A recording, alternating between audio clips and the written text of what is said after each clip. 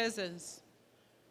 We've seen a lot of work that the SETAs have done in your area, and we are here to do and discuss similar or projects of the same nature. May we request everyone at the back to please come forward. To my right, the seats are still open. To my right, the seats are still open.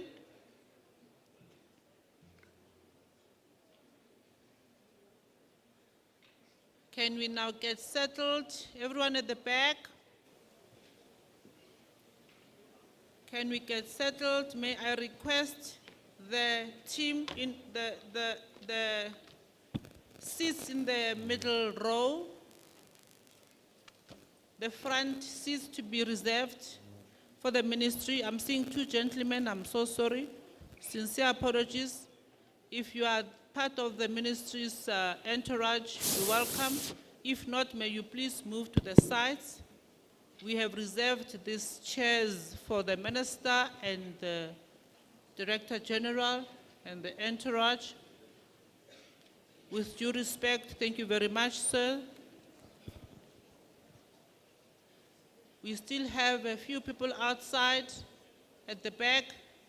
May we request that we get settled and move to the front. We've made good progress. I think we are just about to start.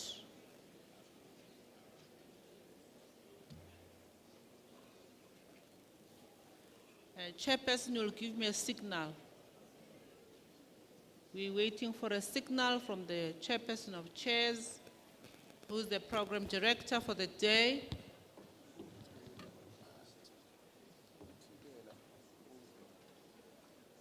Thank you very much.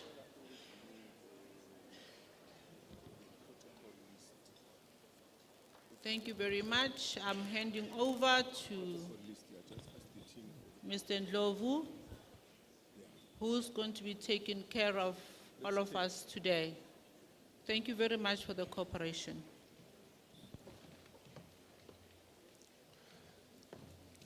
Thank you very much, Chair of the ASEO, the Association of CEOs of SETAs. I think mine is to start off by outlining the process that we're going to go through today, just so that we are all at least on the same page on what it is that's going to transpire. Basically, we're looking at starting the program right away now. We realize that we still have quite a few seats at the back. You understand for an occasion this big and the numbers of people and all the traveling arrangements, we are going to be getting people trickling in. So if our ushers could please assure that when people come in, they take the seats that are closest to the ones that are already taken as we go, so that we do not get major disruptions as we go with the program.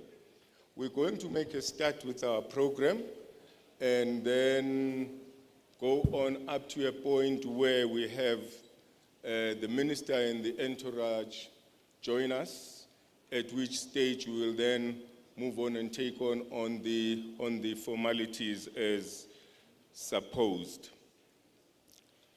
The ladies on the side and the gents are on my right here, for those of us who might want to have access of them at particular moments during the program.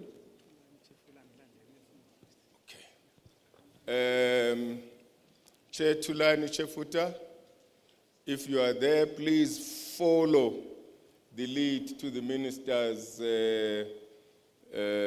holding room for an engagement. So we will make a start, and as we do so, you are requested to please be alerted to the presence of the ladies and the gents, the other side. As the program is flighted, you will see, we will go through the presentations and the discussions and the purpose and the inputs that will give us a background of why we're here, and then we'll move on and get the keynote address by the minister. And at some stage, we'll have a presentation to the minister that will be given to us. And Chairperson of ASEO, if you can assist us with coordinating that as well. And once that is done, we'll go out for tea and then come back and take the panel discussions for the day. Now, I need to say from the onset that we have a very packed program, and the timelines that we've set are extremely punishing and pressured, and we're going to request that throughout the day today in our engagements, we do not take questions and answers from the floor, but we just assimilate and take the inputs that comes so as to save on time. It's not going to be possible for us to take questions. However, I'm informed that the team on my right is going to open access for us to be able to record our questions and comments digitally, and the committee that is working on the content will collect those and they will feed into the conference as we go. Having said that though, the structure of the program is such that all your questions and all your comments will still find expression in the panel, in the breakaway sessions that we're going to have tomorrow. So don't feel despondent that they won't find expression and articulation elsewhere. We will have space for them. May I please have the program flighted? Because again, in line with environmental protection and the move into the 4IR and 5IR era, we decided against the printing of programs and saving a couple of trees, and ensured that you will see the program as we flight it digitally to be able to follow on where we are. I'm expecting that the team will be able to flight the program right away so that we can certainly make a start. I'm also informed that as we rise and we do the national anthem, when we do, we will be led through a pre-recorded rendition, and we will then go through that with aplomb as true South Africans that we are, we always do. Let us please have the program. Certainly the first glitch of the first opening.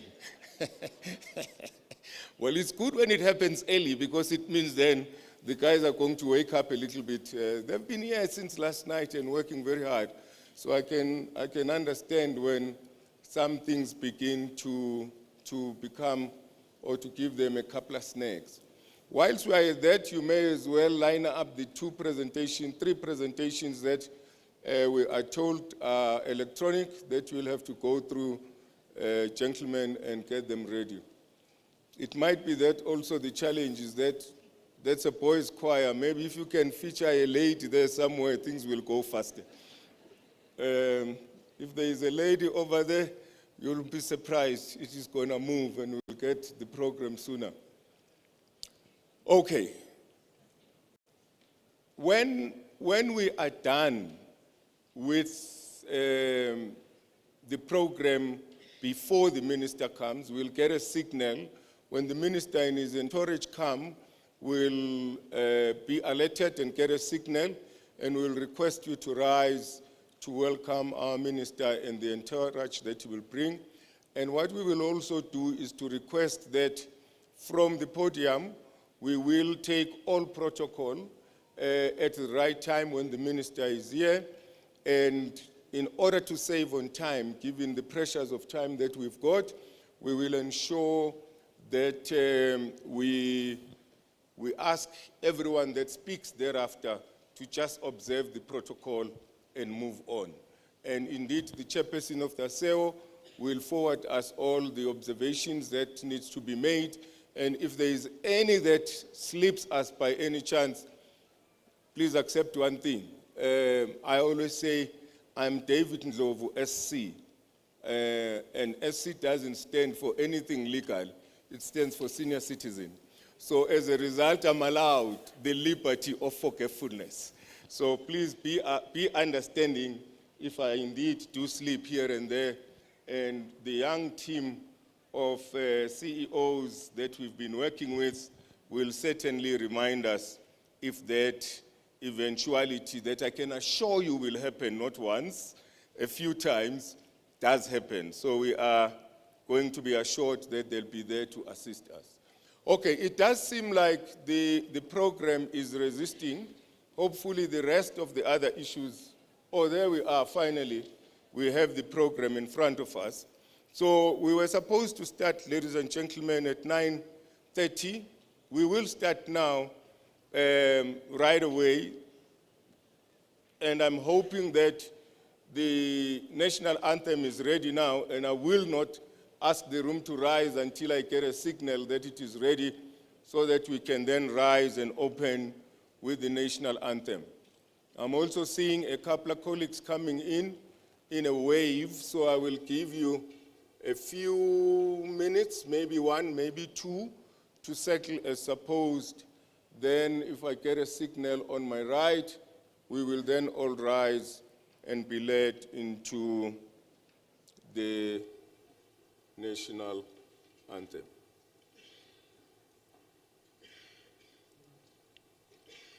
Have I got the signal? Yes, I do have the signal, ladies and gentlemen. May I please ask you to rise?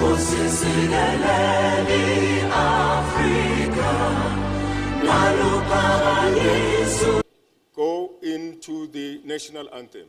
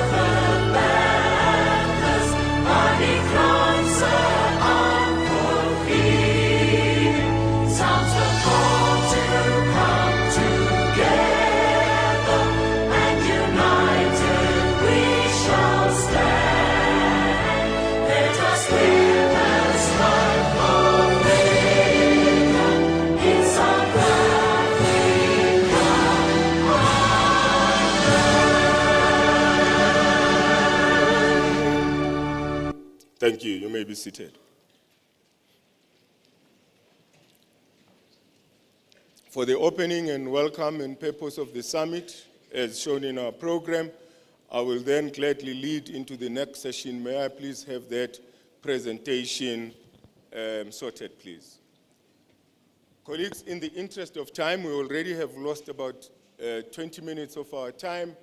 I would rather try and speak from the cuff, if I may, so as to save on the time, and also in conferring with the DG this morning and other colleagues, we picked up that there will be a lot of repetition on some of the issues, so I will not bore you with the statistics that all of you know. But the bottom line that we start off from here is that this is the first time we have the SETAs operating on a license of 10 years. This is probably the first time we have accounting authorities going for a term of 5 years. This coincidence, therefore, supposes that we are sitting in a midterm period of the existing AAs. And it coincides with the end of the 6th administration and the ushering in of the 7th administration. It therefore calls for the current AAs and the CEOs together to come together with the whole sector and have a reflection on, in the last 5 years of the 10 years of our license, what is it that we've achieved and how have we achieved it? What is it that we've done well in and what is it that we could do better in? As that then unfolded, we decided as a collective of chairpersons and CEOs to look beyond just internally to ourselves, and we said, what other reviews have been conducted that are out there? We saw the Department of Higher Education and Training review in November 8th of 2022. We've seen the DPME review. We've seen the Human Resource Development Strategy review. We've seen the Public Service Commission review. We also looked at the input that came from the HSA, and we took all of this together and said, what is it saying about us? So the purpose of the summit, therefore, is for us to reflect, think about, and review our performance over the last 5 or so years, or going to 5 years. Now, in order to do that, we had to look at what our mandate is. I'm not going to bore you with the slides because I can't see them. Oh, now I can see them. So, in our review, then, what we wanted to do was to then say, what is the mandate of the SETAs? And in looking at the mandate, you can see up there, we emphasize the issue that we have to ensure adequate, appropriate, and high quality skills that contribute towards economic growth, employment creation, and social development. Those three remain at the hub of what we are about. So when we continue engaging, we have to measure ourselves in terms of whether we have provided high quality schools, whether those skills have brought about, contributed towards economic growth and job or employment creation, as well as social development. In doing all of this, we are looking at how do we inform the next 5 years, and we have come up with some form of a construct that says, in essence, we have one thing that comes out of all the reviews, that government, and in particular our sector, needs to be governed by coordination, collaboration, transformation, catalytic issues that ensure that what we begin to measure is no more output, but we measure the impact of what it is that we do. If that is what we are about, we then ask ourselves, what informs what it is that we do and what drives what we do?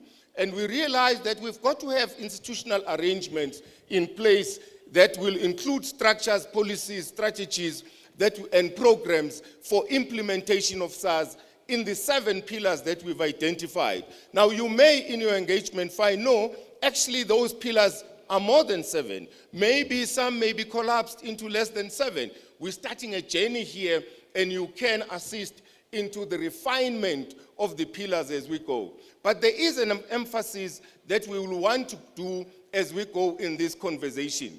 So having said that, it's inequality, poverty, unemployment at the rampage. And this is the time at which I get to be reminded of the reviews that have been conducted, starting with the 10-year review and the emphasis on the Shosholoza and the Skedonk.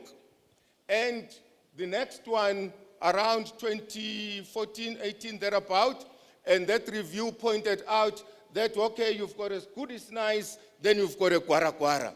Then you've got a third one that is talking of now, that says, look, you're either going to have a hadida, I'm leaving everything in between, or you're going to have a weavers. Now, what comes out across for all of us in this engagement is that we don't seem to have moved too much from this ketong.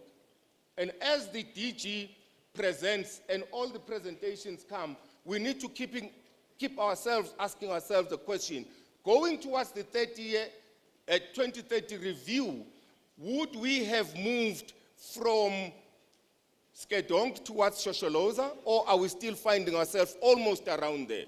Are we with Gwara or we've moved further to Good is Nice? If we don't act differently and we don't move in a way that actually measures impact, are we going to be able to move into the family of the weavers and ensure that we build a country that is successful and progressive in all respects? Again, I'm not going to go into the details. You know all of those by performance of the country and our system in terms of NEETs and in terms of, in particular, youth and how we're not doing as well as we should. And all of this is not to say there isn't some good work that we are doing. So in summary, therefore, in our purpose that we would like to guide this engagement as we go, we're going to ensure that we reflect on our performance. We identify the gaps that may exist. Obviously, we also show the good that has happened and the pockets of excellence that are there. But then we move beyond this and say, what are the ways in which we can deliver impactful, catalytic, influential, transformative programs in the next 5 years? And in doing that, how do we then contribute towards pointing a direction to the institutional arrangements that need to be put in place? The presentation you're going to hear today, as well as the panel discussions and the breakaways that you're going to have, will guide us towards saying. Thank you very much. Without further ado, I'm going to ask the chairperson of ASEO to come in and lead us in the next presentation. Thank you, ma'am.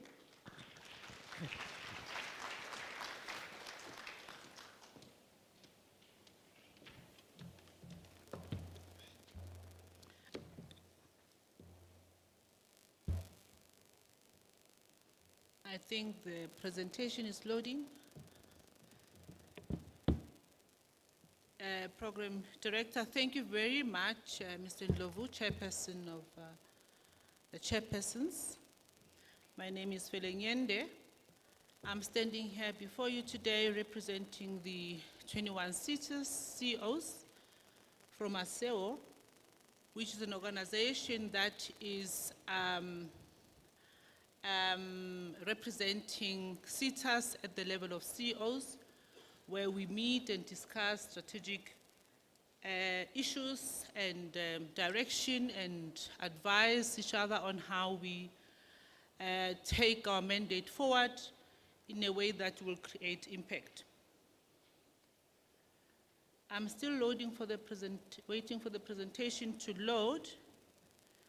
And I've seen in the chairperson's presentation, some of the areas that I've covered are covered in the presentation. And that makes my work very easy, because it would then suggest that I just go through those quite quickly. While I'm waiting, my presentation is going to be looking at introduction and background, legislation and policy mandate, which I think the Chair of Chairs has spoken to. The mandate, which I also believe, and I've just heard it being delivered by the Chairperson of Chairs. I will look at the SETA's challenges.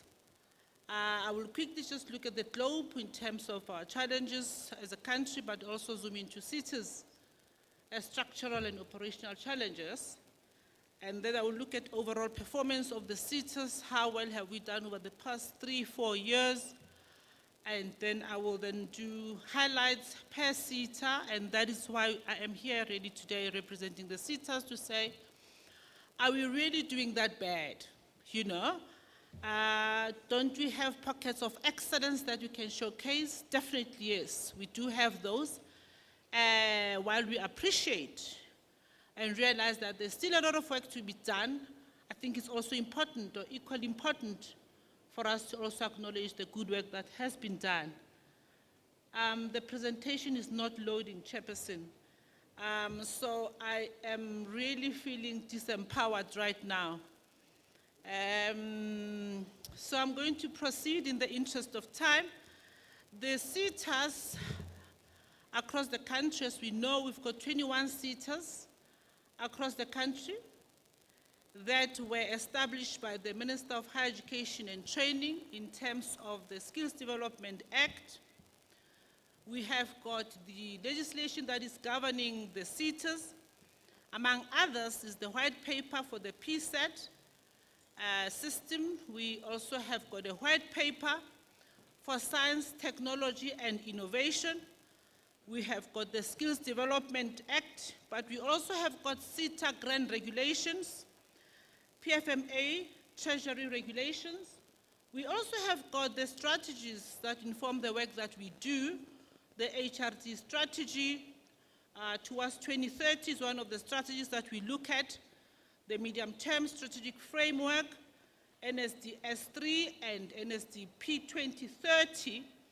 We have got programs that we also align our work towards or respond to, and those are your Industrial Policy Action Plan, New Growth Path, 10-year decadal plan, as well as Economic Reconstruction and Recovery Plan. These are among others. Just quickly, just in terms of the white paper, we know that it focuses on a single coordinated post-school system that promotes quality education and training provisioning, responding to the needs of learners, employers, and the community. Just quickly looking at the Skills Development Act, it provides for the imposition of skills development levies and matters related thereto. We also have the NSDP, which was published in March 2019 for implementation for the period 1 April 2020 to 31 March 2030. This is closely aligned to the National Development Plan. SETAs, as we know, colleagues, they are required to develop strat plans and SSPs, which then inform the work that we actually do. Critically, or the critical work that the SETAs are actually doing, it's supported by or supports the workplace-based learning programs. And those we know are your learnerships, your apprenticeships, internships, as well as the skills programs. We also have got a National Skills Development Plan 2030 that is actually giving us the marching order in terms of understanding its vision to be an educated, skilled, and capable workforce for South Africa. So the SETAs are working towards the realization of that particular vision. Now, the NSDP has got 8 pillars, or 8 outcomes that we align to in the work that we do as SETAs. I'm actually really worried because there's a lot of work that I would have wanted to showcase. Okay, I think the presentation is now online. The socio-economic challenges that we are facing as a country, I think the chairperson of chairs has spoken to those. Thank you very much. The chairperson of chairs has actually spoken to those. Let me see if I can, there we go. Thank you very much. We all know that we've got the challenges of unemployment, poverty, inequality, and the DG has passionately added gender-based violence and femicide, which we believe that they should also be looked at in terms of the work that we're doing as SETAs. I just need to go back. Right. Unemployment rate, as we speak, it is sitting at 32%. When we look at unemployment rate amongst young people, between the ages of 15 to 34, it is sitting at 44% as at 2024, and this is as per the Stats SA research.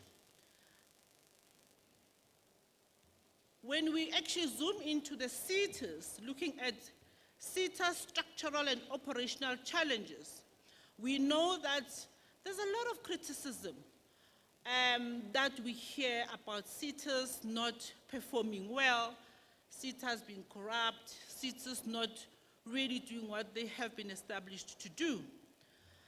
But among others, I've just picked a few from the report that was prepared for the Portfolio Committee, and those are operationally SETAs. We still have the weak linkages between higher education institutions and employers. This is a desktop research, and I think it's important for us to also realize that whilst we're going to be saying we've done so well, we also recognize our shortcomings. Urban bias skills, that is basically another criticism, that a lot of work that we do is in the urban areas. Irregular, fruitless, and wasteful expenditure incurred by some of the SETAs, poor governance and poor management in certain SETAs. A lot of us, when the Auditor General is around, we know that they will be talking a lot about double dipping of students across different SETAs, where we have multiple students that are actually being trained at different SETAs within one financial year.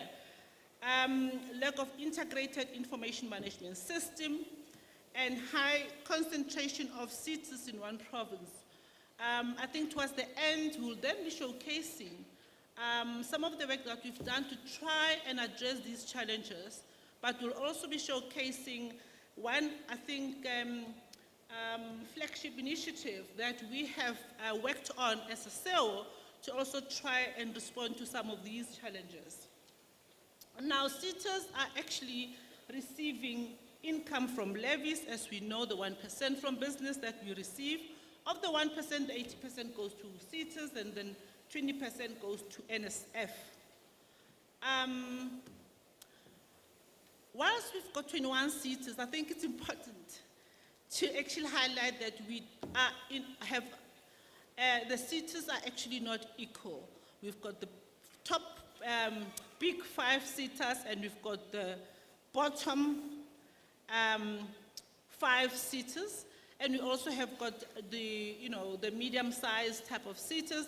But I think today's intervention, it's marking some changes in the system where we are saying, irrespective of the size of the SETA, integration is important. Irrespective of the size of the SETA, collaboration is important. And among others, that's why we are here today. With the income that we receive, we conduct research, the sector skills plan, which also helps us to understand and helps understand what skills and occupations that are needed by industry, so that we come up with fit for purpose, but also relevant occupations that we then train our learners on. Just quickly, the number of occupations that we have as occupations in high demand, and we've got 10 per SETA, but I've just quickly picked a few from each SETA. Mortician is one of the occupations that we have in high demand.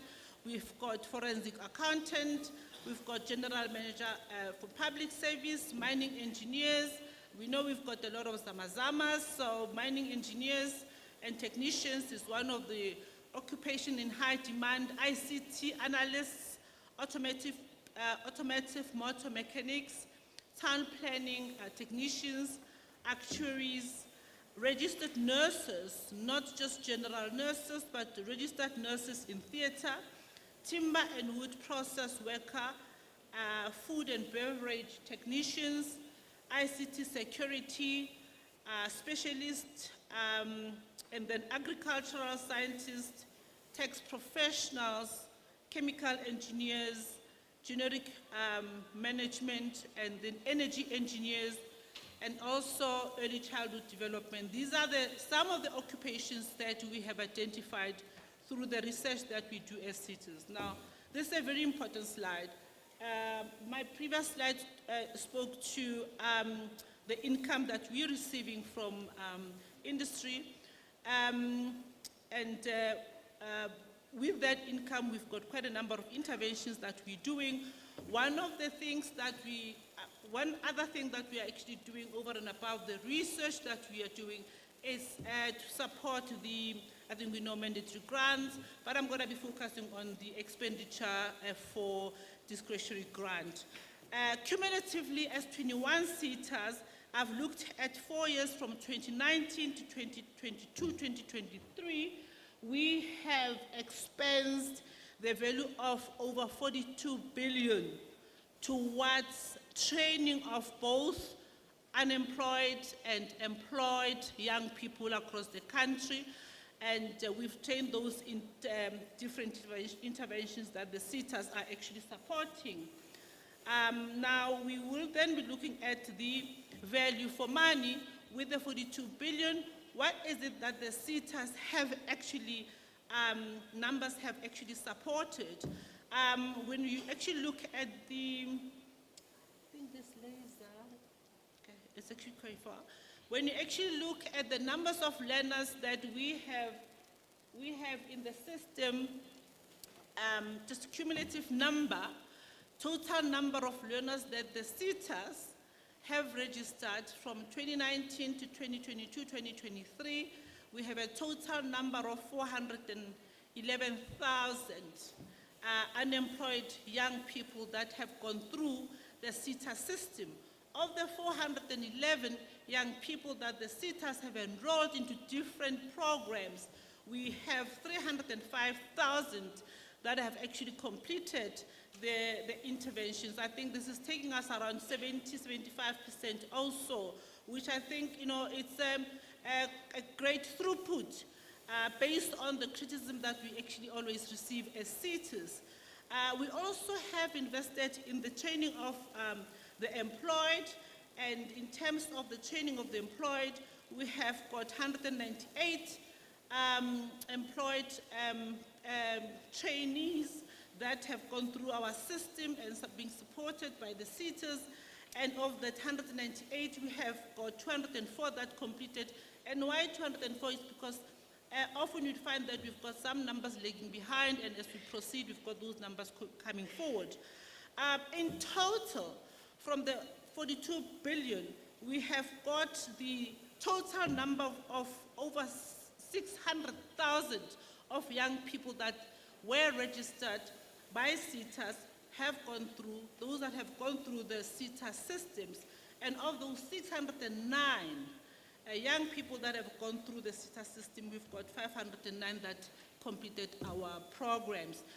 We also have focused on artisans, and over the past 3 years, I could get statistics for 3 years, over those past 3 years, ending 2021, 2022, we registered over 40,000 young people into different apprenticeship programs, and of those we have certificated 58, which is over 100% throughput.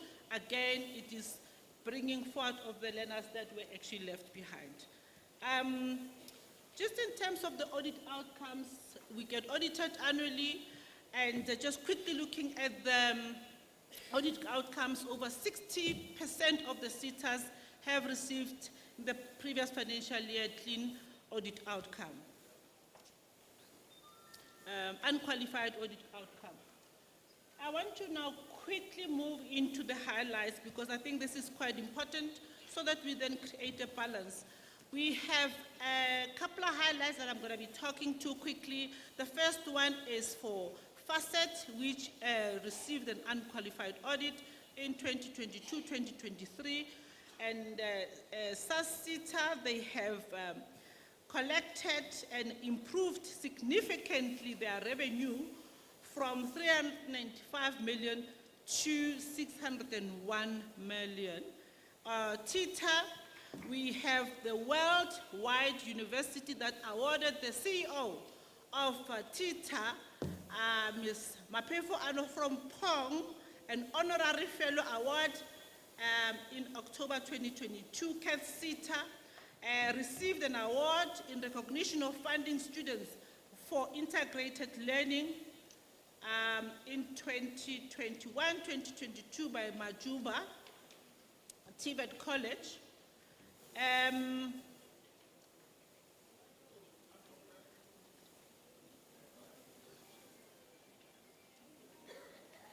we controlling? Are we both controlling? What's happening? Okay, Michelle, you'll then control. WNR SETA, we have got the first ever WNR Skills Development Center in partnership with Sikokuni TVET College in Groblersdal that they built to the value of 146 million. Food Bev, they received a special African Leadership Award by the African Leadership Council. Next slide, please. LG SETA. I'm not so sure where you guys are at. Let me control, because really, this is a very important slide, so I don't need many hands here. You know, we take a lot of flag on poor performance, so.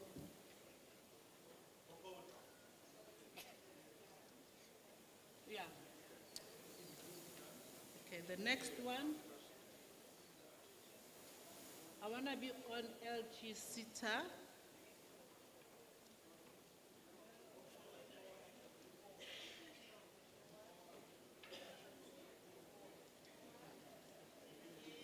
Thank you very much, LG SETA. They have a program that's assisting young people with disabilities in 7 provinces, and this project is running for 12 months.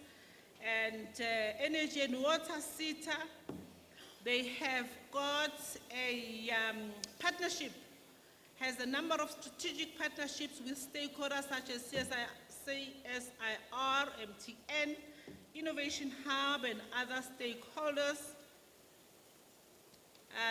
ETDP SETA, they have, together with the South African Public College Organization, SAPCO, the SETA ensured the successful recruitment of the funding of 60 TVET students from 21 TVET colleges in 7 provinces for placement in China.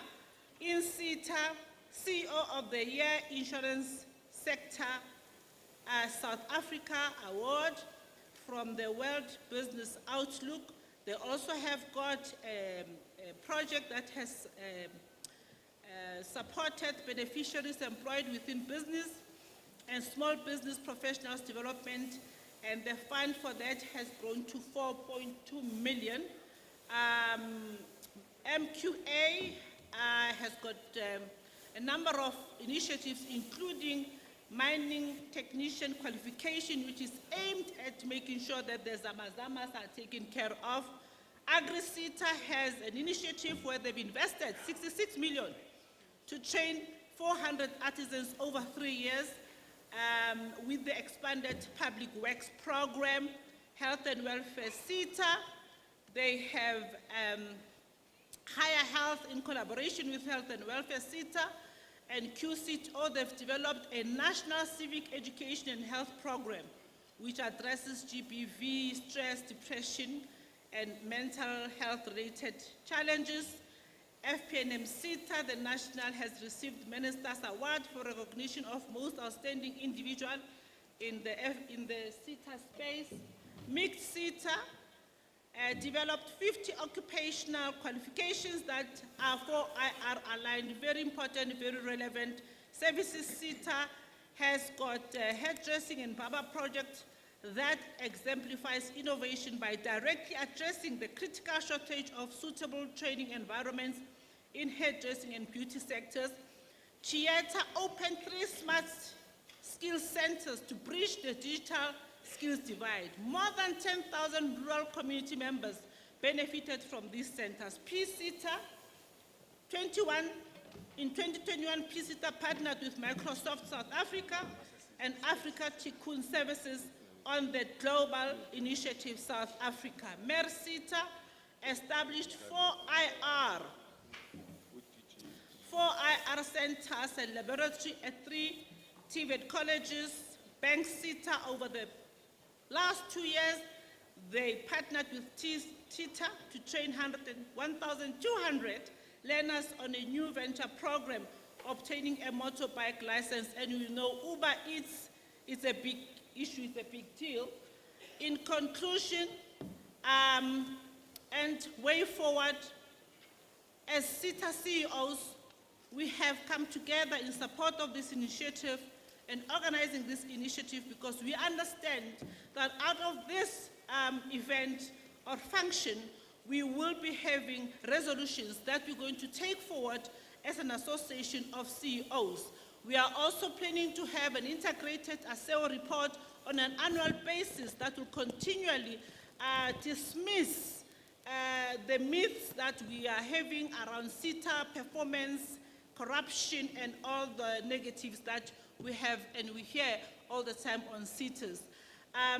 We're hoping that there will be a framework that will come out of this summit that will guide us on how we proceed on supporting integrated initiatives, high impact initiatives, strengthening collaboration among SETAs, and making sure that there's coordinated efforts across PSET and across other government departments, economic sectors, regions, and the private sector, including civil society and labor. As I close out, I just want to showcase one initiative which I think is a showstopper that we have worked hard as ASEO collectively to make sure that we address some of the fragmentations that we have in the system.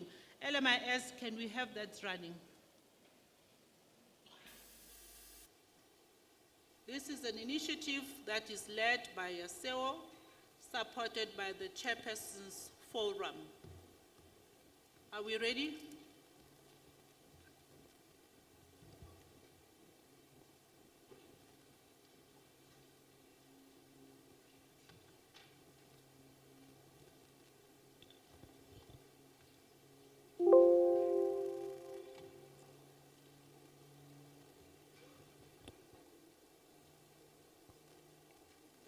SETA, are you here? Where is our CIO? Okay, let's do this thing. Let's do this thing, CIO.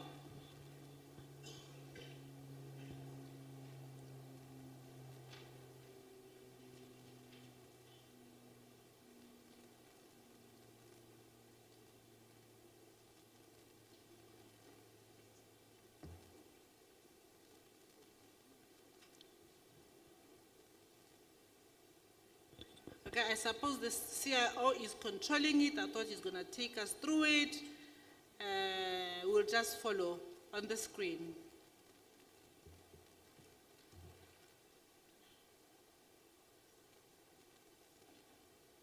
Approved and 0 have been rejected. So these values, of course, all update in real time.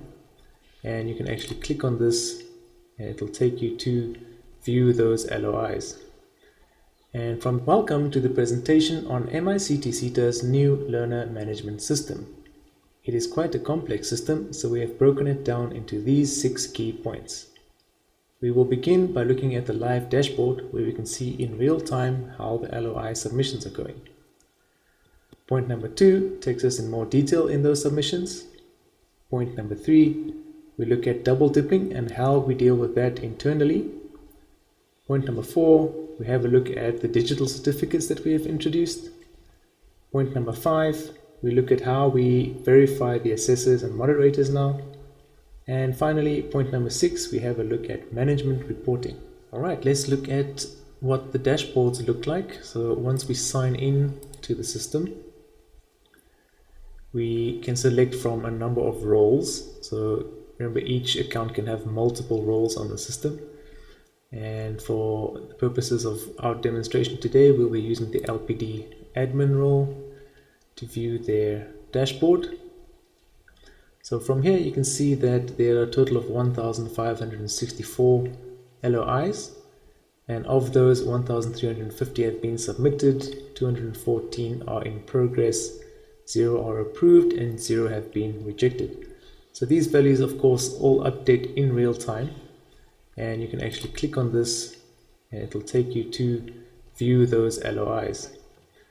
And from this view, you can also see what the submissions themselves look like.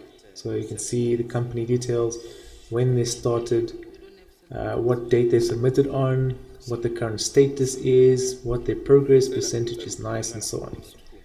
The nice part about this is that during the submission progress, if you notice that certain companies are getting stuck at a certain point, you can actually then contact them and assist them with their submissions. From here, you can also view the submission audit trails. So let's choose this one over here. And this is an audit trail that keeps track of any change that's happened to the submission. So throughout the lifetime of the submission, any time an action is taken, that is tracked for auditing purposes. Alright, let's have a look at how we deal with double dipping internally. So for this, we're going to be using the external role of Learning Program Facilitator. Once we are signed in there, we can see our dashboard, and on the left hand side, we have the Learning Programs menu. If we select the current active window, we can see the company details and the learning programs that are associated with them. If we then go deeper into the view, we can see the specific learning programs. In this case, we have a learnership. We can see the duration, the learners. We can see there are 2 allocated learners and 1 has been added. And there's a grant amount. We have the status of started. And under actions, we can view the learners. And here we have a learner by the name of Tim, and this is his ID number. So I'm going to copy that, and then I'm going to go back, and I'm going to try to add the same learner to another learning program. So I'm going to go in here, actions, learners again, and then there's a blue button here for add new learner. So I'm going to click that, paste in the ID, hit search learner, and you'll see that it automatically populates all the fields that it retrieved from the ID number. And then we're going to try to enter the dates, date entered, and the date the program started. And I'm going to say add learner. And now we get a message saying that the learner is currently enrolled in another learning program. So it prevents us essentially from adding the same learner to another learning program, thereby preventing double dipping. So currently this of course only works internally with MICT SETA, but once we roll out the shared services model, this will ideally be in place across all the SETAs. Next up, we will be looking at the ETQA admin role, and this is to see how the certification process has changed. So from their dashboard, we can click on learning programs, and we can look at funded programs or non-funded, and we can then look at the training programs and see all the details. And from here we can go to actions and view that program. So from here you can do things like adding a print schedule and so on, viewing a list of all your learners and their associated documents. We can also, if needed, do a reprint, so we can look at approved applications in this case. So over here we can see that this learner has lost their certificate and they've applied to have a reprint, and this has been approved by the senior manager, and we can view a sample of that. So this is what those certificates look like. So these all come with a QR code that you can use to verify that certificates are legitimate. So if you scan that code, it'll take you to the page that verifies that this is actually a legitimate certificate from MICT SETA. So if you scan that QR code, it takes you to this page over here on the SETA website. So we have MICT SETA Learner Certificate Verification System, and tells you that Mark Mkwanazi has successfully achieved competence against the following SAQA registered qualification. It gives the name of the certificate, and it shows you the unit standard code that they have been certified for, along with the title, NQF level, how many credits, and so on. Right, next up we're going to show you how we can also verify the assessors and moderators. So here from the ETQA assessor role, we can go to profile, and we can see our assessor registration document. So this document shows, of course, that the assessor is registered as an assessor for the following qualifications. So we have the SAQA IDs and the titles of the qualifications, which level they're on, the credits, and we also have a QR.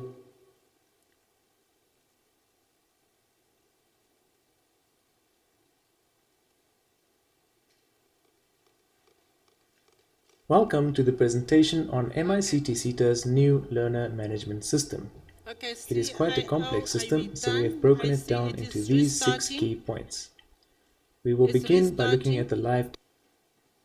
We were quite comfortable to just have it to the end because we are almost going to have the minister. So we thought We can let's go just to allow profile it to complete. and we can see our assessor registration document.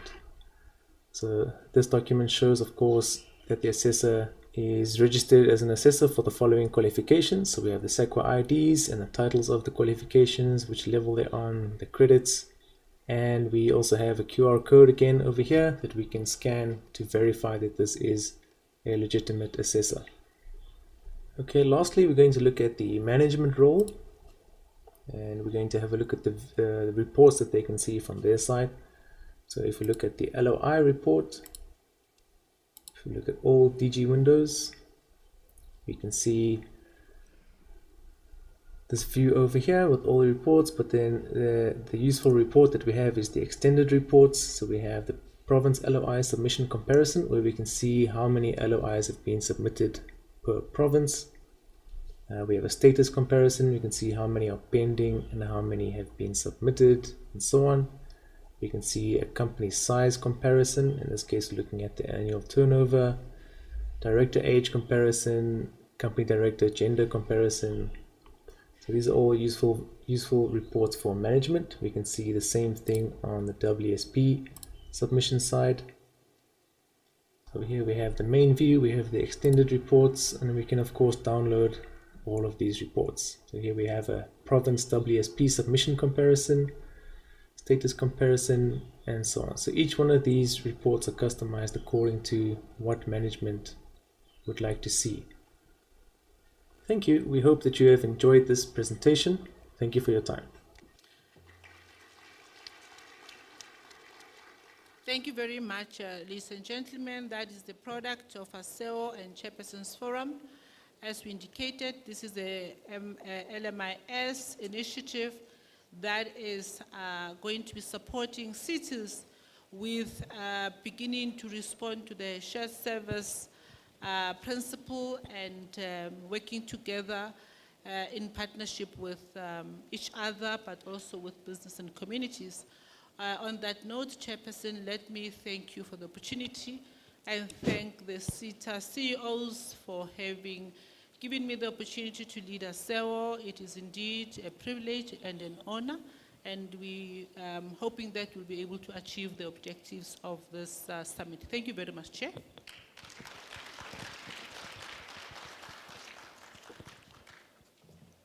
Thank you, CEO. Excellent work indeed. You will recall that we had said at a stage that we must be reminded that there is good work that is happening and has happened. And the CEO has done a great job of taking us through the work that has happened. So when you stand in front of a mirror and the mirror gives you an image, it doesn't choose to give you those parts about you that you like only. It also gives you the parts that you don't like so much about yourself.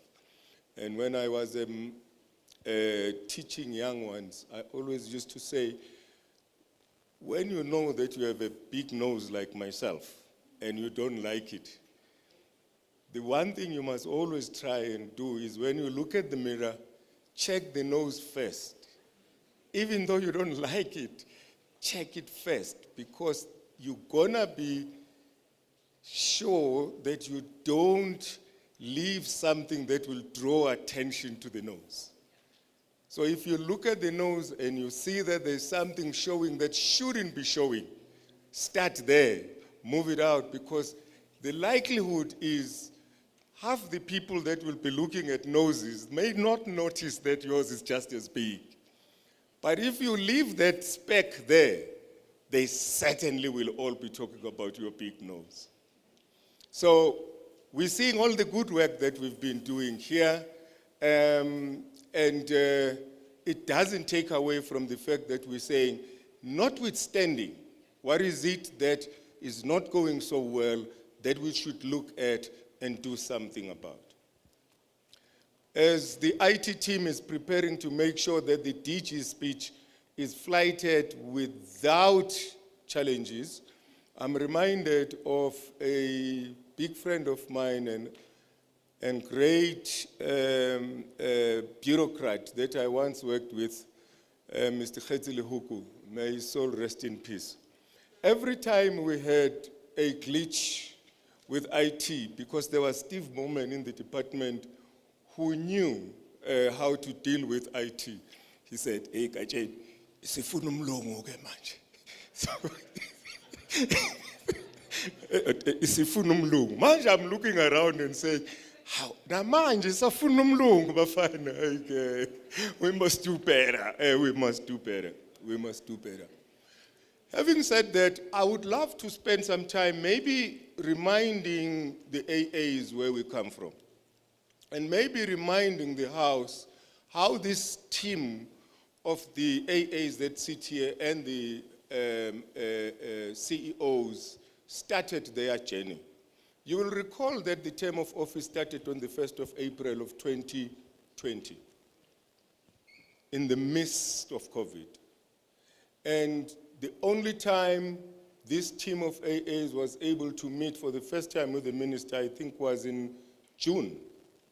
And in that June meeting, the minister gave some injunctions. And one of the major injunctions the minister gave was, you need to have shared services. And one of the major ones is going to be an ICT system that is going to manage the management of all learners across the system. The second mandate he gave was that of looking at a joint bargaining forum. And these AAs have been working on those two mandates tirelessly through that COVID era right up to now. And I think they deserve a very, very loud round of applause for the work that they have done. In one of the meetings in my SETA, I listened to the AGSA report about how badly we were doing, in particular in the area of the double dipping and hobnobbing of learners across the sector, to an extent that we have developed what they are calling serial learners and internship hoggers in the system. And I sat there and I said, had it not been for COVID, we would have resolved this problem in 2021, or at least at the latest by June 2022. Because I'm informed now that come April, latest June of next year, we will have this LMS in full function. Don't be stingy. I'm sure that requires a hand. It therefore means, notwithstanding all the difficulties that have been there, this team of hardworking chairpersons and CEOs would have done the best they can to deliver, or they could rather, to deliver on the mandate that the minister actually gave them. It is on that note that I want to request that we get at least one or two comments from the chairpersons present, and I can see, and my eyes are already roaming to some of them that I would want to volunteer before I call them, to make a comment on the injunctions as well as the work that has been done in their SETAs, as well as jointly in the work that has been done by the forum in the last 4 or so years.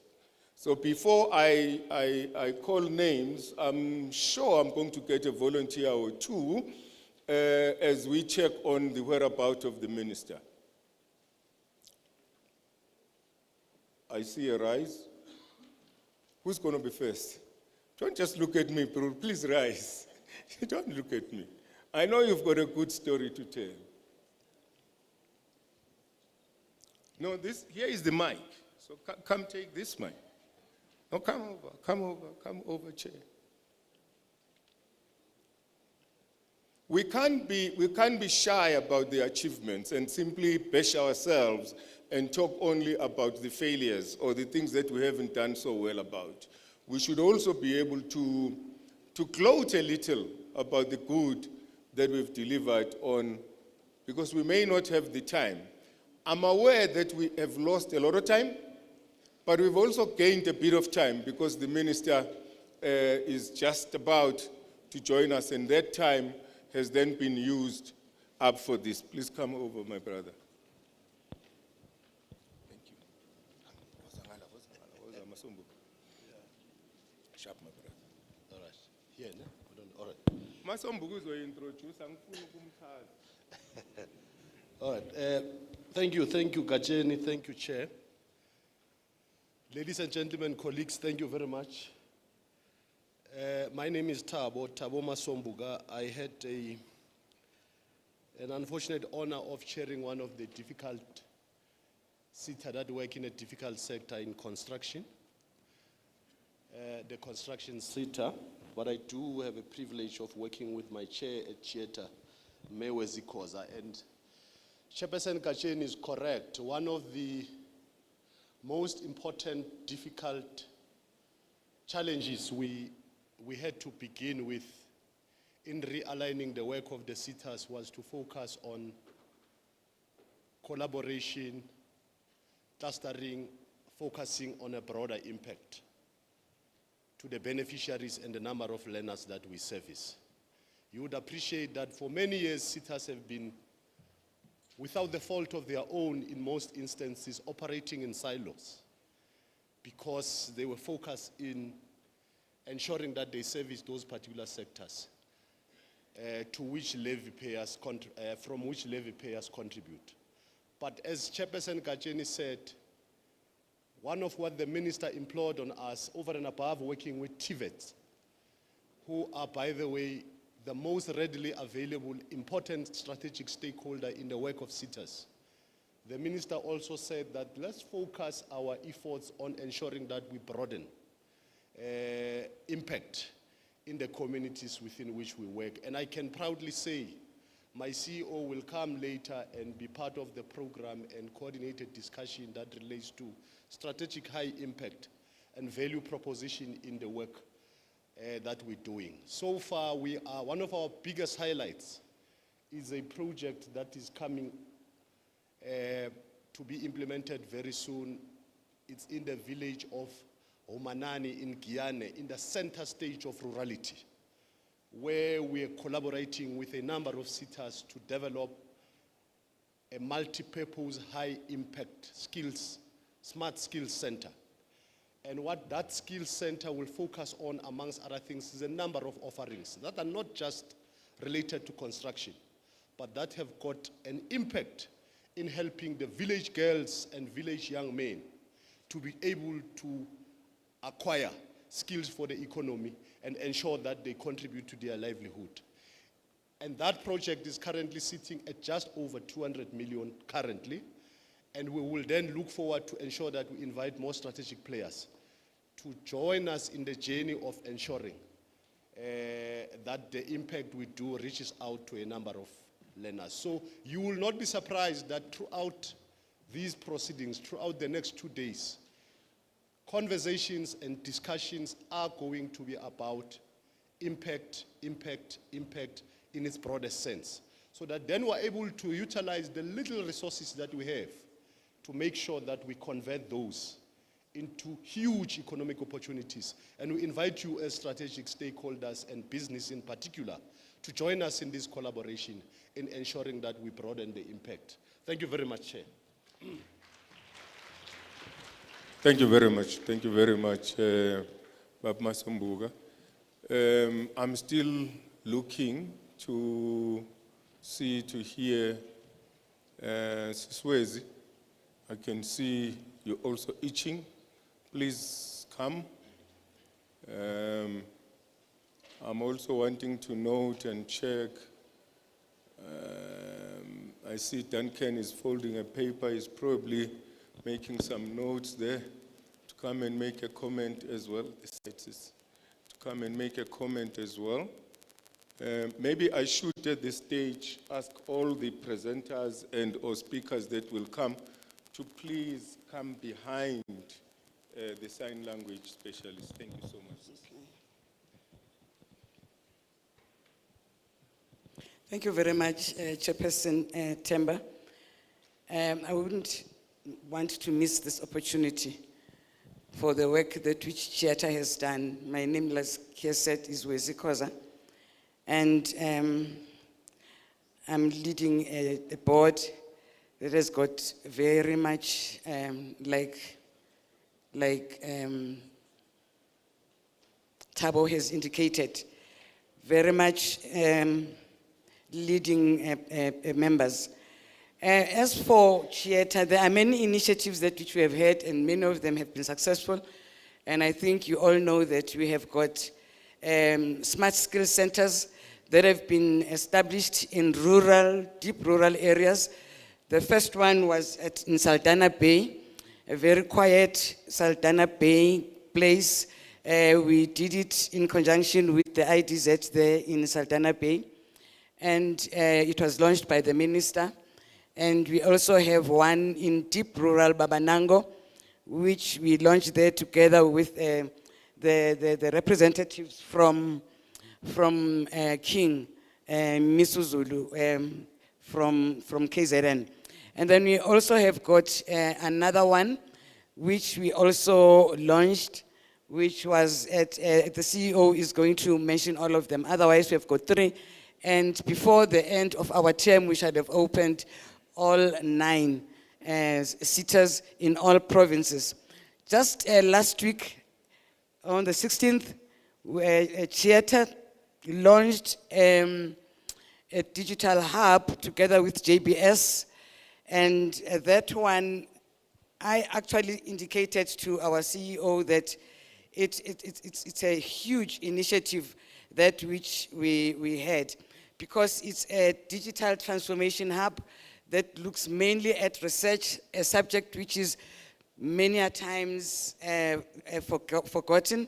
Now, a list of initiatives are already planned for conceptualization, but it is now open and it is there for anybody to visit. Some of the things that are going to be looked at there, or which are already being implemented, is the business intelligence systems, also AI-based skills focusing. Okay.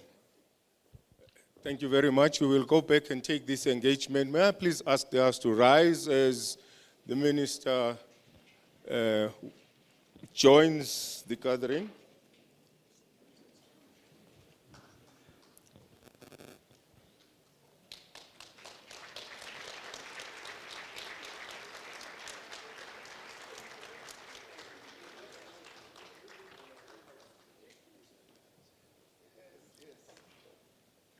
Minister, thank you so much. Thank you so much. The Minister has given the directive and instruction for us to sit.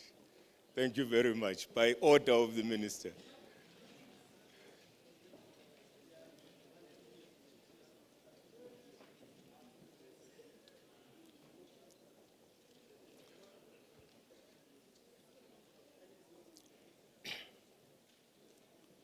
Thank you. Minister, I have the privilege of saying, Mfano Seka, DG will do the rest. DG,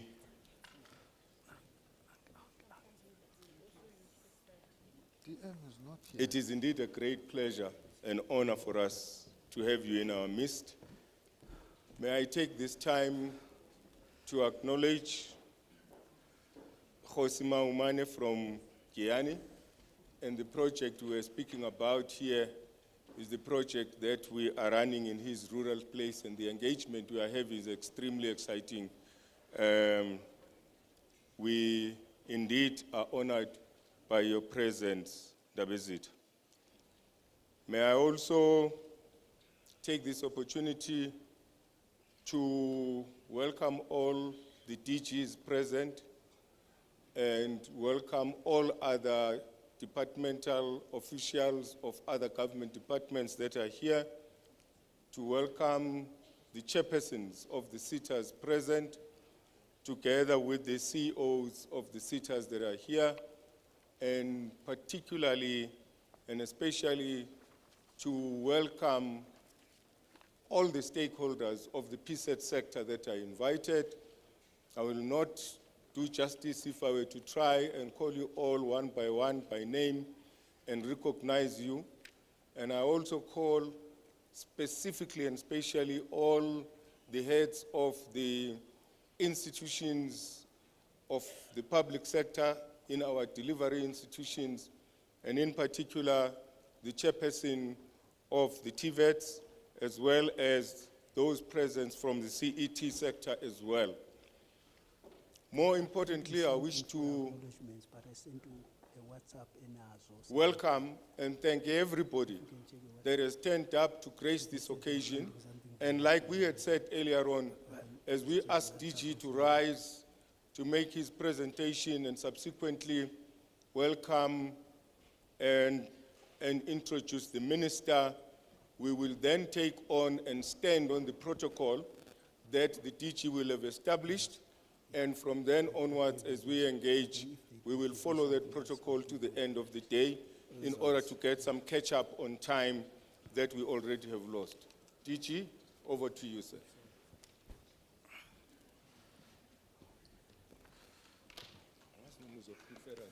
You will use that one.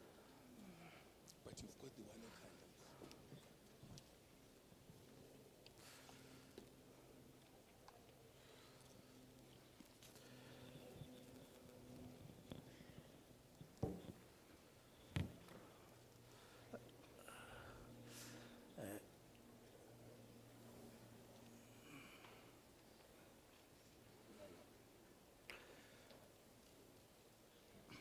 The program director and the chair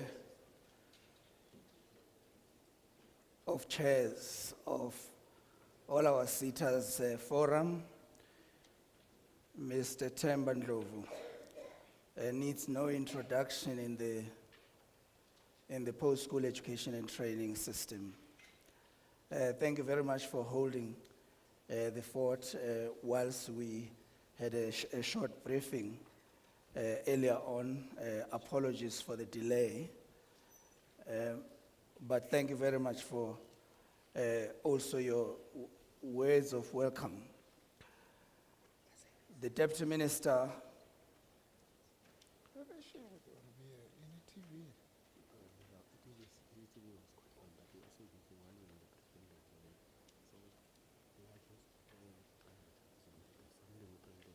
Thank you. Thank you. Thank you, Chair. I think we are ready. We could then take this opportunity to recognize all our distinguished ladies and gentlemen, starting by recognizing our Honorable Minister, who will be introduced to you later on, our Deputy Minister, the members of the Portfolio Committee that are present here with us, all SETA chairpersons and chief executive officers, the accounting authorities present in all our SETAs, the post-school education and training entities and institutions that are present here today, the senior and other officials from various spheres of government that are present, of course, organized labor, organized business, organized community constituencies present, the distinguished guests, ladies and gentlemen. It's a privilege for us to present before you today. Very briefly, to just take you through the planning pillars that inform the work that we are doing today. I'm going to move ahead, program director, whilst we're sorting out the technology. Oh, it's appearing now.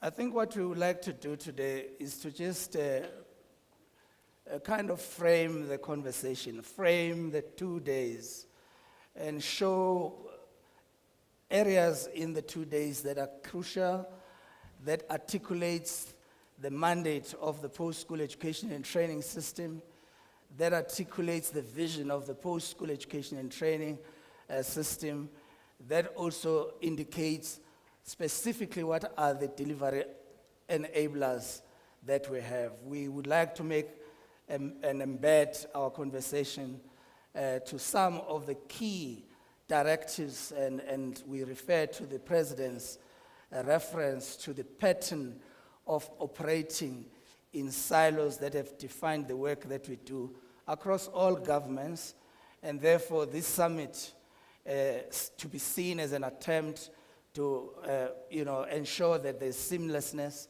there's better collaboration, and there's better cooperation in the entire sector. We embed the work that we are doing here today to the provision of our constitutions that says that basic education shall be free, basic education shall be for everyone, but further education shall be realized progressively.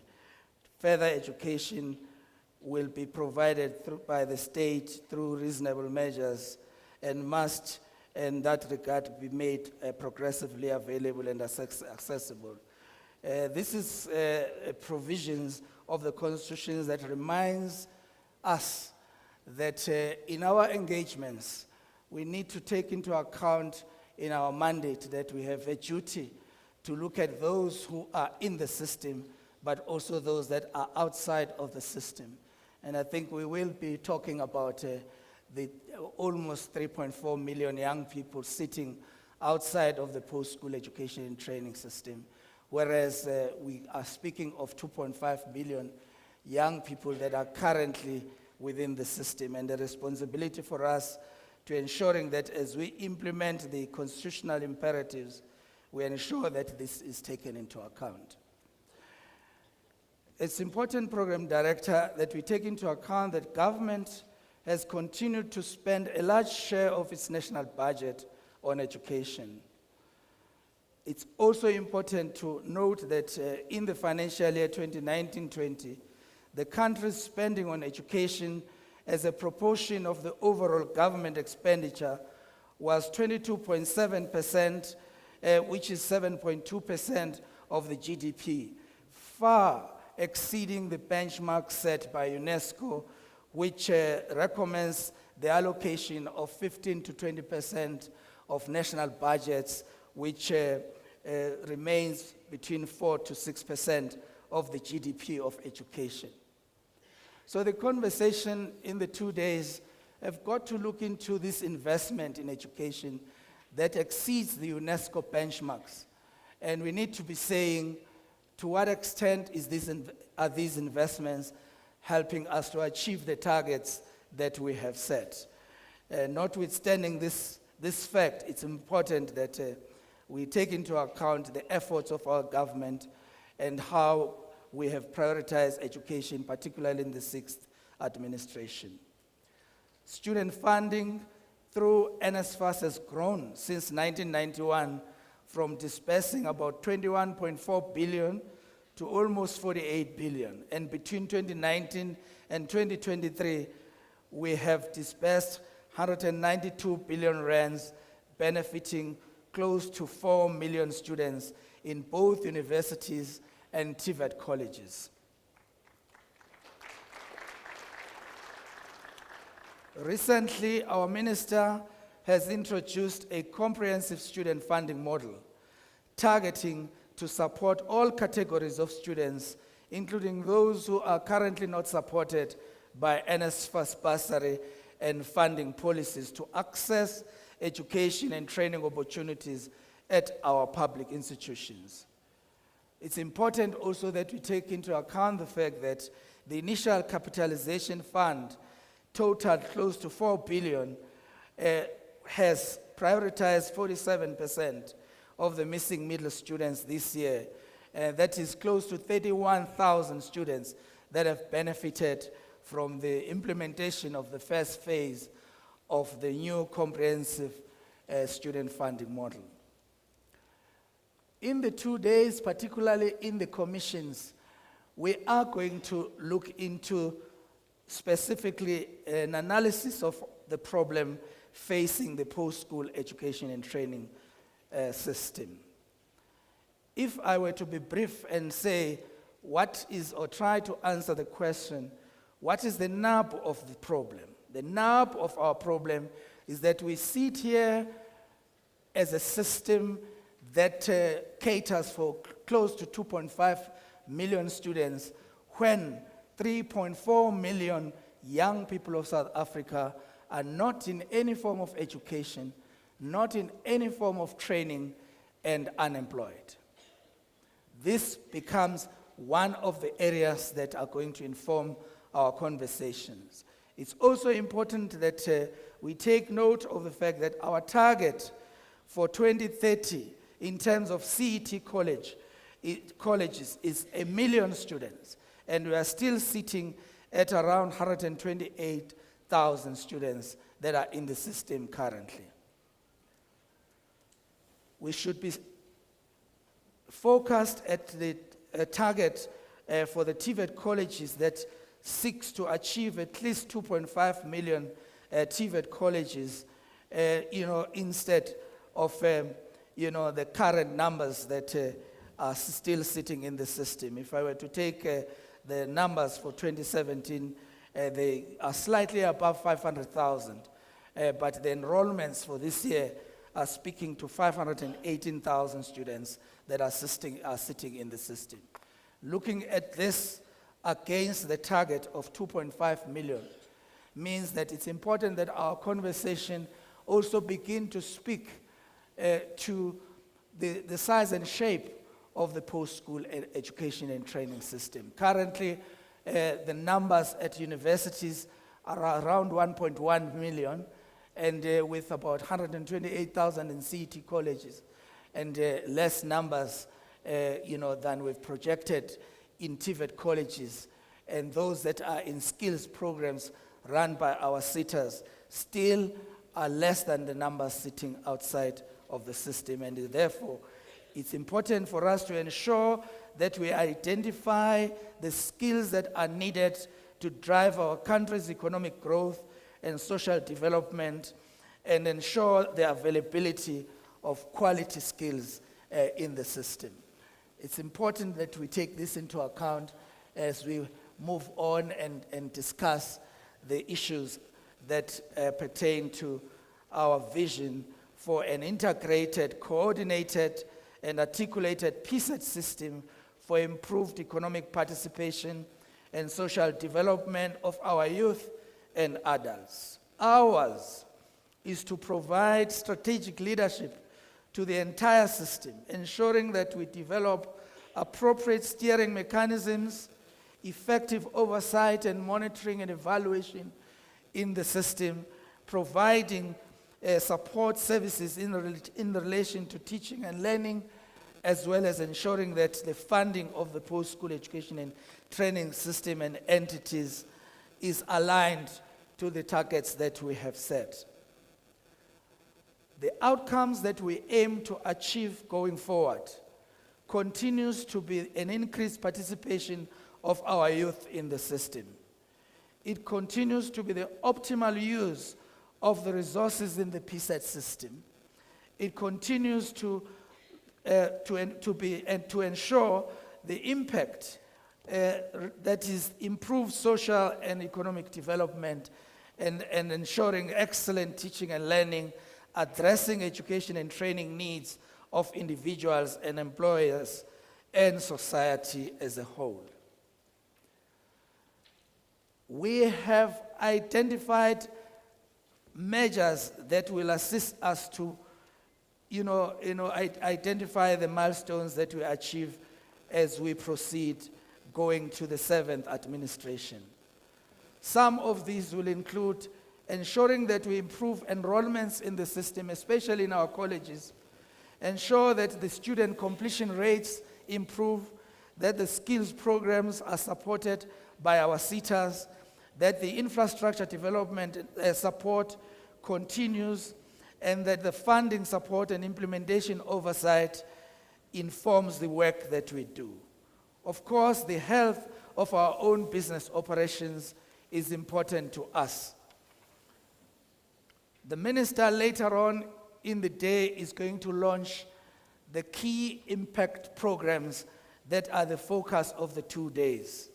During that opportunity, the minister will share with us why we have decided that it's important to prioritize coordination and cooperation in the sector to make a better impact.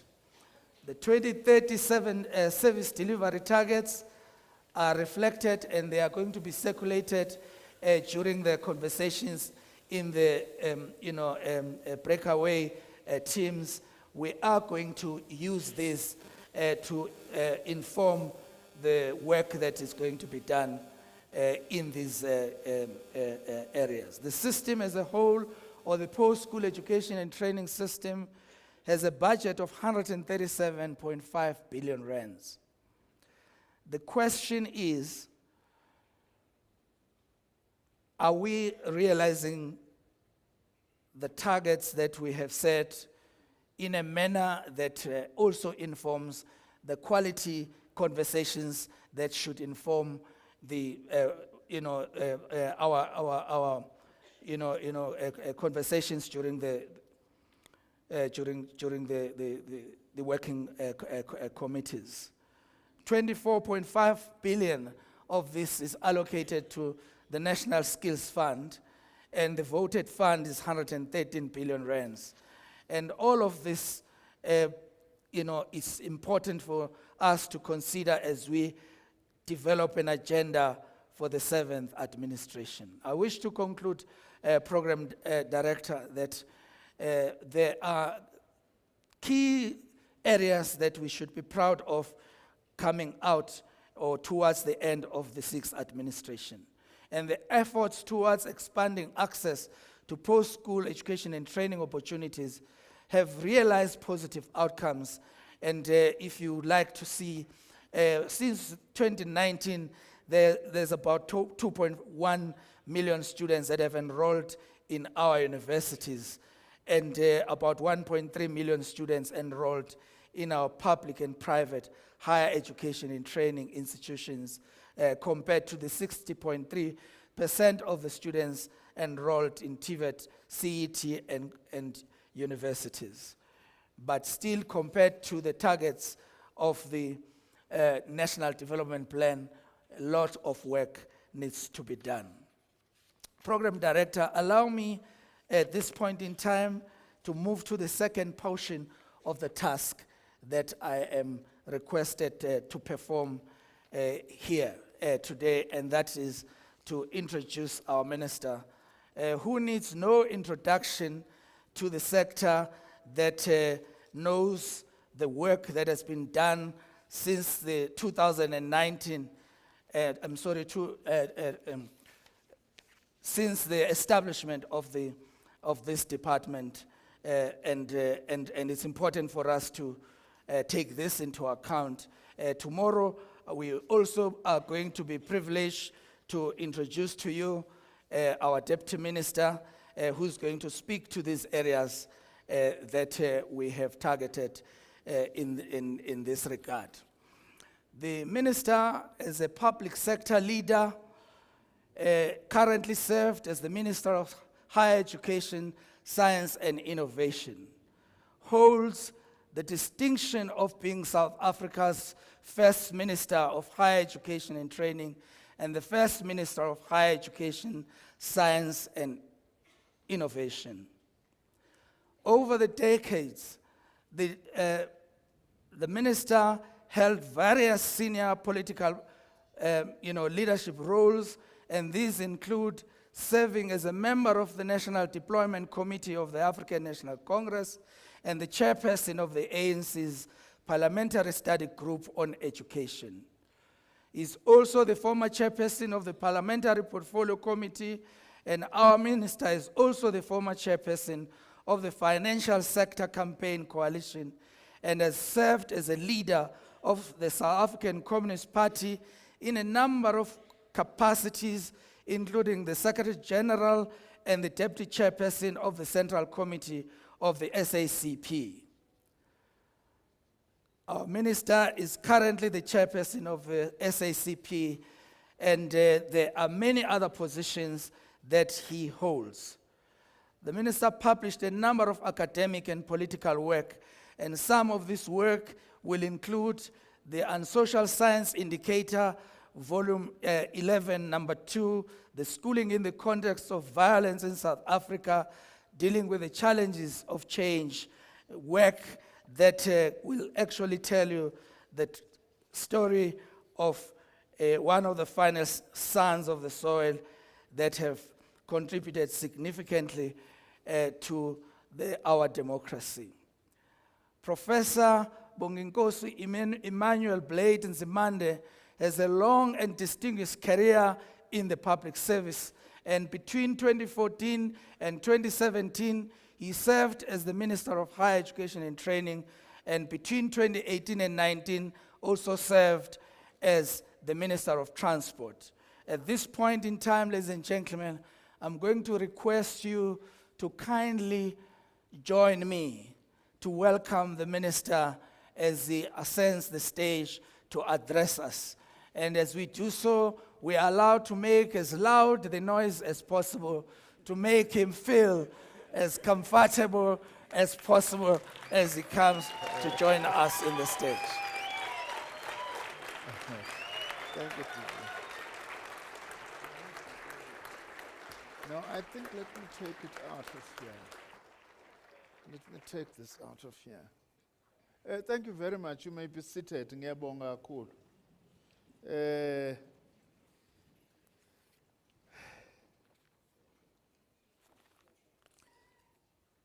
Program Director, Bob Ndlovu, Chairperson we SETA,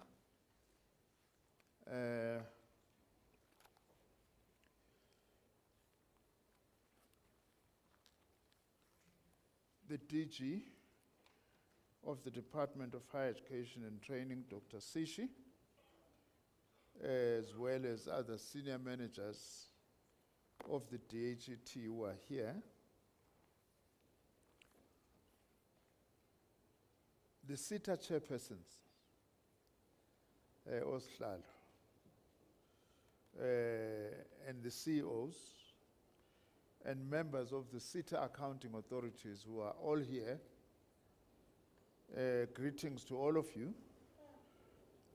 Representatives of our post-school entities and institutions, our universities, TVET colleges and community colleges. Ilezinto zenu-ke ezingakwazi uku-adjusta ko-size babantu. Ngoba manje une-problem ukuthi aningiboni lapha. Ngoba kunale design which is discriminatory. Terrible. Let me also greet other senior government officials who are here. Representatives from organized labor, the trade unions, and business representatives and other representatives of industry, community-based organizations, members of the media, distinguished guests, ladies and gentlemen. I've realized that I've got the right speech here. But let me complete the other speech I nearly took out. That on the 29th of May, we are all going out to vote. Okay? So I've got the right speech then, not the election campaign. I'm very honored to deliver this keynote address at this historic gathering, the SETA Skills Summit. We haven't had such a summit for a very long time, if ever also of this nature. Possibly the one of this nature is the first one. This summit is important in a number of respects. The DG has highlighted some of the contextual issues and how these discussions in this summit relates to the work that we are doing in the Department of Higher Education and Training. Let me acknowledge that the summit is a product of the vision of the chairpersons of the SETA boards, their forum, as well as the Association of SETA Chief Executive Officers, working with my department. I remember the CEOs, about 4 of them, waylaying me at the airport to come and brief me about this plan. I'm glad that this is materialized. Mangabe nanicabanga ukuthi nize kumina njengonikodima bobumnyama hayi sengiyasho ke ngenza ukuthi cha neza kumina nazongibona. So in other words, I'm briefed. To help us appreciate the importance of this summit, I wish to highlight a few key things. The first is the important role that is played by our SETAs in skills development in our country. I know that to many people, SETAs is a swear word. I hope that coming out of this summit, you will also be able to communicate very clearly a lot of good work that is being done by our SETAs. We are not saying that there are no problems or challenges, but there is a hell of a lot of good work that is being done by our SETAs. Of course, yes, give yourselves a big round of applause. Some of them, I can mention them even if you wake me up at night. When I started as Minister of Higher Education and Training in 2009, most, if not all of the SETAs were all up there in fancy offices, nicely locked, and largely what they were doing, they were processing training contracts with service providers. It's a big change today. I remember one mentioned this SETA CEO once told me that the SETAs are not government entities. They are entities of the private sector. So we are not going to tell us what to do. Yes. I'm glad he's gone, and I wish he never comes back to the SETA space. Today, the SETAs have built a very strong relationship with our TVET college sector. Anyone who denies that, stand up and say, Minister, we are not speaking the truth. Our SETAs have helped us to build skills centers, including in the remotest of rural areas where there is not a single post-school and education and training institution. Our SETAs have increased learnerships and apprenticeships in a big way. Our SETAs have helped to place our TVET college graduates who have been unemployed, who have been requiring what in their own language they call in-service training. We call it workplace-based training. Our SETAs have made a lot of contribution to that. Now, what detractors and enemies? They would say, yeah, Nsimand, we are saying this now, we are beginning to campaign. Government work doesn't stop because there's going to be an election on the 29th of May. This is the work that we are continuing to do.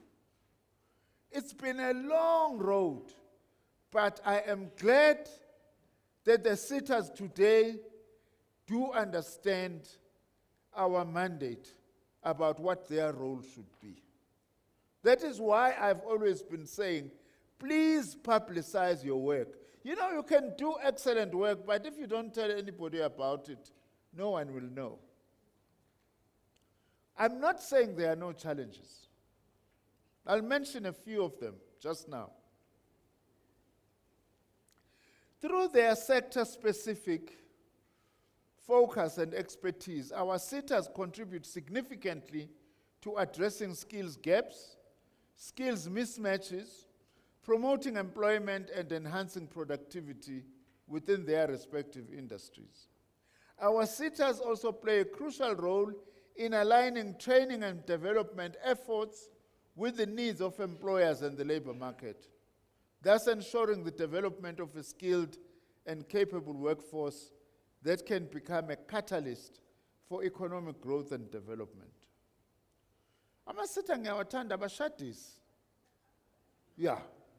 Ngifuna nishadise ama-TVET, nama-employers, the youth that is unemployed with workplace experience.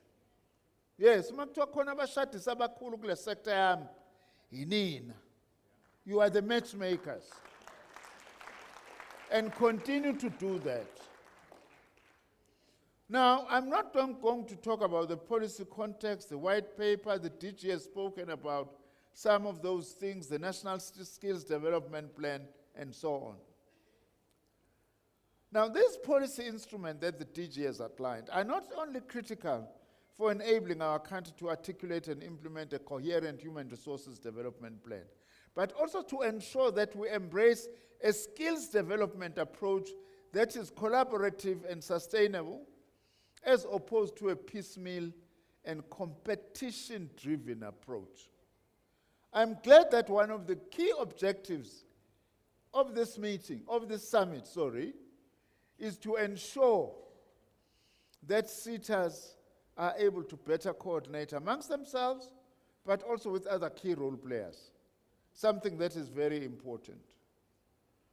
This is important because if we consider the unacceptably high number of unemployed young people in our country and the urgent challenge of what we call the needs, neither in employment, those who are neither in employment, education, or training, as well as people who are not in any formal education, employment, and training, the SETAs therefore becomes important.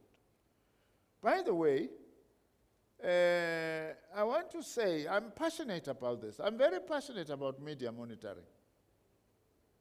I would like, by the way, every SETA to have some media monitoring capacity. What is being said about your sector? What is being said about the work that you do? The other day I was listening to the SAFM show just after the 11 o'clock news, saying that we've got 9.9 million youth that is neither in employment, education, or training. That's not our statistic. Now, I sat and listened. Nobody came in, even a single one. Ordinarily, we should have gone back to SAFM to say, sorry, here are the correct statistics, that is just over 3 million, 3.3 or so, young people who are in this category. Because if you allow such a thing to continue being said, we give a wrong impression. It's therefore important that a collaborative approach is followed. In any case, what is important about this summit, and one of your goals, that of collaborative work, is that there are a lot of areas that are forcing you to collaborate, as SETAs as well as with other stakeholders. If I can just remind you briefly, in 2020, I extended the life of the SETAs from being every 5 years to 10 years. 2020 to 2029, 2030, I said, let's treat it as one period, so no SETA will be dissolved within that time, so that there is continuity of programs with a longer term view and better planning and much more certainty. I'm glad that you are exploiting that, because then in this summit you are going to say, what have we done over the last 5 years? Where have we fallen short? And what are we going to do over the next 5 years to improve? And what kinds of major goals do we want to achieve? That, for me, is very important, what we are doing. Now, there are areas that force you to collaborate, in any case. One, the SETAs, all of them, must focus on workplace training. Don't just take that money, what you call the mandatory grant. Just give it to the employers and then you lose interest. Because I can tell you some employers are doing very well with that money. Others are not doing great. It's just some extra cash that we are not sure whether it's actually being used for what it's supposed to be used for. So you must actively monitor that. And it's important that you also discuss in this summit, how do you monitor the money that we have given to employers? Yes, it is mandatory to employers, but unlike that CEO who is no longer here, it's not for employers to do as they wish. We need workplace training, including internships and learnerships. Our own research, by the way, tells us that 70% plus of youngsters who have gone through an internship or a learnership, they end up being employed. So you must pay attention, and you have a common interest in sharing experiences as SETAs on ensuring that the mandatory grant is actually spent for what it's supposed to spend for. No employer must tell you that it's none of your business. You actually are handling these monies, but develop a positive relationship with the employers. Not behave like a speed cop.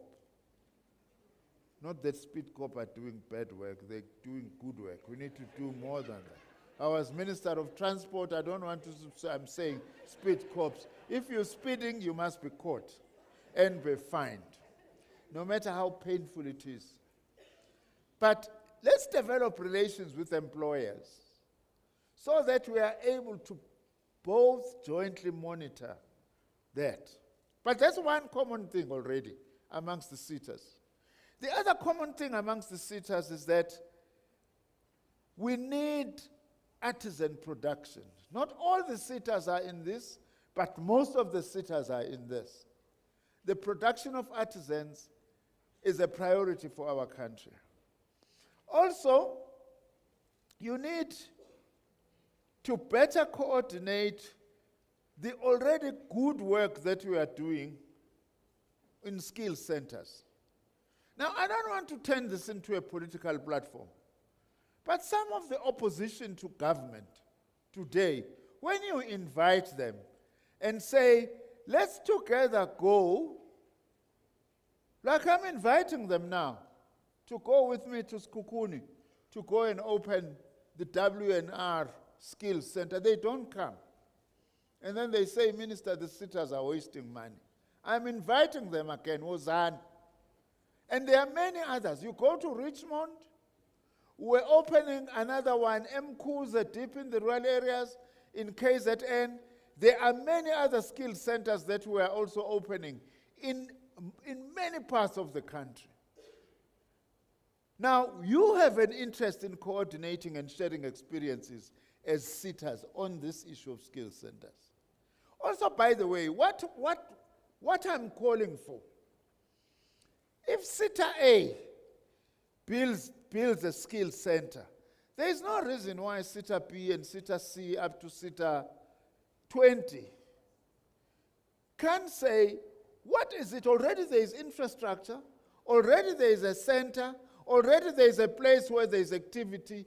What would be wrong if we also see how, as the other SETAs can come in and build there?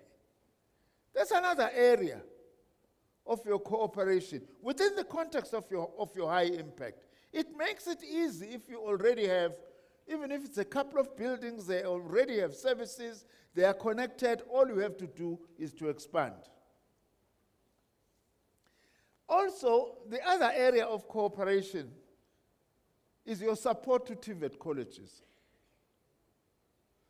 That you are already doing, but you need to do more. And another area of cooperation is relationship with employers, relationship with industry. These are some of the things that you are already doing.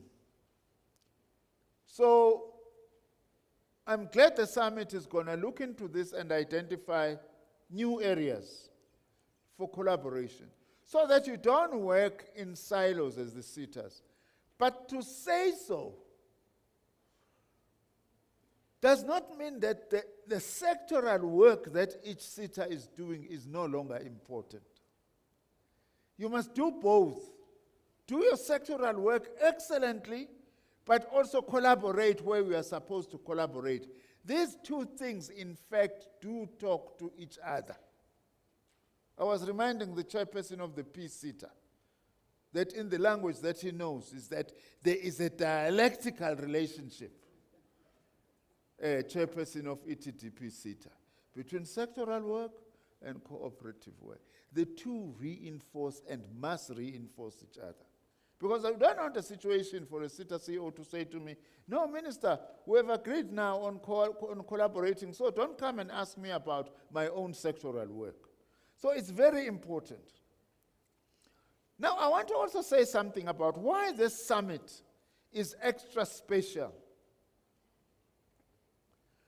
This summit is extra special because you have already identified high-impact programs which we are launching today that are aligned to our country's National Development Plan and the National Skills Development Plan, and I dare say also aligned to the Human Resources Development Strategy. And you must keep on checking that as you implement, we are still within this framework. Now, the focus areas, let me talk briefly about the focus areas, your 6 high-impact areas. So that you see that as a minister, I am not just second-guessing you, but I have got a very deep understanding of this. All right? That I am a champion of this. The first one is infrastructure development. I'm very glad, I'm very happy that the SETAs have identified this as a high-impact area.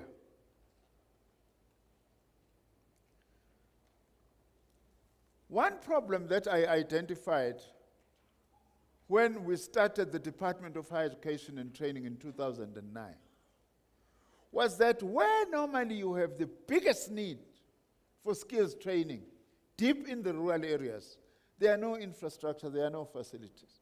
And you can't be training an artisan under a tree. With due respect, you can't do that. The fact that we managed to say some of the SETA monies must contribute to building infrastructure because you can't train without that infrastructure, I am glad that we are prioritizing this and we are integrating it into our national skills development thinking. So this is very important, precisely to improve capacity for provision of services. Sometimes, by the way, Kachen, I don't like this concept of delivery. Concept of delivery is a problem. It reminds me of a wheelbarrow. That government goes past like a wheelbarrow.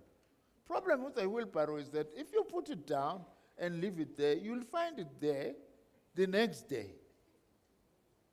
That's not how we should be thinking of working as government. We should be thinking of provision of services. Okay, we call it deliver for now. So it's very important. Also, the goal of significant reduction of the unemployed people, including graduates, is an absolutely central second high-impact area.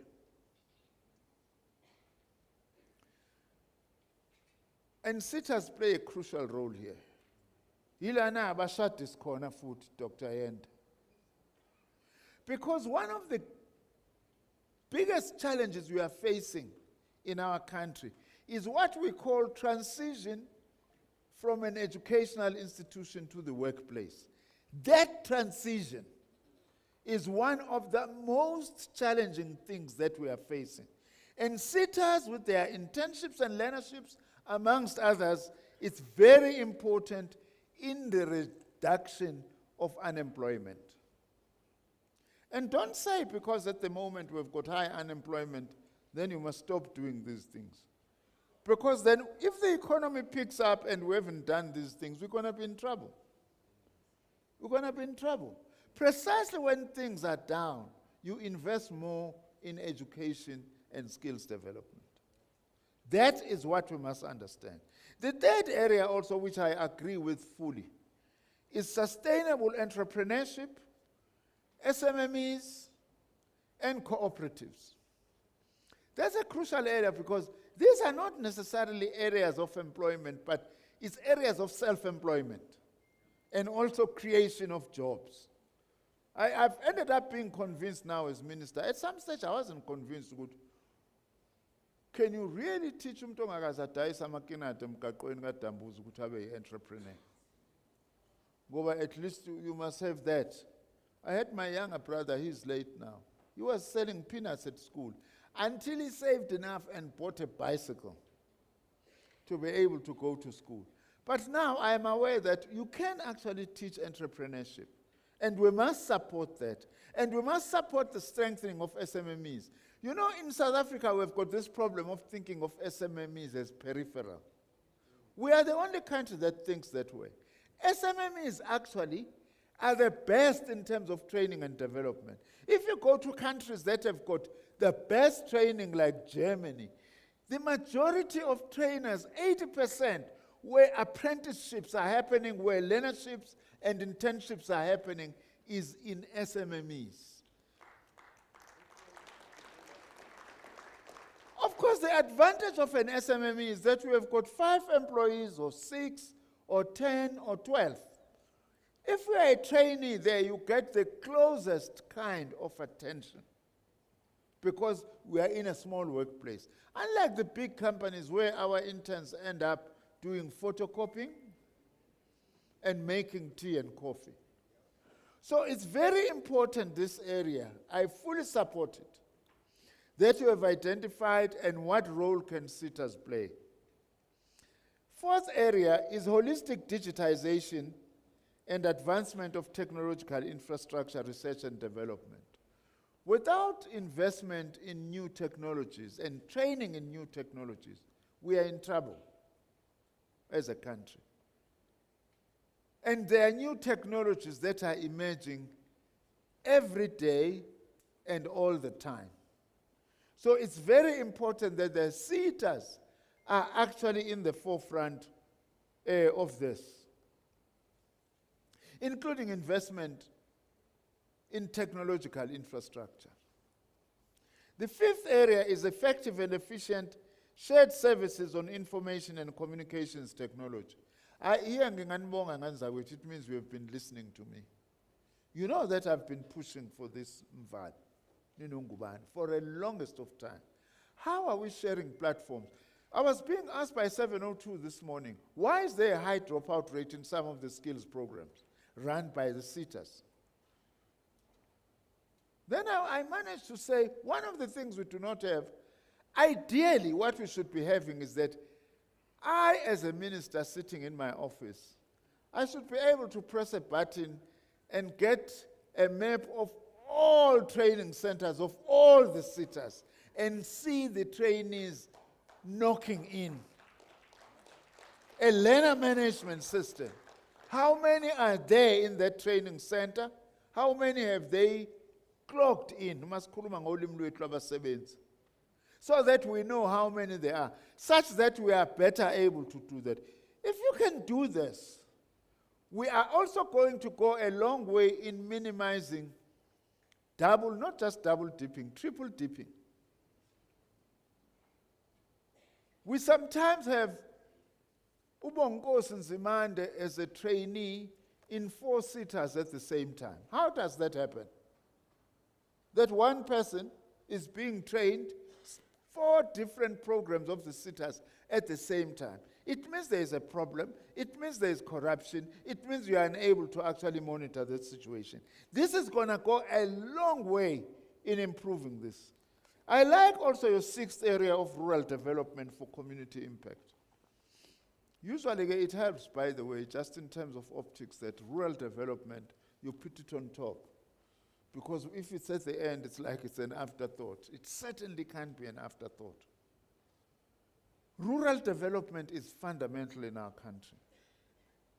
So that we are even able, by the way, to try and arrest this one-way migration to the cities and leaving the rural areas unattended to. But you won't be able to do these things, high impact areas, unless you also bear in mind the following. I'm now enriching, and it is part of the discussion. Summit is discussing. I won't be here, unfortunately, tomorrow to participate.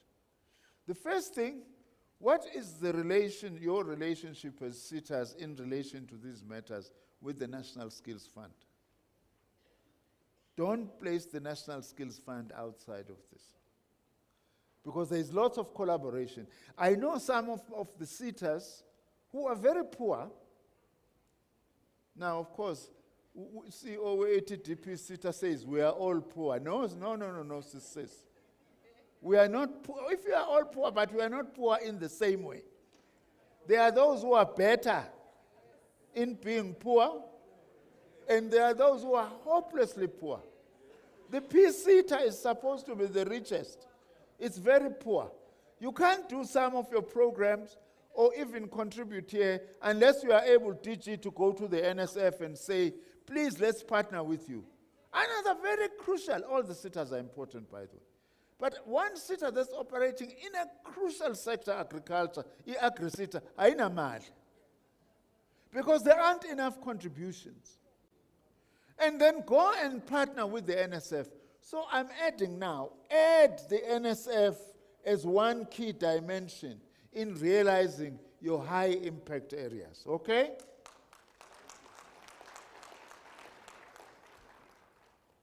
The second thing that I'm now adding, which is crucial, you won't be able to achieve these things unless also there is interdepartmental and intergovernmental cooperation. That is why I don't like this thing. I won't lament Mvalo, don't be worried. That you get a SETA going out to have a huge program with a premier there and a premier there, and then as the minister responsible for the SETAs, I know nothing about that. We are undermining our goal of intergovernmental cooperation. Because it's better that if you go and partner with the province, myself and that premier should both know about this and be able to engage. By the way, I once had a bad experience, and I won't mention this SETA, because I am not here. I'm looking at its CEO right now, currently. She wasn't there at that time. Okay? Had a big problem with one department and a colleague of mine. But they never told me. I only knew about that program when things started going wrong. Then they said, Minister, why is your SETA money being wasted there? Because there is no training that is happening or anything. Now it's very difficult as a minister then to put your own SETA under the bus. But I had no choice. I said, well, I'll go and check, because to be quite honest, I'm not exactly sure of what are the details of the program, because I did not know. But the media now was asking me, Parliament was asking me, and saying, Minister, you have to account for that money. So now if you just go as a SETA CEO or as a SETA, you go and make partnership with government department, this or that, and you don't come to me so that we can engage with the colleagues, so that we are able to coordinate better, you are actually killing even all these high impact areas. So ngihlala phansi. Ngoba ngiyakubona ukuthi uyanyakaza manje. And that's very career limiting with Gajen. Ungalinge nje uqala ukunyakaza uminister uma esakhuluma kufuna ubekezele mfowethu ya. Hlafuna amazinyo uwaqinise. Njengendoda. Uyabona? Sengiyaqeda mfowethu. I'm finishing. It's just that I am as equally passionate as you are about all these areas. Let me conclude then, because I was about concluding. Please use these 2 days productively. Please use these 2 days to come up with solutions. Breakaway sessions are for solutions. They are not for lamenting. They are not for long prefaces on introductions, but it's about what is to be done. Because the SETAs have got such a crucial role to play, as I have said, in the transition from education institutions to the workplace, but also they act as a glue to bring together a number of institutions together so that we are able to provide the skills that we need to provide. By the way, people often speak as if skills shortages are still the same as they were 20 years or 30 years ago. It's no longer like that. There is a change and there is improvement, but we are still far from where we want to go to. We also have got other anomalies, by the way, that we have to address. Because statistics tells us that 50% of our engineers are not in engineering profession. They're in the health sector, they're in the banks, and a number of them, by the way, are building Dubai. South African engineers are there. They are not here in South Africa. How do we actually deal with these particular programs? So with these words then, I really wish you a successful 2-day summit. I am sorry that I can't be here with you much longer than lunchtime today, but I wish you all the best. But I am looking forward to getting a report from this. Of course, it will be good if you do it before the elections, you know? It will be very good, you know? But also may never know what happens after the elections. So it's very important that you do this work to the best of your ability in order to ensure that you are able to achieve what we need to achieve. SETAs are very important. Just get your act together more as we are doing through the Skills Summit. Thank you very much.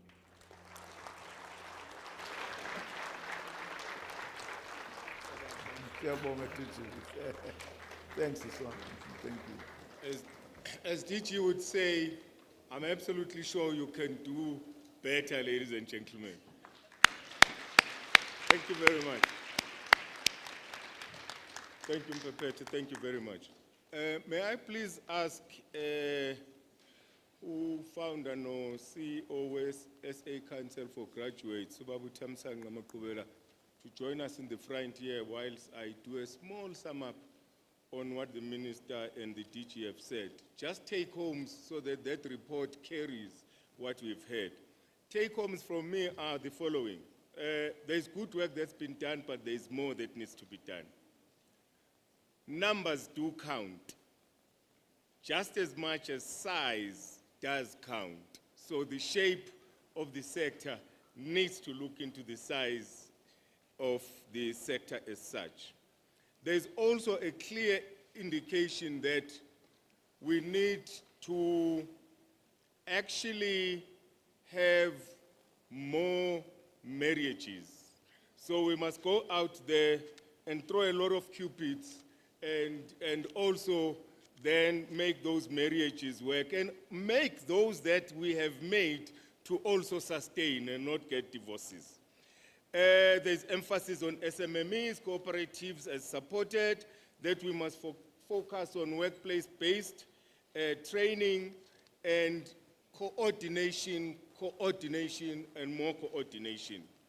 There's also emphasis, Minister, we've got your injunction or your marching orders, just as much as if Minister had joined us a little earlier and the briefing didn't affect, Minister would have been very glad to see the delivery on the LMS that he gave as an injunction in June of 2020. Minister has said we must now publicize our work, and we shall, Minister. Minister says we must monitor the money we give to employers. We shall do so, Minister. Minister says we must improve on the production of artisans. Minister gives the direction that we must make sure that we build more skill centers and ensure that where they already exist, we come in our numbers to add on what already exists as different SETAs. And Minister says we must go out to improve the relations with industry and employers. In doing all of this, Minister supports the programs that we have identified as high impact and says all the ones that have always been in the periphery must be put up front. Rural development, cooperatives, support for SMMEs, support for public sector institutions must be out there. And Minister, the word provision as opposed to service delivery shall henceforth be adopted in the PSET sector. Minister says we must involve the NSF in everything we do, and we must make sure that we drive for interdepartmental and intergovernmental cooperation. All of these will be captured, Minister, and in the report, Minister will get an outline of how this sector will make good on the injunctions and the mandates given today. Thank you, DG, for allowing us to follow through, and thank you, DG, for ensuring that we make these things to happen. Mr. Makube.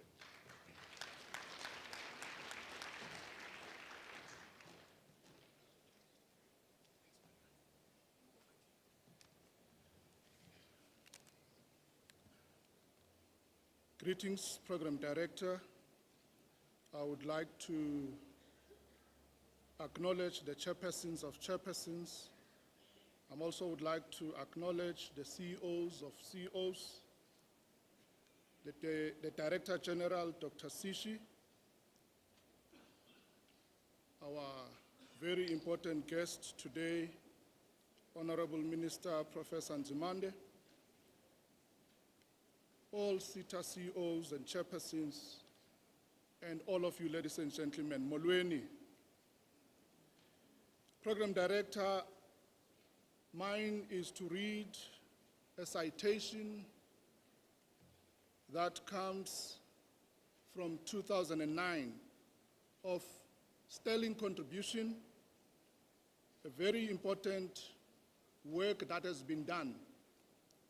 I'm here today from the South African Council for Graduates to present Skills Development Catalyst Lifetime Impact Award to Professor Nzimande.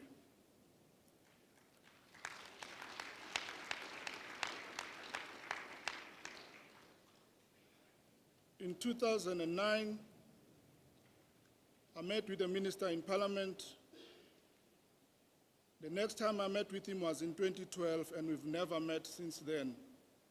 But I'll tell you what has happened between.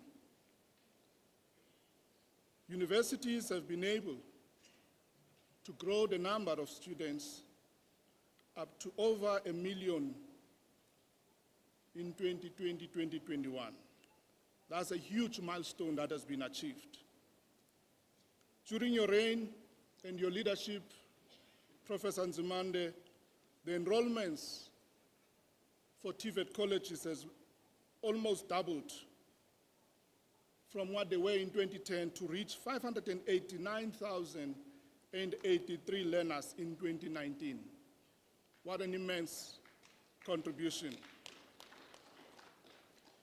Not only did we increase and broaden access to higher education, but what has happened is that the democratic goals of a prosperous South Africa, of reducing the NEET statistics, 233,257 graduates have come through our public higher education institutions.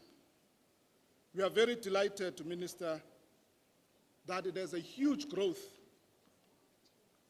of young females who are actually able to graduate and find employment.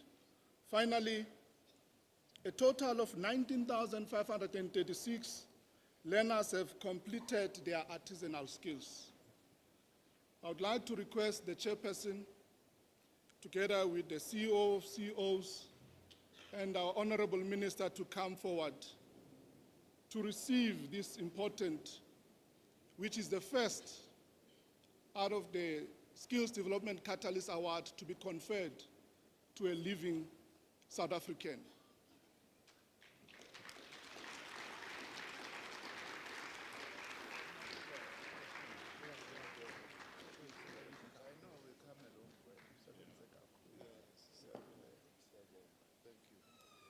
I'm starting with this. I'm going to request Mr. Ngesi to bring the certificate, Mr. Iviwe, and I'm going to request Mr. Mark Cunningham to bring the plaque.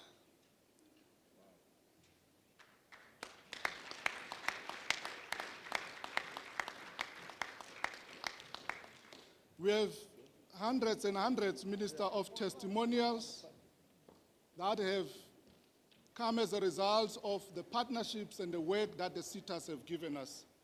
And I think those are going to be flighted, only 2 of them because there's no time. But we want to say thanks to you for having played such a crucial role in leading the SETA.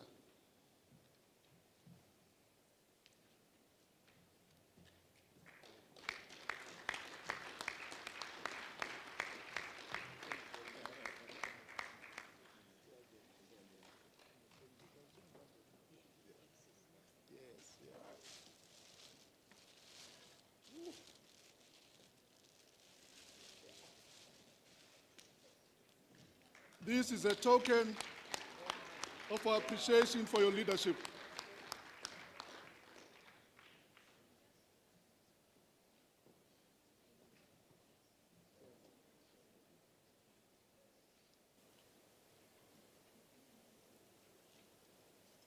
We thank you for allowing us this opportunity to bestow this important award.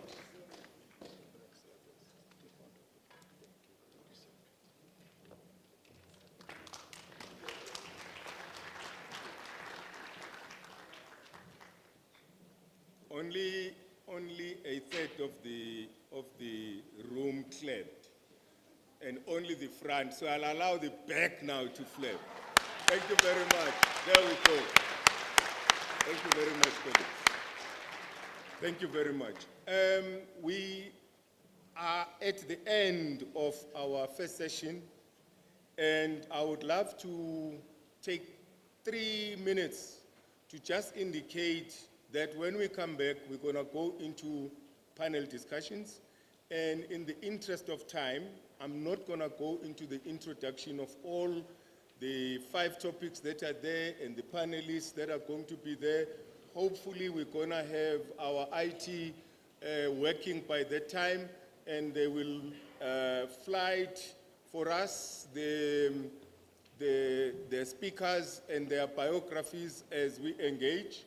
If not, we will post them for you electronically, and also because we've got all your information and records, the booklet will also be electronically sent through and forwarded to yourselves. What we're going to do now is we're going to request that we take a tea break for 15 minutes. I know that we are many and it will be difficult to keep on to time, but if you do come at quarter past, come back at 12:15, it will help us tremendously into making up the time, because when we go to the dinner, we will also go straight from here. We have done quite a lot of work in catching up on our time, so please let's go out now at 12 o'clock and come back at 12:15 best. Thank you very much. In the meantime, the minister and his will take a tour of the displays at the back. So if you do want to Shake hands, please wait for the minister outside and not do it as we walk out. Thank you.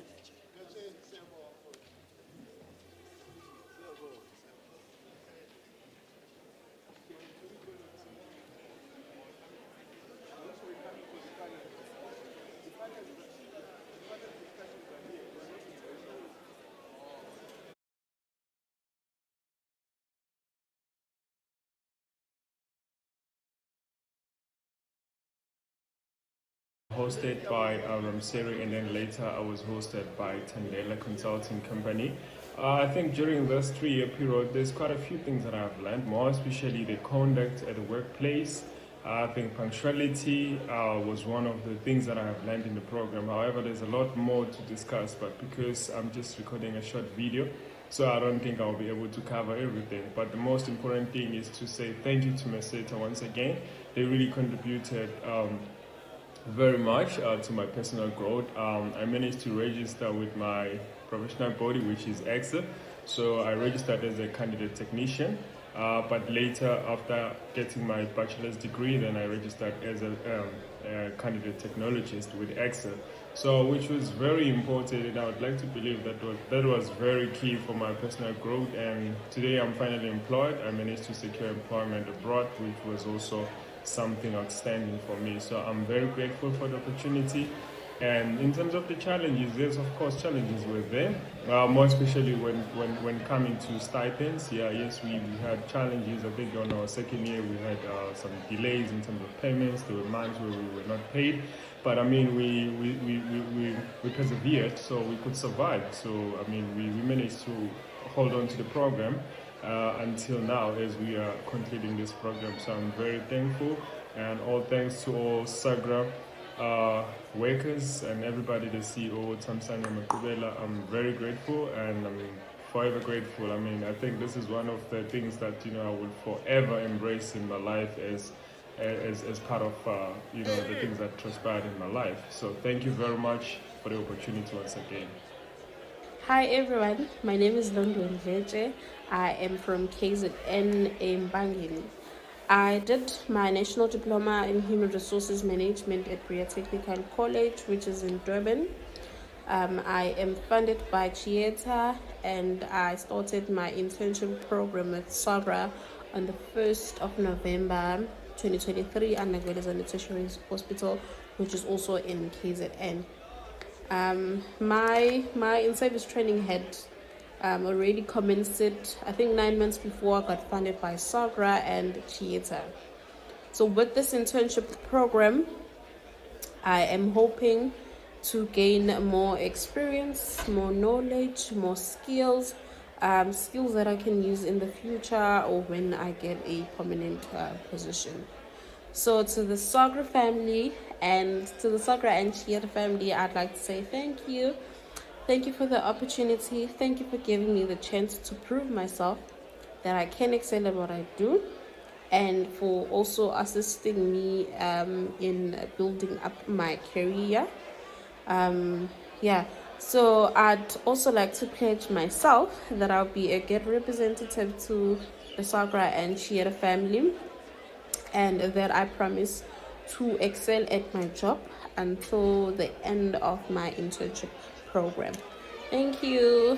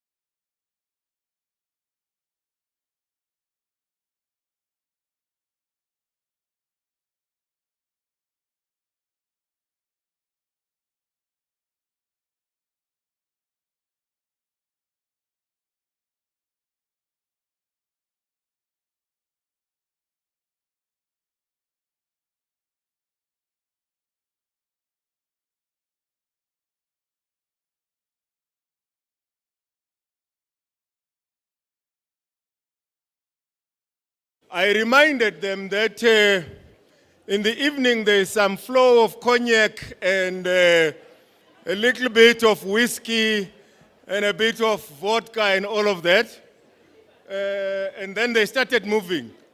But I reminded them that that's not for them, it's for me actually. So please let's come in. I am very jealous about my drinking time. So please don't rob me of my evening drinking time. Let's make sure that we keep this time well so that I can have my fun in the evening. Thank you very much. If you haven't made your way to your seat, at least shut up.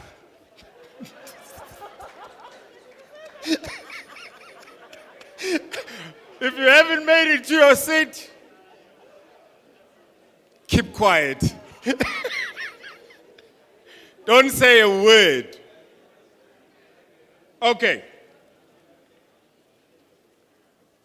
I will give a little bit of outline on how we're going to run the next sessions. Again, in the interest of time, we've got 5 topics. I will not say a word. The facilitator will stand, and in 30 seconds to a minute, if they are lucky like the first one, maybe 3, they will say a word or 2 about how they structure and how they're going to run this, and maybe have a word or 2 about anything under the sun that is of relevance to this session. But the biographies will be, like I said earlier, flighted. If not, don't stress, we'll send it to you. And when we are about halfway through the session that is going, may I please ask the facilitator of the next session, together with the panel members of the next session, to please make their way to the corner there and have a seat there.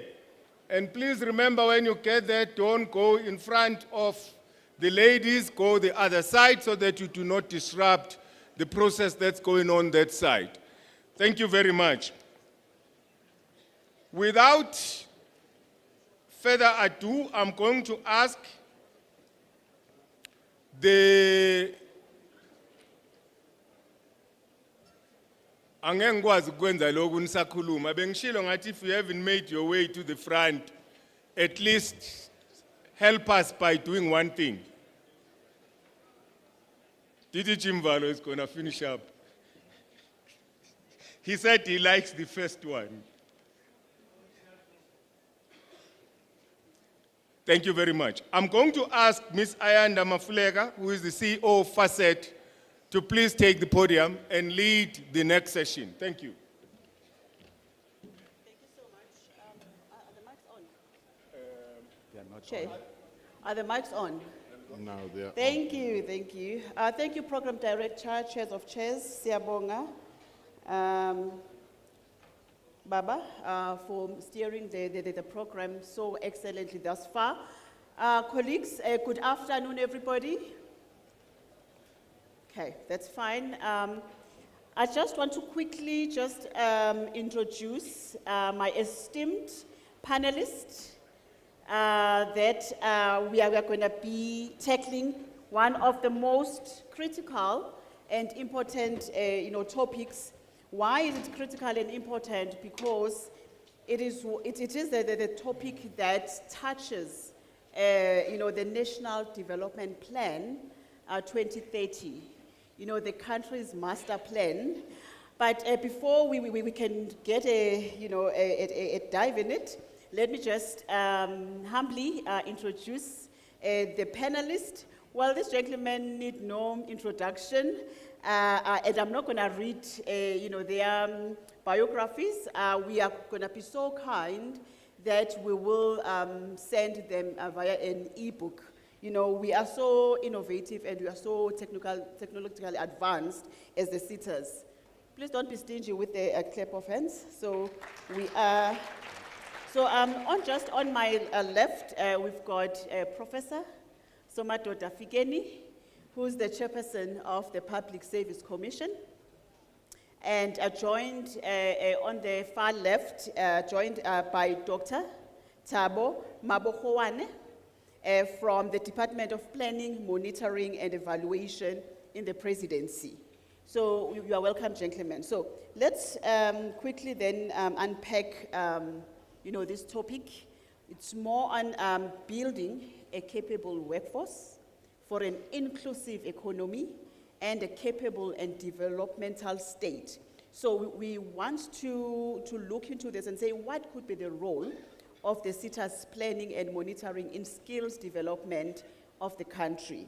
So really for the objective of this discussion, Prof and a good doctor, we just want at the end of the day to reflect on how SETAs have been aligned with government policies, strategies, and plans have contributed towards improvement of education, training, skills development, and innovation in the economy. Obviously, this really talks to the core of Chapter 13 of the National Development Plan 2030, which really talks on the building a capable and developmental state. And I want us then to link it with Chapter 9 of the National Development Plan, which talks on the outcome is improving education, training, and innovation.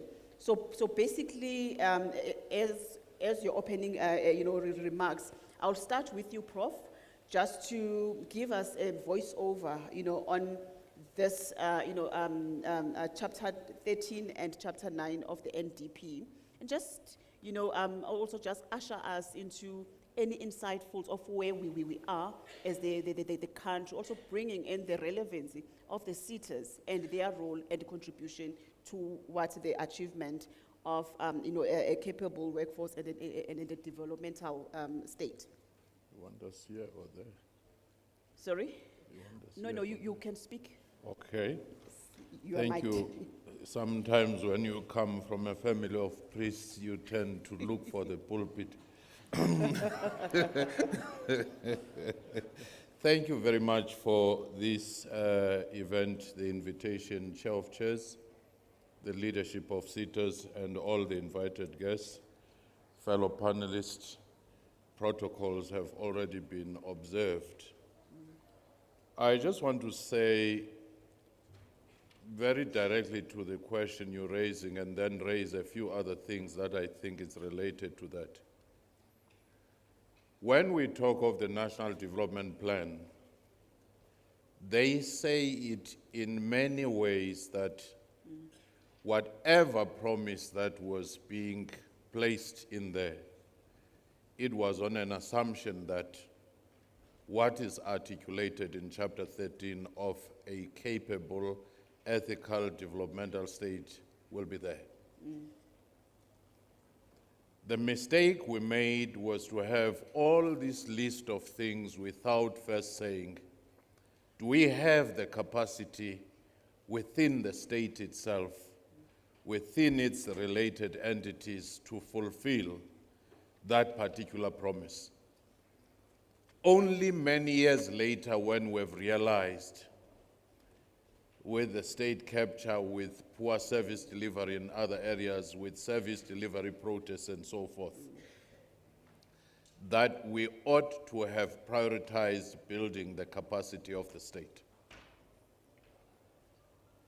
Any democracy, the quality that you experience of that democracy mainly comes out of how the state itself provides guidance, policies, and support whatever program. It is good that the sixth administration finally realized that you have to make that building of an ethical, capable, developmental state to be a priority number one. And it is good, even though it was late, that in 2022 October, the Cabinet approved the professionalization framework for the public service. Okay. Whether you look at Zondo Commission or any other reports on corruption or poor service delivery by Human Rights Commission and many other NGOs, it comes down to the weaknesses in the capacity of state. Project management, contract management, and many other things. So the SETAs ought to be saying, can we zoom into those particular areas and see how we complement? Because very often you go to departments, they are given some funds for their skills development, but very often that is an extremely fragmented space. It's not monitored, it's not coordinated. And Chapter 9 of the NDP, of course, is speaking to training, education, and so forth. Those two areas, if you look at any developmental state, it is distinguishable where you have global competitiveness, where you have high levels of development. One, by having an effective education and skills development. And two, by having a capable state. Of course, it wouldn't hurt to also professionalize our political leaders or public office bearers. But I want to just touch on a few things and then yield. The first one that we have observed as the Public Service Commission right across is that South Africa has actually been mentioning the word integration, coordination so many times, except that they hardly ever see it through and implement it. So the moment they mention it, it's more like a vegetarian who keeps on eating meat. The moment they mention it, you know that they are going to find reasons to do the direct opposite. Even when now we have a district development model which was meant to assist with the coordination vertically, horizontally between departments and from the national, provincial, and local, it's not happening. So it will be very interesting to see how after the end of this summit, you'll turn this elusive promise. It's like a litany in any church. They mention certain things, except that on a Monday they go back, to do the wrong thing. So that silo mentality which the DG spoke to, which the minister spoke to, which many other people speak to, is the cancer that we have to deal with. The second part, we ought to understand the space we're in as a burning platform. Not just for chasing where will we be in 6 years to meet the NDP goals, which were way, way behind, even by the review of the committee looking at the NDP itself. But rather, when NSFAS students, that cohort completes, and they find themselves not being in any job space, what ought to have been a demographic dividend could become a demographic bomb or risk. So we ought to be moving with great speed. I'm happy that the National Youth Development Agency is here and several other role players to say, how do we pull our resources together? Because they alone will not go far. Each department alone will not go far. Each SETA alone will not go far. Rather to say, how do we complement each other? Let me give you a few practical examples of what we could be looking at. Can you imagine during the time of COVID, when everybody, even those who were techno-skeptics, were thrown into virtual meetings? You remember that time? And that now has become a permanent feature. Have we had a coordinated approach to train public servants, to train young people, to train other people on how to set up a virtual meeting, how to conduct their business on the virtual platform? Just that basic. The demand is there. We are no longer going back now, whether you're using WhatsApp, or you're using FaceTime, or you're using Zoom, Teams, whatever platform. It's a reality that is there, except that some people do not know whether the video is on or off. Some people do not know that the video is looking at the underwears which are hanging above the head. Imagine if we had just had a national program just to help people do that, how to upload your presentation and so forth. This might look very basic, and yet some interviews now are being conducted in the virtual platform. Imagine the impact you were to have going through schools, going through departments, going through municipalities, just to train people on that. The second one, you already have more than 200 billion being spent on social grants anyway. But what are we doing to make sure that that money circulates within the communities before it goes to the cities? Because if it was infused in the communities before it goes away, it would have such a massive economic impact. Imagine people go outside their community just to get dressmaking, just to get school uniform, just to get church uniform, just to get food. Imagine if we were to say, as the collective of the cities, how do we make sure that this money is already spent, circulates within the community? And the issue of the multi-purpose centers. We have a paradox indeed in terms of the fragmentation within government. Government has a property portfolio, I'm told, more than 60 billion. But we rent billions. We rent every year. We leave a government building to dilapidate, and we go and rent in the private sector. At times we create cultural centers, multi-purpose centers, even in the places of kings, and then after 5 years we allow them to collapse because each person wants to start something new.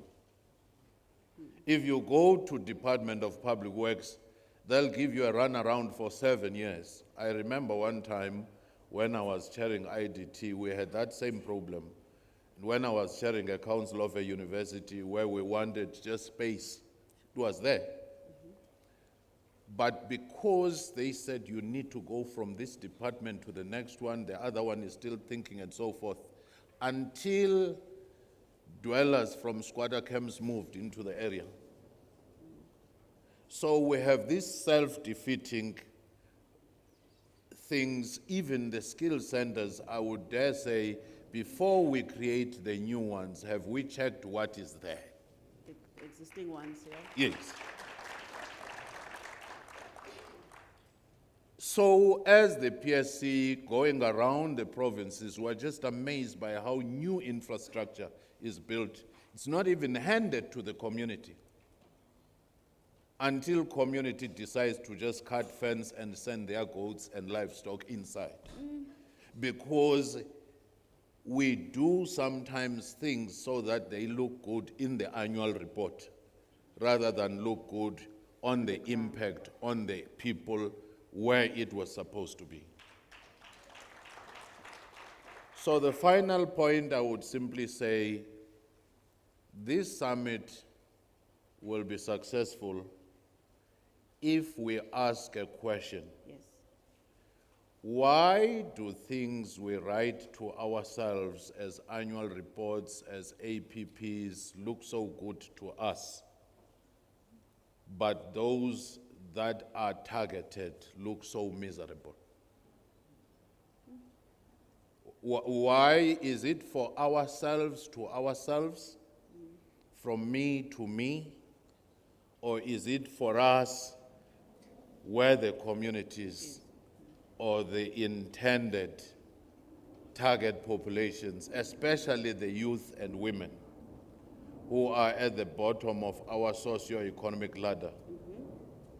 And of course, that will only succeed if people who are witnesses here will manage transition from 6th to 7th administration, from board to board well, because we're also poor in management of transition. If new minister now comes, new CEOs come, new boards come, we will pretend we never had this summit and say, let's start again. We will hide even the outcomes of this summit because we fear they will be associated with the previous. That's why we are where we are, like a treadmill. We look like we have been running so fast, except that we're still standing next to the same window. Thank you. Thank you, Prof. But I just want you to hold that thought, because I want to come back to you, because I want us to zoom into, what exactly could the SETAs do, in contribute? Have we contributed in any way? Have we made an impact? I mean, we have, cited our, the highlight, the work that we do. Has it really, translated into, what is in the NDP? Do we have tangible measurements? Can we touch, can we smell it, can we feel it? We are left with 6 years, to 2030. What, things that we could do within the next 6 years that, whatever that we have articulated in the NDP, comes to fruition and materialize. But let me go to Dr. Tambo from Planning, Monitoring and Evaluation Department. Just give us your voice over based on this topic around building a capable and developmental state, especially from a DPME perspective, planning, monitoring and evaluation perspective. No, thanks. I hope You are mic'd? Can they hear me? Okay. Yes, we can. Thanks. No, thanks. I think, the Prof has already covered most of the issues around your capable state.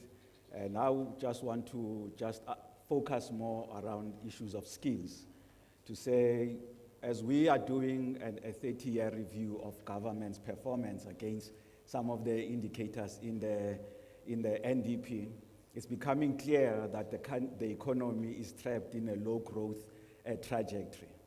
And this is an immense thing that as SETAs we must be thinking around on how do we help this economy to escape from this low growth trap. Then we are also having structural constraints that we are faced as a country. So as you plan or as you think of having an impact, we must also think that we are coming from an economy that is dominated by exports and raw material without any value add that we have to deal. We've been talking about it. As Prof says, we like talking about things, but we never get to be able to deal with it. And similarly, there's high concentration and lack of competition within our economy. And because of that, it makes it difficult to be creating the skills that are required to actually see changes that we would like to see. The economy seems to be static in the way it's operating. Then we are also trapped with the low manufacturing export, which basically means we are unable to compete with other countries. And this is what the Prof is mentioning around the skills that we have, the education that we have, that if we don't improve on those, we are not going to be able to move and have this transition that is required. And the last two is the issue of modernization and digital transformation. We all talk about 4IR, but actually practically, how does it show itself in the work that the SETAs are doing? It's something that we need to be talking around it. Then the last one is, as government, our indecisiveness to deal with SOEs.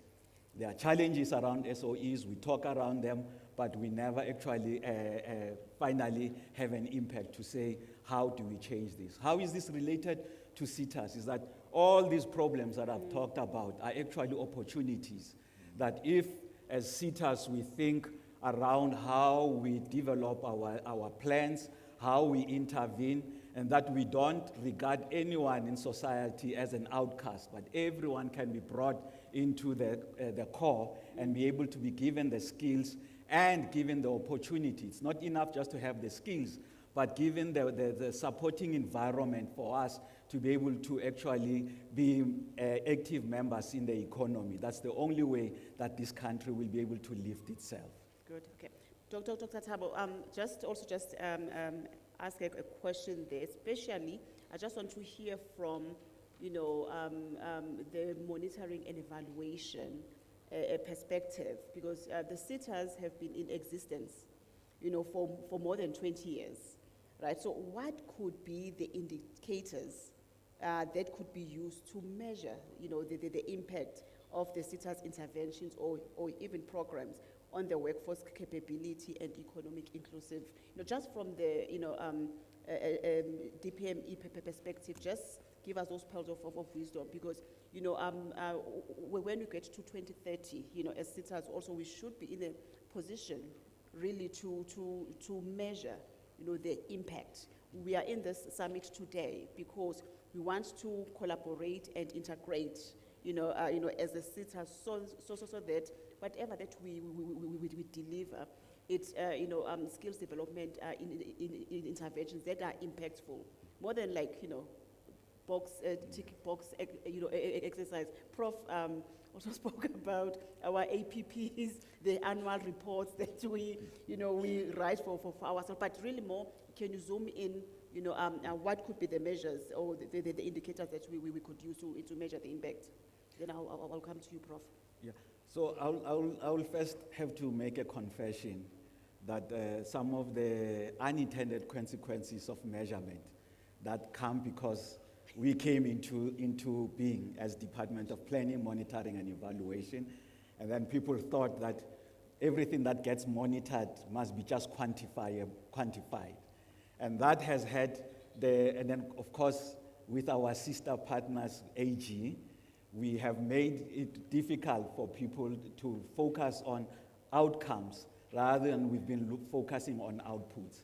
So this has been a perverse incentive, but in an ideal situation is that what we need to be actually be measuring is the outcome. What impact are we having in terms of what we have built and what we are producing? Because we were not seeing lots of the impact, we've retreated and then started focusing on the outputs. Outputs in terms of the number of students that you've produced, outputs in the number of females that are actually taking part, outputs in terms of the number of engineers or whatever who are having the kinds of skills. You can produce that is important, but the important thing that we need to move on to now is how do we measure outcome? How do we measure impact? So those learners that have gone through the SETAs, do they end up in employment? What kind of jobs do they get in? How long does it take for them to be placed? And these are the difficult things to actually quantify and write them. But we need, as SETAs going forward, how do we research those kinds of impact? Thank you. We are in the interest of time. I'm just going to go to you, Prof, just to do your parting shot. But I mean, besides being the chairperson of Public Service Commission, you also sit in the board, chair the Indlulamity, is it that organization? Yes, yes, scenarios. Actually, I was telling my board chair that I will make that information available because it is a very nice scenario mapping that has given us. Actually, even the chair of chairs did cite it this morning. But I just want you just briefly and be open and be frank to say, as the SETAs, how have we contributed really towards the creation of this inclusive economy that will benefit the sectors more so towards towards the capable capable and developmental stage as it is enshrined in Chapter 19. As a closing remarks and the parting shots. Thank you very much. Not to discourage any one of us, every sector seemed to say we've done our best, but our best has not been sufficient because economic indicators are showing the negative.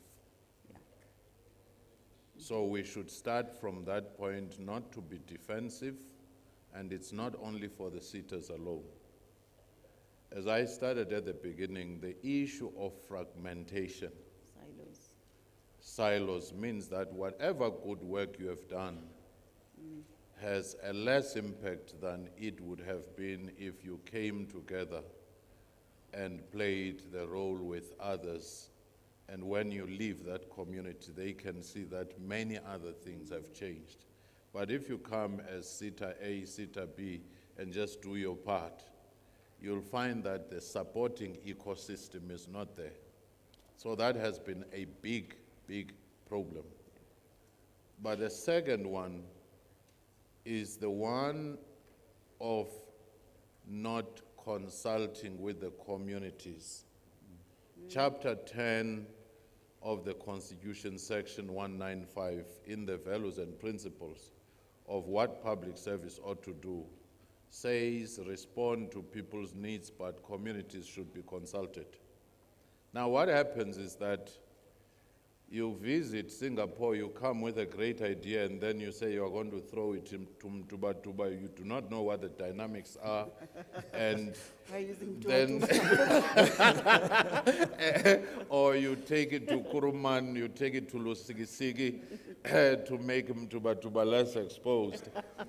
So when you do that, very often well-meaning projects get communities alienated. When IDT was in place, they used to spend money on social facilitation. 6 months before any project, you are meeting with the communities. We are intending to do this. What do you think? And so forth. They say, no, if you put this one, if we get this youth to maintain the structure that you are going to put and so forth.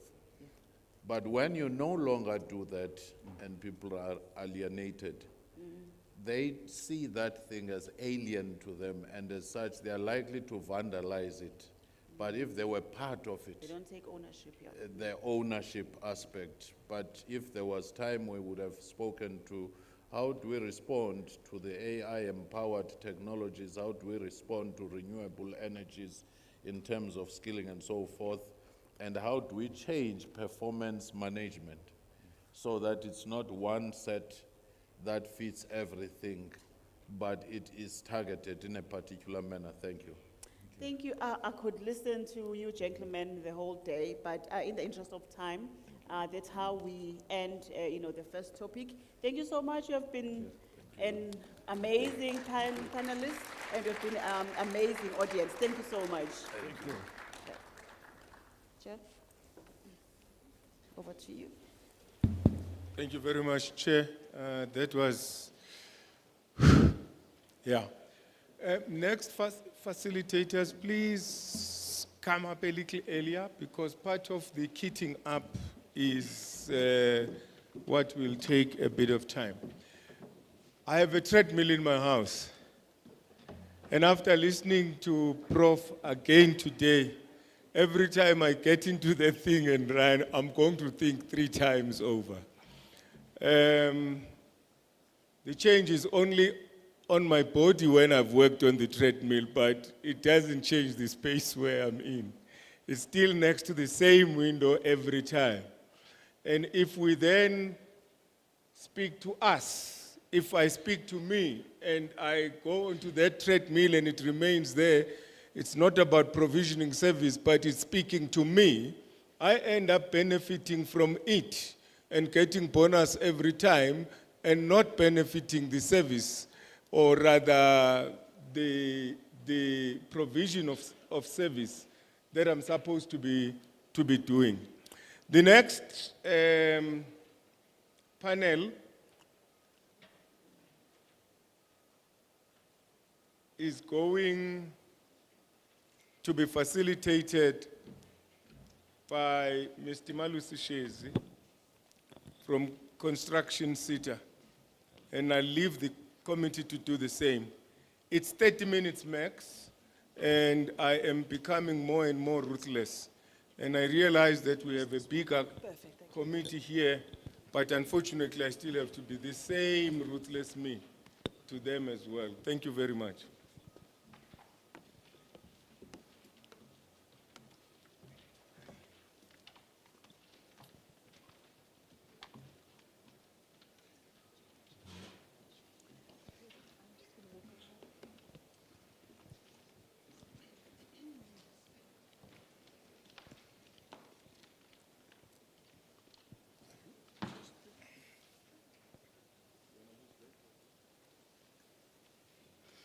Use this one.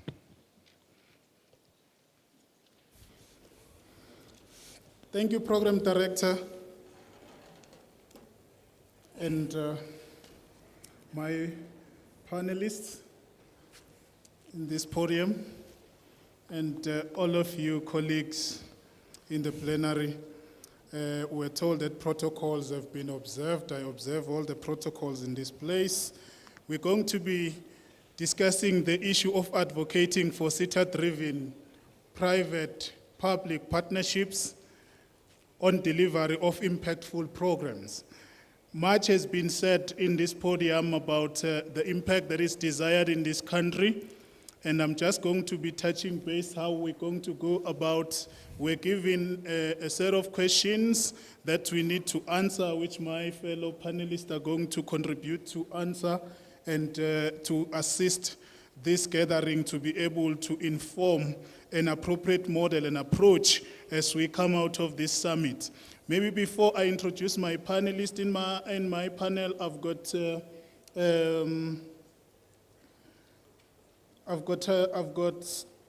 the representatives that are wide range from business, from Department of Basic Education, Dr. Grenville, on the extreme side. You can wave, sir. And I've got Mr. Vijay Naidu, the CEO of QCTO. Can wave, sir. And I have Professor MDM Putitsi, the principal of Motel TVET and the chairperson of SAPCO. Can wave, ma'am. And I've got Professor Hussein Rasool, who's representing the master skills. We're going to talk about the impactful programs just now. Got Ms. Yani de Villiers representing BUSA. Hope we're going to resolve the 30% gap today. Thank you. And with that, we know in this country that we got a population of about 62 million, and we are told that out of that, 48.5% is male and 51.5% is females, meaning we are more of a female-dominated population. And when you look at the stats for higher education, I'm not going to touch on that. I'm just going to touch on this issue of youth and the overall employment versus unemployment.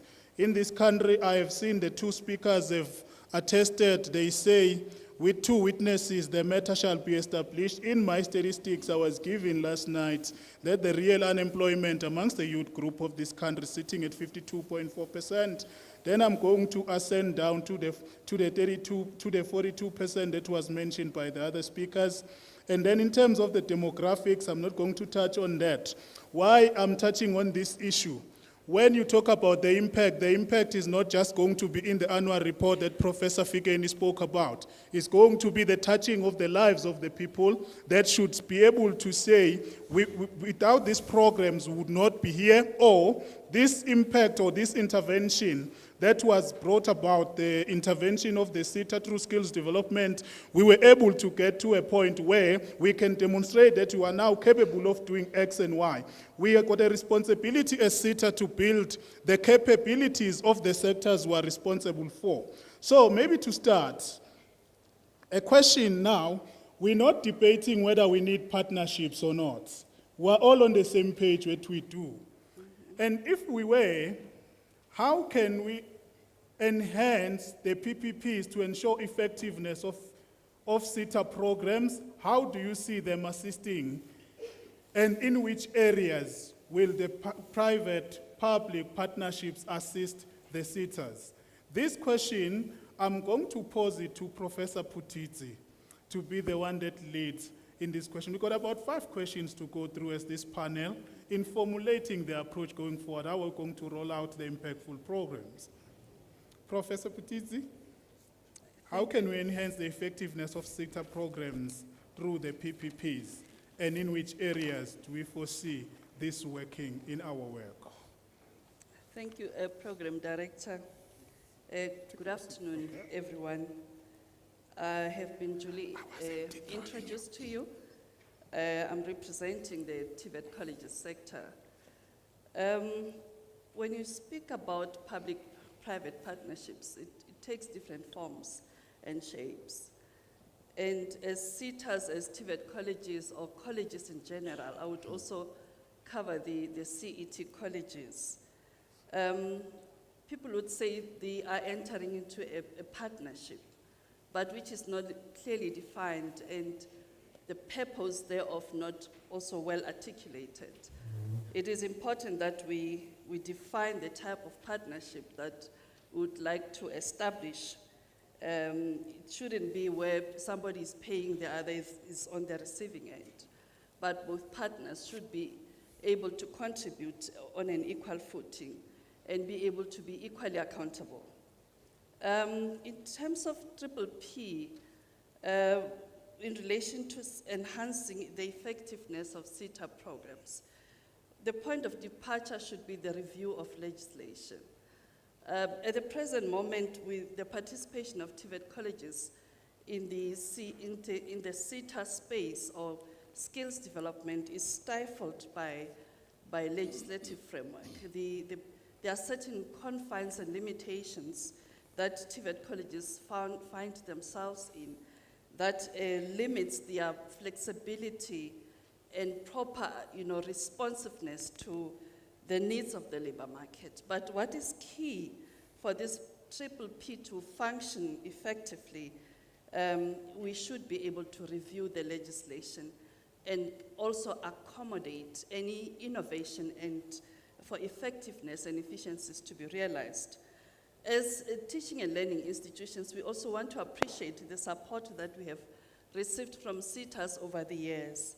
We are what we are because you are as SETAs. You have taken it upon yourself to ensure that TVET colleges respond to the needs of the labor market and also the community needs.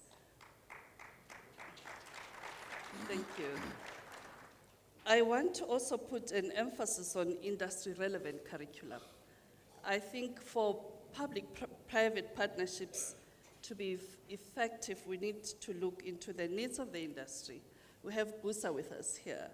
They need to indicate what type of skills are required for us to be responsive and for us to be able to develop a curriculum that reflects the industry trends, skills requirements, and job market demands.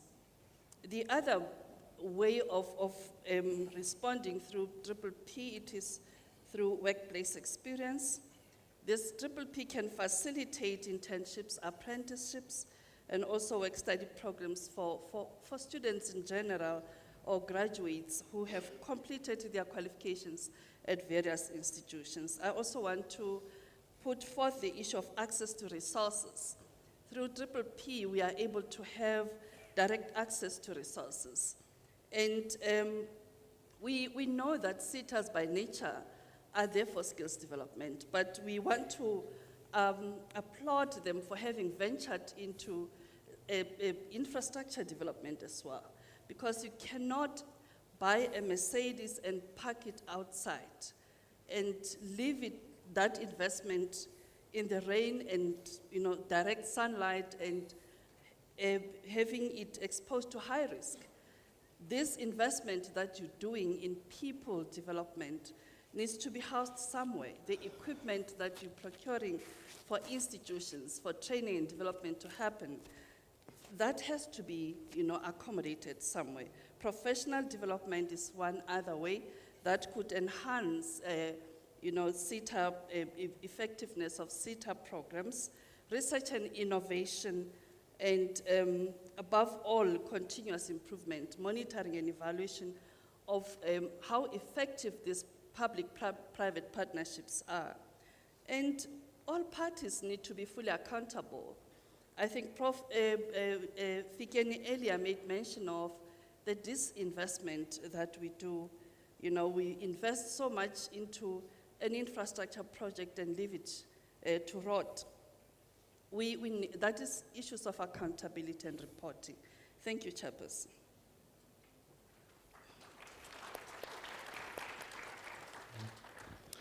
Thank you, Professor.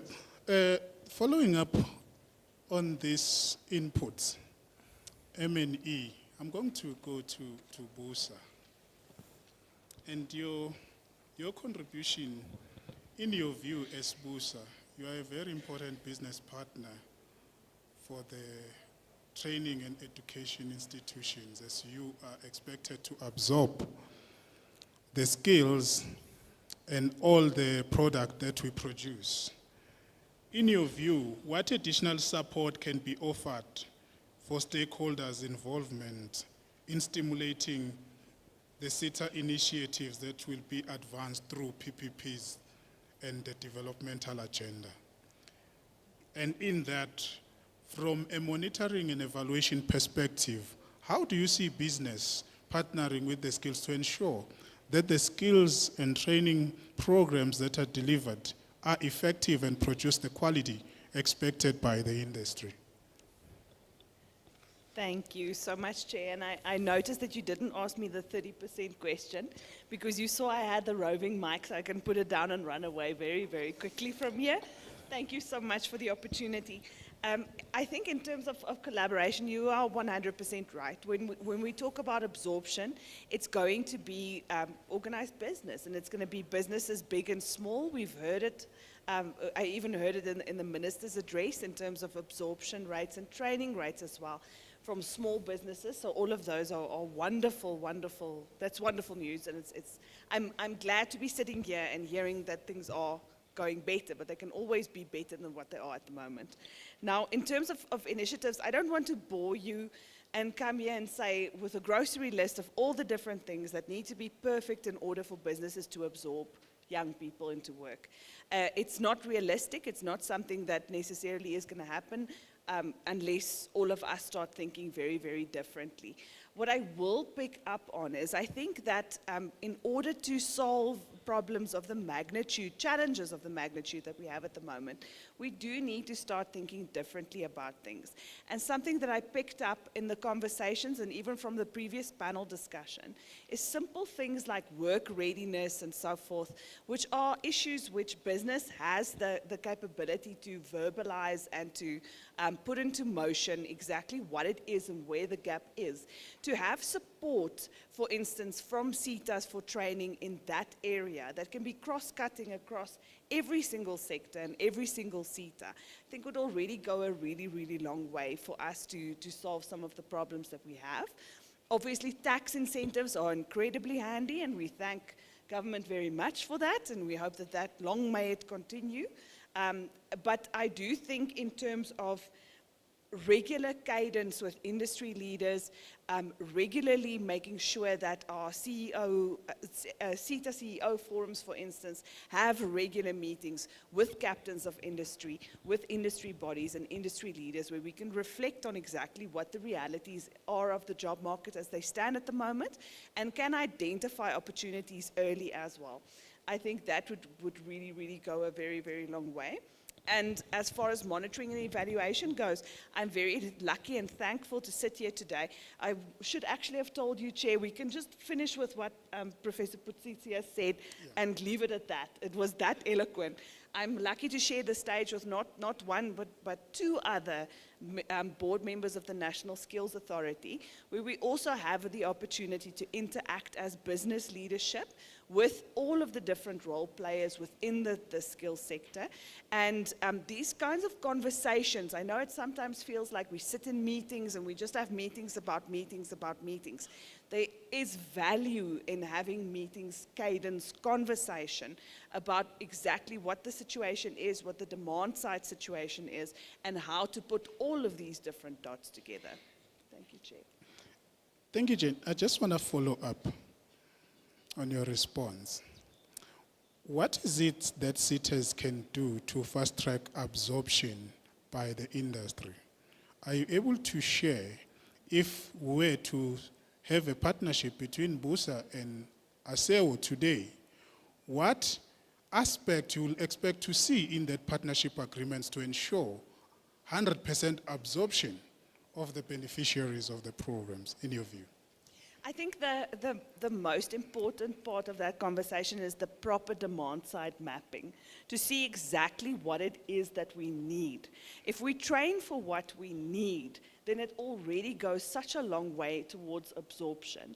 I would say that that would be one of the most important things, because we don't want a situation, and I know that there are businesses who have this, where you train learners and interns for the sake of training learners and interns, and once the one cohort is out, the next cohort comes in, but it's never sustainable job creation. To my mind, the most important thing is demand side mapping. We need to understand where are the skills gaps, what are we training for, and in order to do that, we need to train for a very specific purpose. So in an agreement like that, I would look for what is it we need, how many people do we need, where do we find them, what is the duration of that training program, and when can we get going?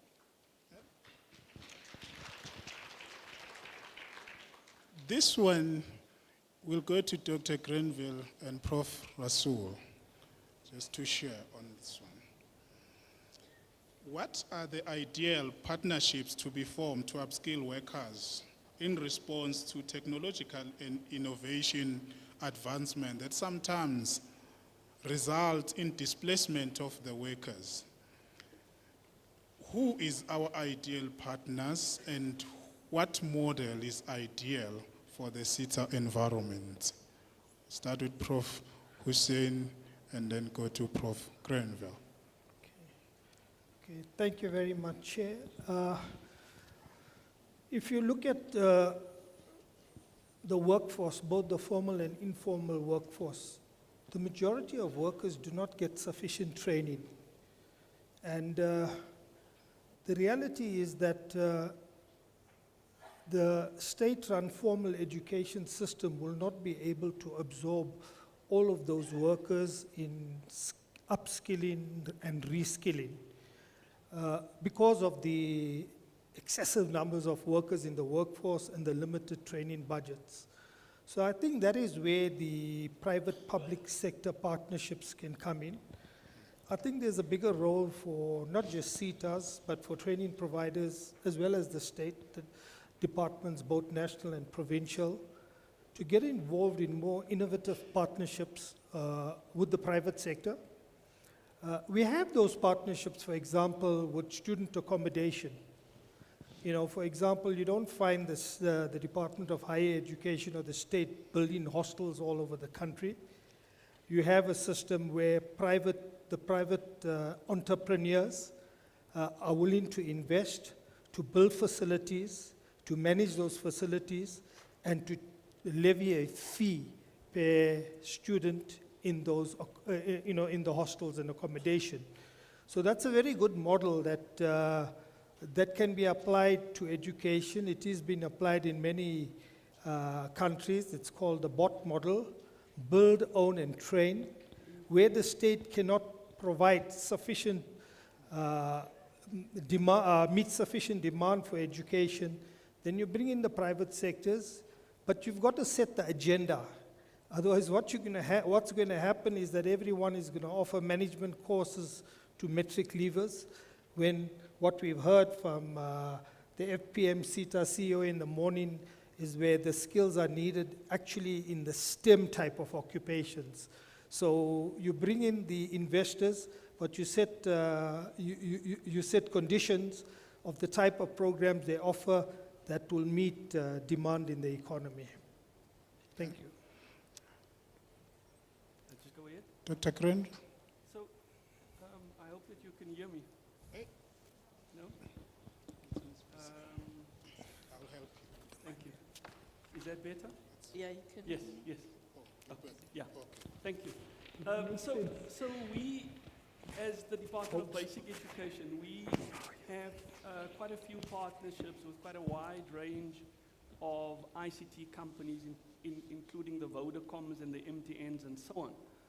And at our recent Basic Education Government Lekgotla, Professor Isaacs from the University of Johannesburg showed this really ironic photograph of a whiteboard that was provided by the Gauteng Department of Education to a school in Soweto. And what the teacher had done is to park the whiteboard on the side. She put a poster on it, and she was actually working with chalk on the blackboard. And that really is the challenge that we have. And so when you are building these partnerships, it's also about identifying what the needs of teachers are. And for that, you need to actually listen to teachers. We have, in basic education, we've created a mechanism that is called the National Education Collaboration Trust that we use to bring different stakeholders together. We focus on what the key priority areas for the sector are, and we agree on them. The only SETA that I really work with very closely is the ETDP SETA, and they are a wonderful partner for us because they support our interventions over a longer period of time, and often it takes some time and some commitment to ensure that you have these changes happen in schools. Thanks, Chair. Okay. The last question that I want to ask Mr. Naidu to take on. Mr. Naidu, you know in South Africa we got PPP regulations and guidelines. We have seen PPPs working in some of the sectors, like in the transport industry with Sanral, with its concessionaires, etc., plus our e-tolls. And we've seen in the health sector, we've seen in the defense and correctional services sector. But in South Africa, we have never seen a PPP for an education sector. Are you able to share if these PPPs have worked for the education sector anywhere in the world? What has been the success rate? And if we were to attempt, in the sense of a real PPP as is defined in the regulations as set out by National Treasury, what will be looking at something that looks like what in South Africa for this sector, being the higher education sector? Thank you, Program Director. I think you left the most difficult one for the last.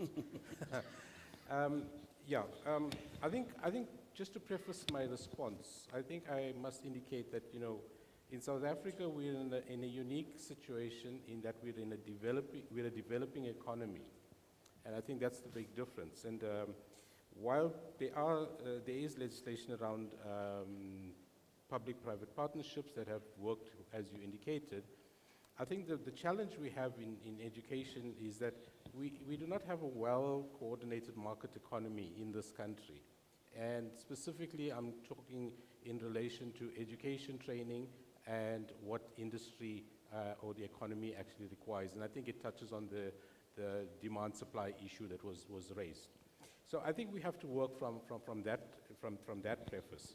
But to get directly to the question you're talking about, and I'm glad to be participating in what is being called a SETA Integrated High Impact Program, because that in itself is speaking to a kind of a partnership amongst the SETAs. I think the issue is how do we then bring in the private component into it. And if we had to look at the international context, then here it may be unfair because we'll be looking at developed economies, but that's what we're aiming for. Some of the developed economies, their public-private partnerships works in institutions that they call intercompany training centers, which is where a number of companies, big companies, or even SMEs come together in a particular location and set up an institution, which could provide a full qualification, which can be used for upskilling as technology improves. It could be used for upskilling your workforce, bringing learners on board. And so because you've got the company involvement together with the education in this intercompany training center, you are guaranteeing that the partnership actually works. between education, the industry, and what's interesting is because it's located in different areas, it speaks directly to the economy of that particular district. So I think for me, that would be probably, this is the start of it, and maybe the SETAs, and I'll tap off from what the minister was saying. One SETA is setting up something in a rural area. How do the other SETAs get involved in it? And I think taking from there and extending that to move into this public-private partnership and get businesses to actually put their money where their mouth is, if I were to say that. Right now, I'll be brave enough to say that the model currently is that the businesses only will contribute in terms of the current agreement, which is the skills levy. And we need much more than that as a country in order to move forward. And it has to be the private partners coming on board, not just to receive back in terms of what they put in, but to put in much more so that the economy can be developed. Thank you. Program Director is already standing. And thank you, panelists, for your contributions. I believe that there is a lot that can be discussed on this topic. It is clear that we need effective PPPs, triple Ps, starting with the SETAs themselves. However, business wants to see profit. As we speak, we got a lot of cash sitting in our balance sheets. Can that be redirected to education investment and skills investment? And what should be the ideal to make sure that we know our education system now, basic education up to the first degree is free in the country. And then business expects money to be made out of any venture that you invest in. We have to find a balance as we strike a model that will work better for the cities in our triple Ps to make sure we make an impact that is desirable for this generation and generations to come. Thank you for your contributions. Thank you. Thank you, Chair. Thank you. Beautifully managed. Please, another big round of applause. I was quite nervous about the time, but they've really done an exceptionally great job. Colleagues, I do not have instructions about where lunch is. I've been hoping somebody's going to come, give me an indication. I suppose it's because you guys know. So I'm not going to bother about that. So when we come back, we take topic 3 straight away. And I'm going to, when you go for your lunch, do some tea as well. You'll call it tea everywhere where you go. So because the next topic has got 3 speakers, I'm suggesting that, Siswezi, you look at a possibility of adding a 3rd speaker there, who is Nhlanhla Ndlovu. So that's where the tea comes in. And let's see whether when you come back, you can work with those foods. So Nhlanhla will come speak to you, and I will join you down here just to see if it can be done. If it can't be done, well, we'll find another space in Nhlanhla. Remember, blood is thicker than water. Thank you very much. We come back, colleagues, at exactly 14:15. Thank you.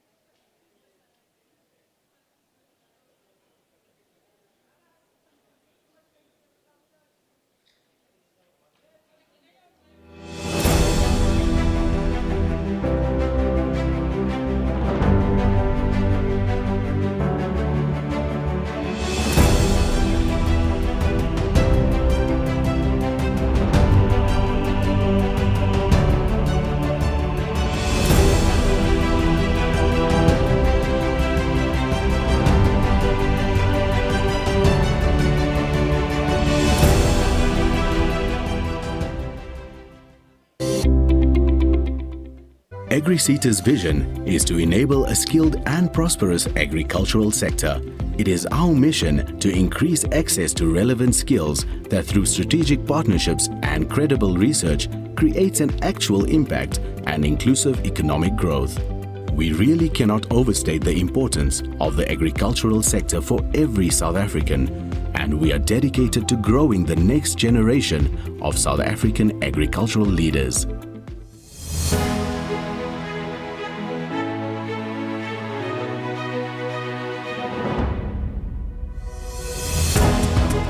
SETA, the Banking Sector Education and Training Authority, guided by its mandate and as an agent of transformation, seeks to promote employment equity and broad-based Black economic empowerment through skills development. SETA does so by encouraging employers in its sector to develop an active learning environment in the workplace, providing employees with opportunities to acquire new skills and progress their careers, by increasing levels of investment in workplace education and training, and by promoting transformation as guided by the NSDS equity targets of 85% Black, 54% female, and 4% disabled. The Skills Development Facilitator works between the organization, the bank, and the SETA in identifying skills in our organization. We also benchmark our skills needs internationally. We look at our talent pipeline to identify the skills that we require that underline that talent pipeline, and then we work together with the SETA in fulfilling those talent needs. They also assist us in remaining abreast of legislative changes in skills development, and they monitor and manage the distribution of grants within the sector. So Tshwane University of Technology, which I call TUT, has partnered with SETA since 2015 on the Work Integrated Learning Project. Ekurhuleni West College and SETA started the relationship in 2014 to assist students who has completed their N6 through WHEEL program. SETA's responsibility in this project is to provide the funding for the learners and to monitor the progress of the project to make sure that it is successful. The responsibility of Ekurhuleni West College is to manage stipend provided by SETA, manage COIDA, workplace injuries, and to source host employers within financial sector and business sector to enable students to do the 18 months practical experience so that they're able to get their national diplomas. In 2020, 75 students went through the program and SETA provided funding at the value of 3.3 million. Through its partnerships, SETA enables stakeholders to advance the national and global position of the broader banking and alternative banking sector. Ultimately, this means that work seekers find employment, retrenched workers re-enter the market, and employers find qualified employees in a fair and equitable framework. SETA, supporting transformation and people development.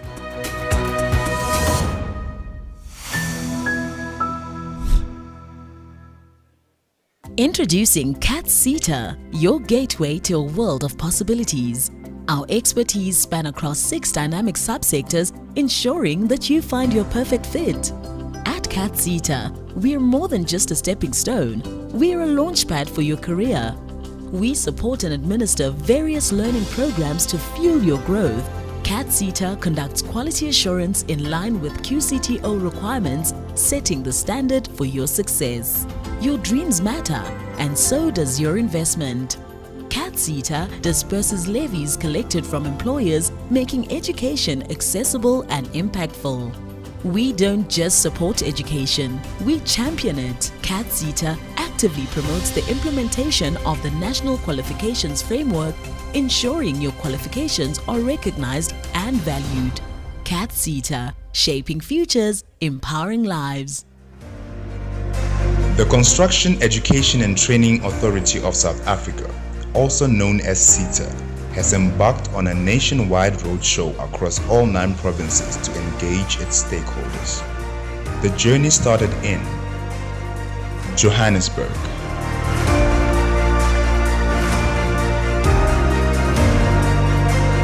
Attendance, because the type of certificates that our learners are getting, they don't work the paper written on it.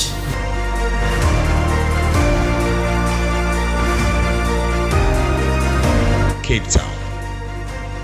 When we announce the DGs, when we announce the mandatory grants, when we announce our project outline, everyone must feel represented and part of that.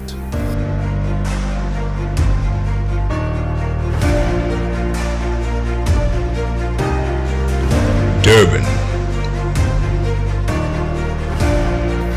We may not get it right all the time, but we'll work towards it.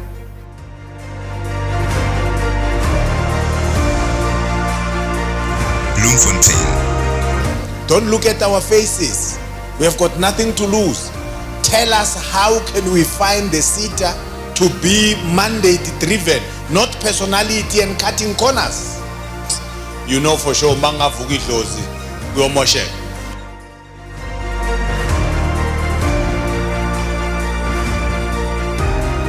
Polokwane.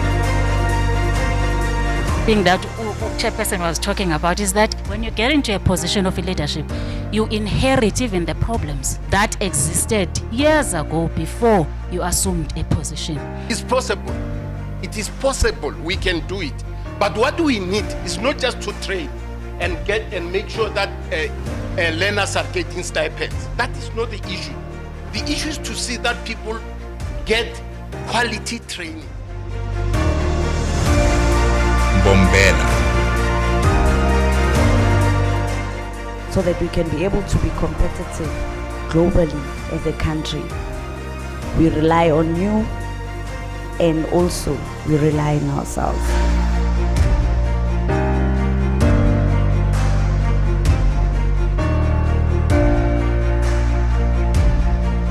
Uppington.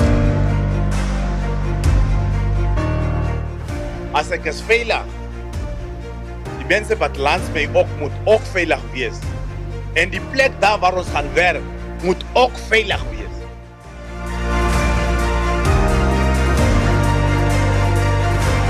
Rustenburg.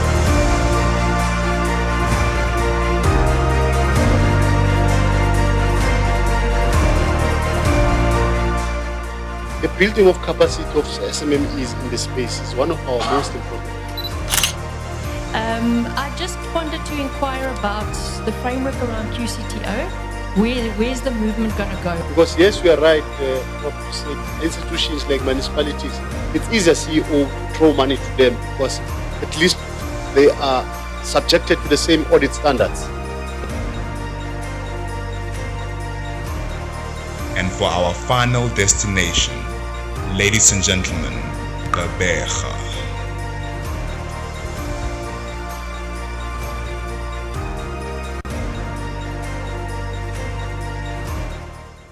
As Malusi shares, the CEO of Construction SETA, we are very thankful for the opportunity we have had to engage with our stakeholders in all the provinces in these roadshows. And as we come to the conclusion of these roadshows, we're excited to have heard from you as stakeholders and all the issues that you have raised, ranging from the issues of late and delayed feedbacks, and also in terms of responding to your needs. As SETA, we are committed going forward that will be improving significantly, as we have already started on this journey of making sure that we are responsive. We give thorough feedback so that you can understand if there is anything that you need in the processes whereby you may not be successful and where the SETA requires more of you.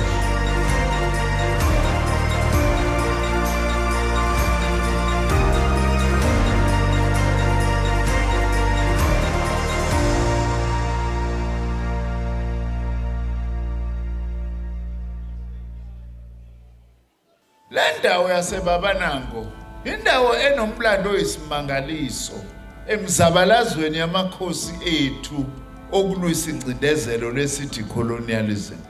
Abantu abangazi insizwa zikaZulu ezazisuka ondini ziyoyibamba isandlwana zazidlula la eBabanango. For the first time, the British Empire when it was defeated, it was here eSandlwana.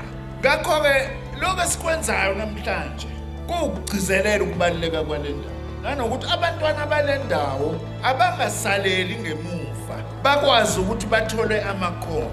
Inhloso yale skill center ukuniqeqesha ebuchwephesheni osebudingeka empilweni nasemsebenzini kulesikhathi sanamhlanje. Enye into esesithe sizoyenza la ebalulekile ukuthi sizoqeqesha abantwana sibafundise ukukhanda ama-cellphone.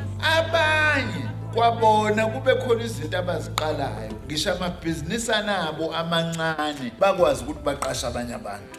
Ngisho somabhizinisi abancane siyabamema ukuthi babone ukuthi bangasizakala kanjani ngezinye izinto ezenziwa la, bakwazi ukuchofa amakhompyutha, bafunde nangolwazi lokuphatha kangcono ibhizinisi. Leli college sesifuna ukuliqamba ngokuthi iKingzwelithini TVET College. That for me would be one of the most important tributes. Isilo esikhotheme sasithanda kanjani intuthuko ikakhulukazi imfundo.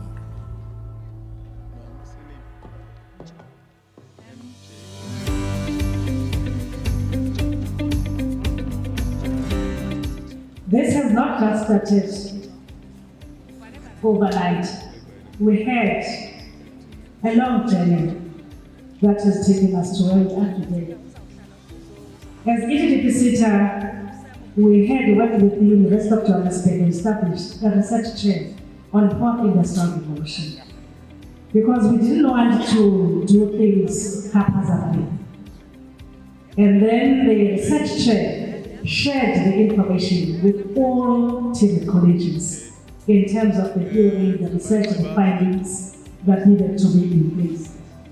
And when we decided to look into supporting the TVET colleges, we started with the 3 TVET colleges that have let's been please get them coming in as well. by the EGDP SETA.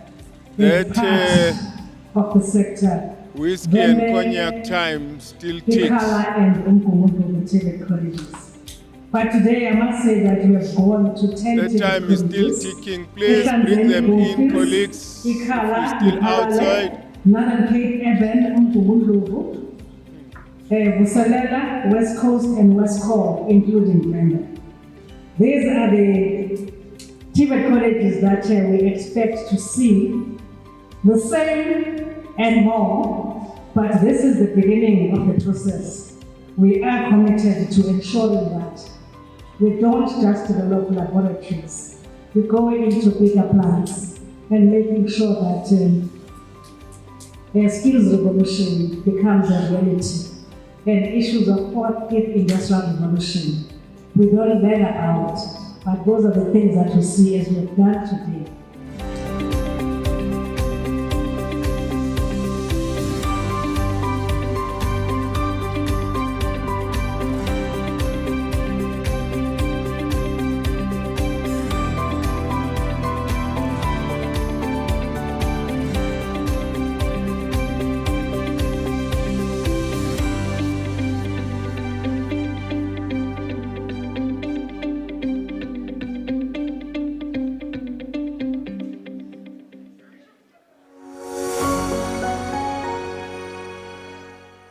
They say that women hold up half the sky.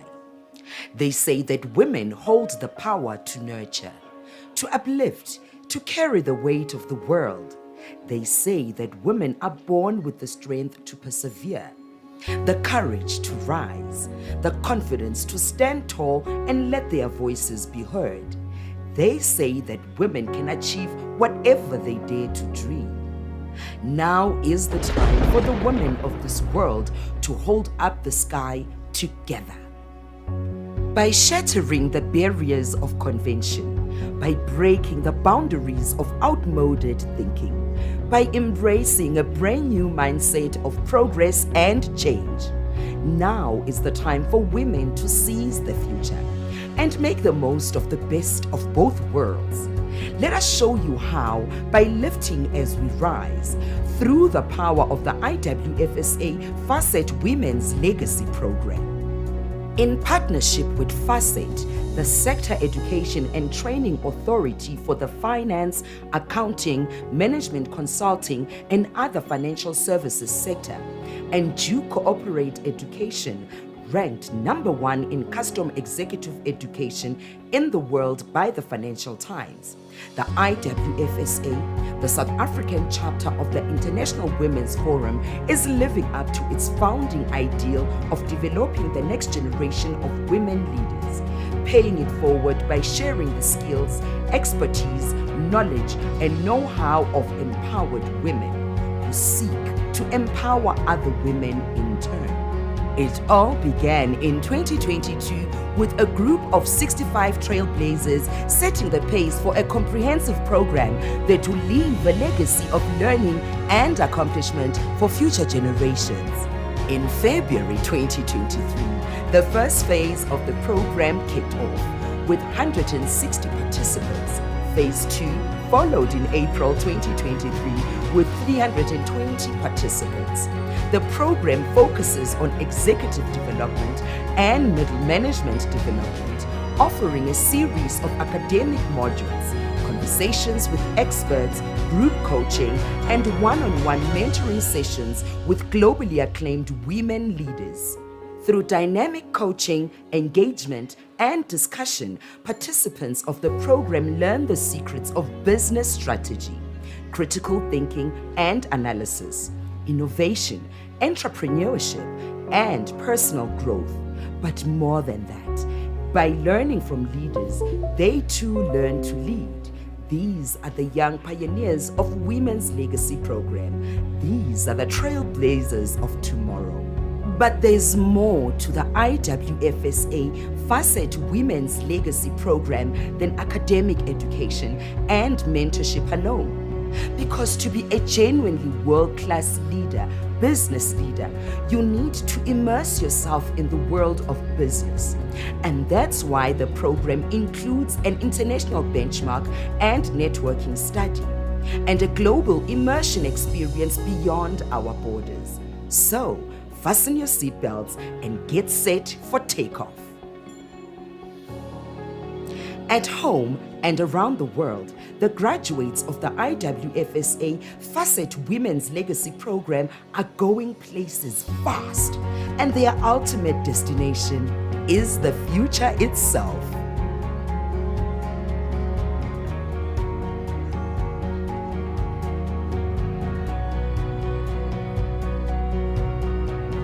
By 2025, 1,000 graduates from the IWFSA FACET Women's Legacy Program will be working in the private and public sectors, adding their skills, knowledge, and expertise to the economy at large. In years to come, there will be many thousand more, each in their way, through their deeds and actions, paying it forward for the generations still to come.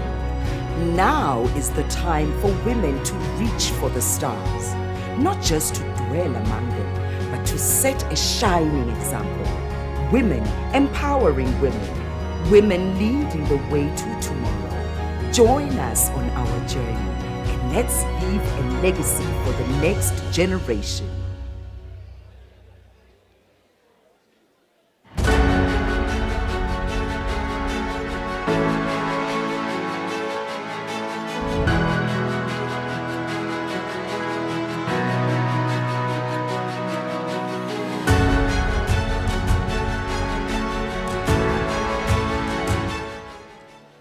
A very, very warm welcome to every single one of you to the SETA Rural Career Guidance 2023 official SETA Rustenburg office opening.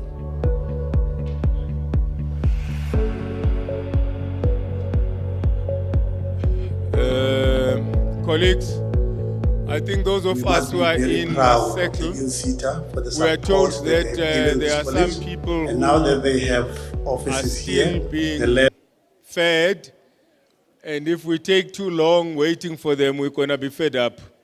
So rather we get going, they'll find us once they are fed that side. I suggest that we get anyone that is still standing, seated.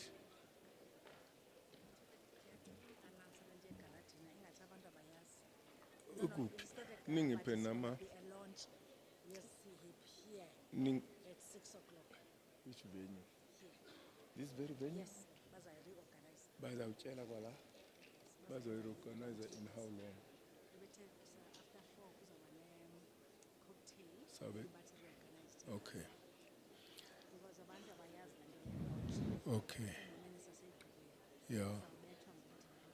Yeah.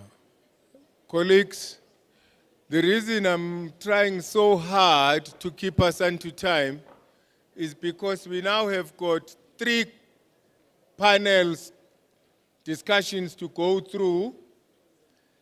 And when we finish those 3 discussions, we go straight to dinner, at which dinner the Deputy Minister is going to launch the high impact programs.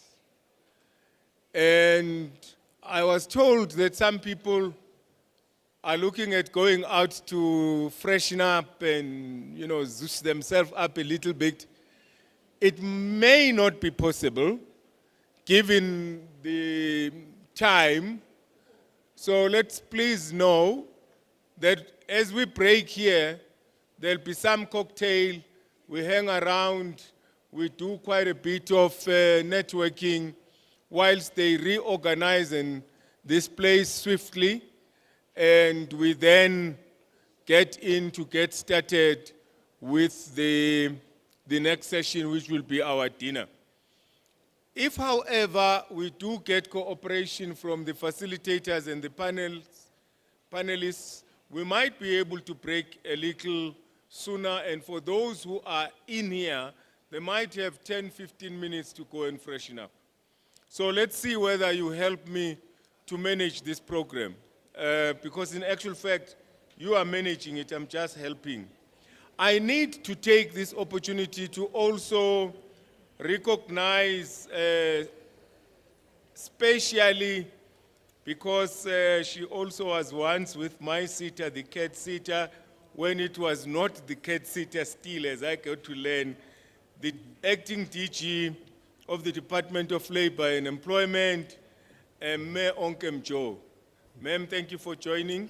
And I used to work with Sam Rotowa many years ago, back in the days, and I was reminding him that some of the problems and the sins of the sector actually are because of the mistakes we made back in the late 90s, early 2000s. And he therefore has a responsibility to never resign or retire, but to continue to correct them beyond, which is why some of us are still here. Thank you very much. Without much ado, Chair Wezi, it's your responsibility now for the next 30 minutes. Thank you, sis. Thank you very much, Chairperson Tambo, Chairperson of Chairpersons. And welcome my panelists. On my extreme left, I've got Nhlanhla, who you heard his name when we were about to say there's nepotism here. He has actually indicated they don't know each other, so be comforted. Nhlanhla is a representative at NEDLEC of the community constituency. And he raised his hand because he felt very strongly that they have got to participate and they've got to be seen to be participating. You are welcome, Nhlanhla. Thank you very much for the initiative. Next to Nhlanhla, we have got Mr. Sam Zungu, who is the DDG for the TVET colleges. And then we have got Mr. Sam Mwerotoba, who's been long in the field of education, as Chairperson Tambo has indicated. You are welcome. And then I'm not sure if we'll be able to connect with Mukhtar Ali from Busa. He's supposed to be in our panel. If he is not, at least we are enough to cover the most of the questions we are going to be having. My panelists, in the interest of time, I think it's important for me to actually bring to the House something that which we all know, that the topical agenda item globally, and we are a tribe in this global village, South Africa, it's climate change. It is also the hydrogen economy. It is also the sustainable development goals. It is also the digital literacy or digitization. So this is the topical agenda globally. You go to any meeting, whether it is in Davos, they are talking about these issues. And in South Africa, our topical issues is those of addressing the triple sketch. We call it, it's PU, that is poverty, unemployment, and inequality. So clap this together. We already have got a skilling arena as SETAs. So as SETAs, we derive all our activities and actions together with industry from these topical issues which are on the agenda, because once we deal with them, we are actually addressing that which is topical in South Africa and also in globally, as global players. So I was actually impressed with the minister when he actually added some items on the high impact areas. And as he indicated that rural development should not be seen as the last one, because it may appear as if it was a last thought for it to be slotted in here. Definitely it is not, and I'm aware of SETAs, and almost all SETAs, they've got rural programs that which they are driving. And like you heard me earlier on talking about skill centers, they are located in deep rural areas, deep rural Gqeberha, deep rural Saldanha Bay, and deep rural KZN, that is in Babanango. So what is of importance is for us to be dealing with the topic of the key trends in the skills development and training space.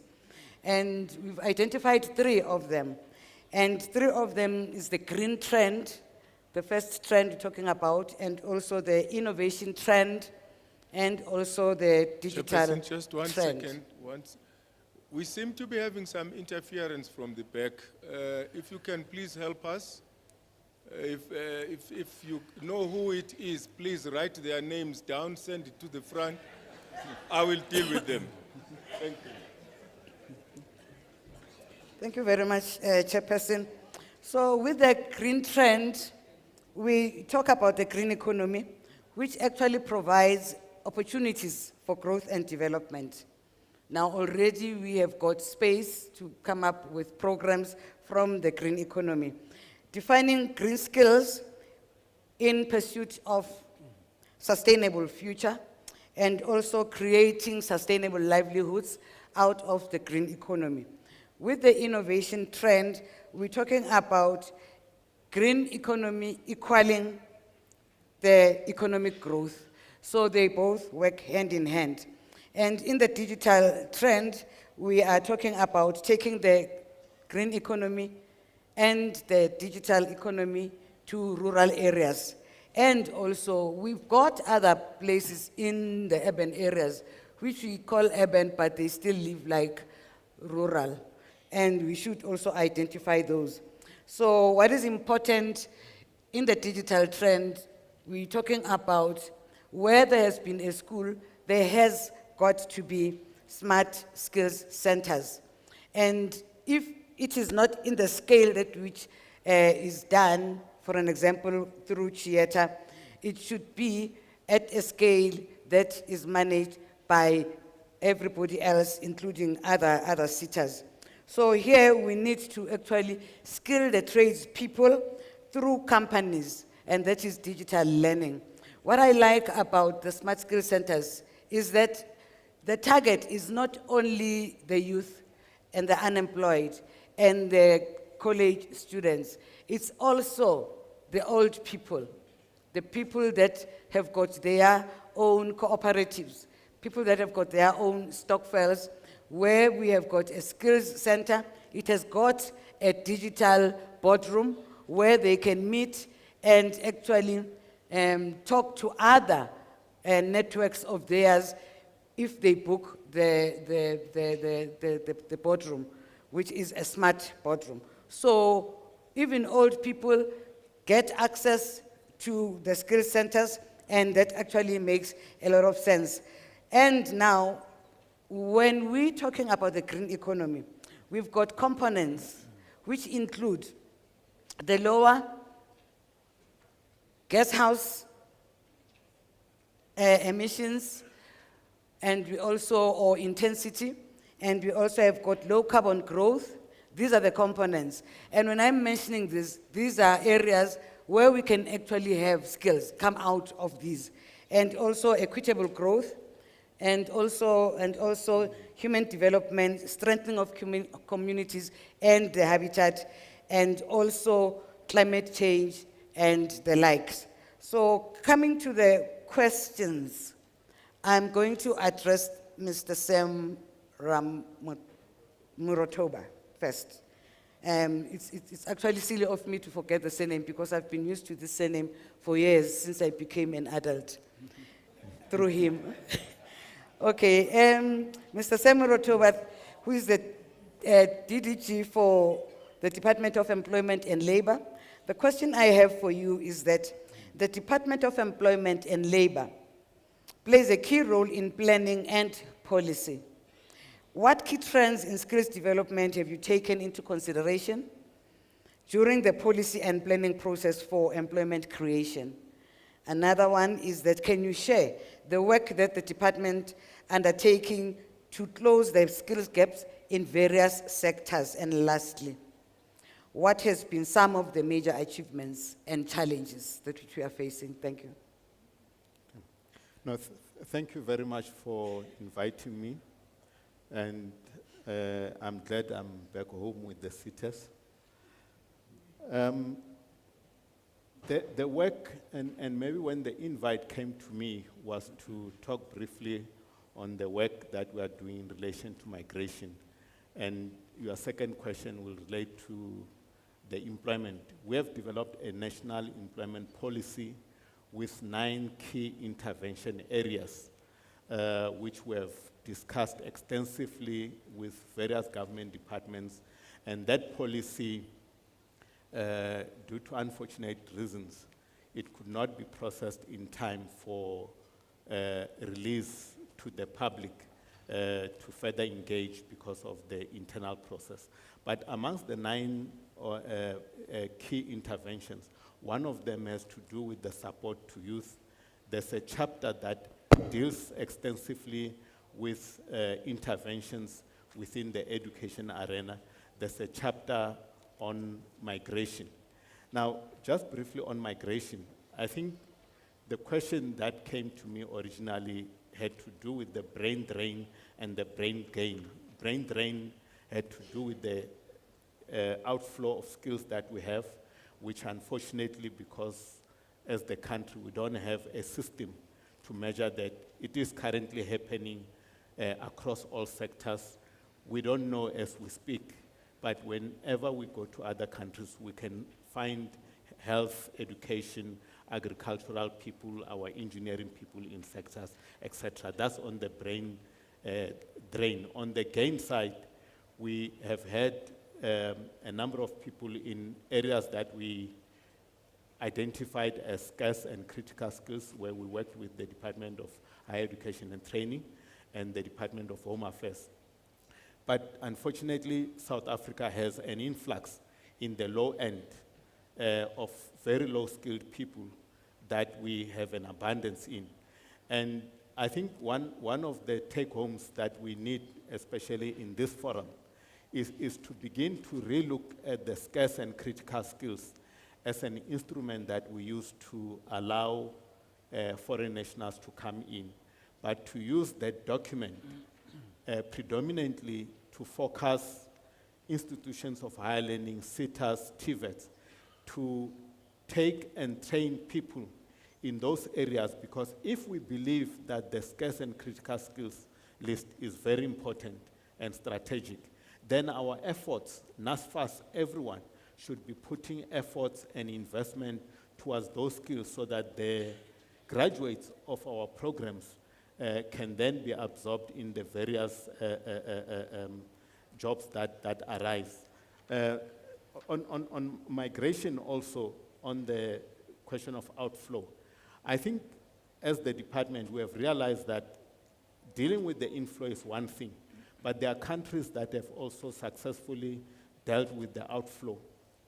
Given the high unemployment rate, there are countries that are having a negative growth in population, adults, where we can send our young people to go and gain a lot of skills, and doing so, protecting their rights, making sure that they are not subjected to low standards whilst there, taking care of their welfare, and making sure that we reintegrate them when they come back, and do all those under a bilateral labor agreement.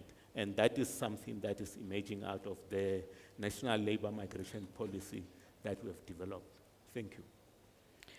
Thank you very much, Mr. Mrotova, on that response. I'm actually keen on following up on the issue you raised on the adoption of policy, public adoption of policy and the snags that which we have actually come across. Now, another topic which we are dealing with here, in as far as key trends are concerned, is innovation. The question I have is just an extension. How can we use digitization to speed up the process? Because it is there to actually enhance the processes that we know from time immemorial to be creating, the backlogs and the delay in implementing many of the issues, which we as government are actually blamed for, that we have got good policies and everything else, but implementation is a problem. Yeah, I think on that one, as South Africa, we are very fortunate in that our president was appointed by the International Labour Organization, which is the biggest labor body in the world, to chair the 4IR committee. The issue is whether we have embraced the outcome of that committee. Because within the ILO, and as you know, every year we go to the ILO to exchange with various countries on the innovations that are happening as we speak. We have policies such as working from home, which have been there way before COVID. There is a lot in terms of the nature of work that is changing. We have seen massive retrenchments. Those retrenchments are still going to come. So if our interventions and programs are still traditional, unfortunately, the large number of young people that we are producing are not going to find work. We need to adapt, to change, to understand what some of those challenges are. Countries such as China, India, etc., are sitting with less than 15%, 8% unemployment rate, with populations of 1.3, 1.4 billion. We're just 66 million, and we're sitting with more than 35% in terms of just young people, not let alone the expanded definition of unemployment. So unless we rejig our processes, understand what the 4IR is all about. I worked in the automobile industry some 30 years back. We used to be more than 25,000 at Ford Motor Corporation, then Sigma. If you go today in that industry, they are producing more cars with less than 2,000 people in that factory. So it shows you that a lot of things has happened. Highveld Steel, ISCO, quite a number of high-producing capacity industries have closed down. And the question is, what do we do to make sure that we get our people back into employment that is sustainable? Great, thank you very much. Talking about innovation, I think we should know that innovation in the green economy actually creates complementary innovation. It never stops, it's a continuous process. And hence, once you have innovated and you have made an impact, another opportunity to innovate comes up. Coming to you, Mr. Sam Zongo, the question I have for you is what role do TVET colleges play in identifying and responding to key trends in skills development? And can you provide a few examples of key trends in skills development that the TVET branch has identified? Thank you very much, Chairperson of the session. I don't know how much time you have for me to share those. Because I know you've got a lot to tell us. Fine. Let me pay the rent to the TVET sector first. And how we pay the rent in the TVET sector is that everything and anything that you can see and can touch that is in this room has got a fingerprint of an artisan. So I'll repeat that payoff line. Everything and anything that you can see and you can touch in this room at this moment has got a fingerprint of an artisan. Yes. Yes. Now, coming back to the role that the TVET colleges are playing, Chair and the House, firstly, let's deal with the issue of the importance of TVETs in the economy of this country and also fighting some of the social ills. I thought my fellow DDG here, I don't know because the names are the same, he sounded like a spokesperson for the TVETs already. He has already covered me in terms of the importance of TVETs in this country. Is that the growth in terms of accessing the TVETs is actually non-negotiable if we are serious as a country, particularly around the industrialization of this country and of the continent at large. I learned this morning on the news that South Africa is now top in terms of the economies of this continent. But we are not top because we have grown. We are top because the other two large economies, Nigeria and Egypt, had actually grown less than us. So it means for us to be able to grow, we need to also ensure that we invest mainly in these skills that are found in the TVET colleges. Chair, we held in the past 2 years 2 very critical summits as the TVET sector. One of those summits was the Industry TVET College Partnerships that was held in Cape Town. The other one was the Curriculum and Digital Transformation Summit. And out of those summits, the key things that came out, which are now the focus of the TVET sector, one is the technology integration. And we also want to express our gratitude to our partners who are sitters in the main, as well as the private sector that has also came on board in large to also support us.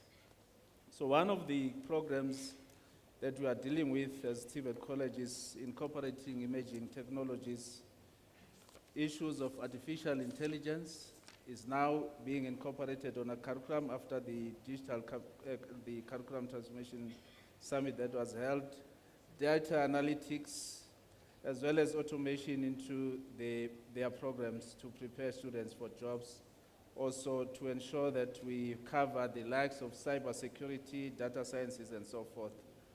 And ETDP SETA has been one of the SETAs that have been leading in this sphere with 17 4IR hubs that have been established in the TVET colleges. Of course, we would love to see this. I thought you would clap some hands for ETDP SETA with this initiative.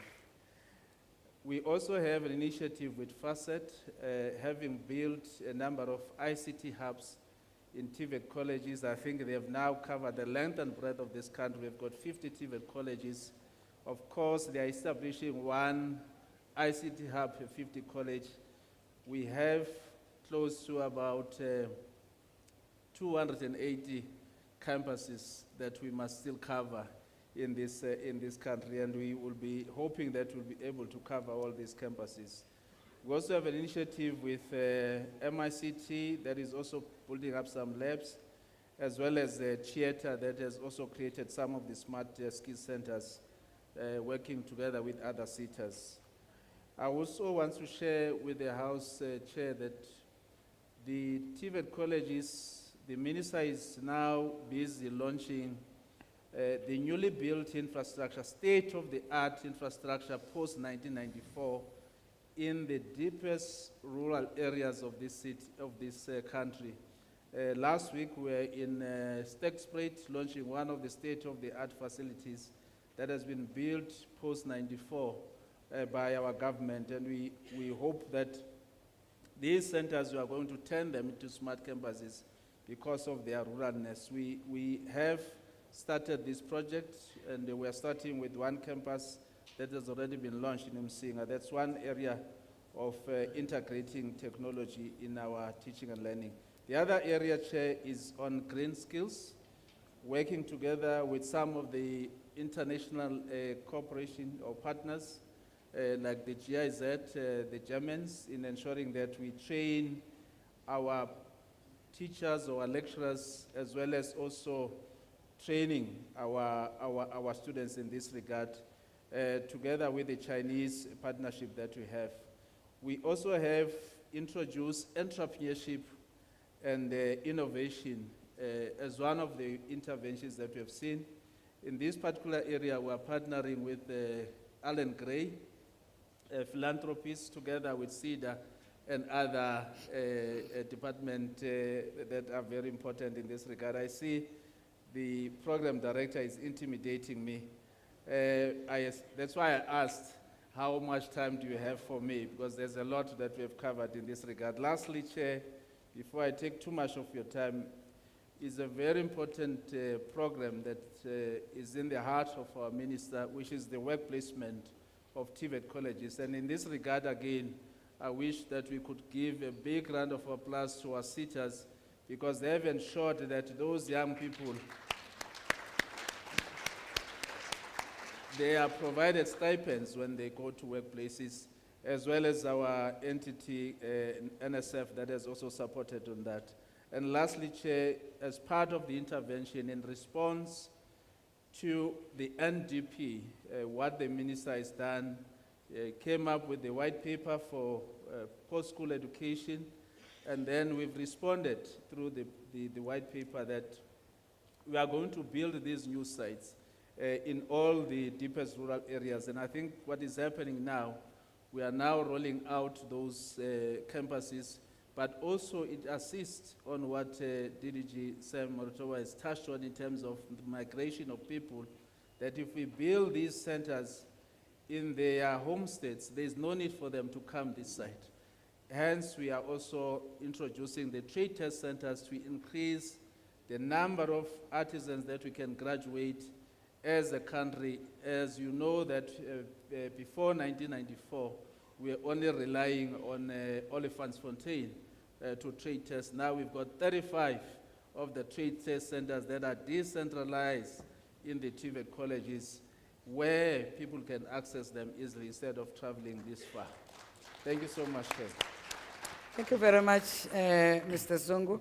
I think what you have spoken about actually addresses the broken telephone that which the minister spoke about, the 9 million on SAFM. Now it's up to us as SETAs to actually spread the right gospel for people to know what TVET colleges are there for. Nhlanhla, the question I have, we have had a lot of floods, and the people who are affected are in communities out there. And this actually speaks to climate change, as I indicated, that it's a topical agenda item globally. So what do you think communities can benefit from the skills that can actually assist them when we have got these catastrophes that are taking place? Nhlanhla. Good afternoon, and thank you, Chair and colleagues. Now, the flooding is a very good example of something that we actually contributing towards creating. It's a result of a climate change because of our behavior. Then it impacts communities in like the most devastating way. The example of KwaZulu-Natal floods is showing us that there's various elements that have got to do with skilling the community. One of the things we have to skill the community with, and there's a role for private sector in this, we are aware and we've been on the ground. The communities actually across the country, I don't know if you are aware of this. In all communities, one of the things that you cannot get as waste right now, everywhere, is a can. A can of Coke, a can of beer, whatever, you can't get it. And the reason why we are not getting it is because we are recycling it. And it makes money even for these guys who are using drugs, we call them amapara. They eat it like food. Now, we have got plastic. Plastic was blocking the drainage systems in Emanzimtoti and around Durban. And one of the least recycled products is plastic. Now, as you can see, in South Africa, we have got strategies that show that our waste is the economy, but we are not doing enough to recycle. When we were negotiating the ERRP skills plan, Mr. Mvalo, we negotiated when business was having a shortage of bottles for Savannah, if you remember. We also had a shortage of recycled paper in South Africa because we are giving paper to people abroad, but we're also recovering from COVID. So when you are looking at the waste economy, one of the things we are not doing is leveraging it enough. We are not recycling all of our waste. We are not turning it into business opportunities, and we are not actually even just making sure that we have got sufficient buyback centers. The reason why cans are actually like removed from every township is because there's buyback centers. Now, in the flooding again, the flooding is also showing us other set of skills that people have to know. Right now, in various communities, people are building wherever they can. So when they find land, they build. And we are finding that there's a lot of people who are building in flood lines. There are people building in environmentally risky places. So part of the education we must provide is that of construction as well as location of our human settlements. Maybe finally, the point I want to make, which I think is a big point, is our understanding of just transition. So South Africa has got this conception that just transition is just energy transition. And I think that is a problematic thing because we are transitioning in various areas. So when we are talking about the digital, digital economy is a transition. And in this digital economy, for instance, ECD and basic education in other countries has become 4IR responsive. In South Africa, we are still second industrial revolution in terms of how we are providing our education.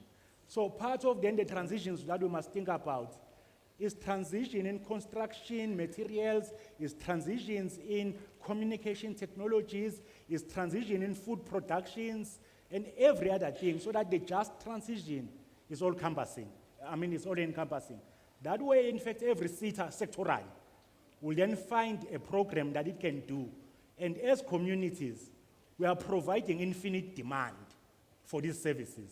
And what we are doing now for the country as communities, you see, we cried 10 years ago about our matric pass rate. I don't know if you are paying attention now, that in basic education we are matriculating more learners.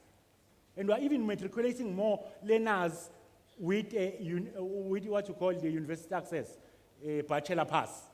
But we are failed by everybody. We are failed by the post-school education and training system because the youth that matriculates, we are not planning spaces for them. So this just transition and the responses both to digital economy as well as into green economy must help us target at least that 100% of our young people find places in post-school education and training. And we must also I will be speaking later about community education, and not in this panel. I will be speaking about community education and training colleges. That is also a space where we could actually supply for this huge demand that is increasing every year, because we are busy saying that young people must pass. When they pass, we don't accommodate them in post-school education and training. Thank you, Chair. Thank you very much, Mr. Ntlantla-Ndlovu. You have actually advertised yourself and the services that which you provide, and as a listening ear on the issues that affect and impact on communities. I want to believe that you are going to be speaking in most SETA congregations because of the input that which you have had. And I think, I hope the minister is going to announce, or the deputy minister will be announcing how we are going to be addressing the issue of the skills migration, Mr. Murotoba, because there is going to be an establishment of a specialized green hydrogen skills center to plug the skills gap. It's going to be announced very soon. And SETA together with MQA and what is the other? EW-SETA, and is the four of them. They are going to be leading in this establishment of the green hydrogen skills, specialized green skills center. I thank you very much, Chairperson. And there's such a lot that which we can actually talk about, but time. Thank you very much. Thank you very much, Chairperson. Thank you very much, gentlemen. Very insightful engagement indeed. Please give the panelists a quick round of applause and the chair for an able management of the team. I am waiting to see if topic 4 panelists together with their facilitator are here. I'm informed that the panelists are going to join in virtually, and only the facilitator will be here. Whilst she comes, allow me to say that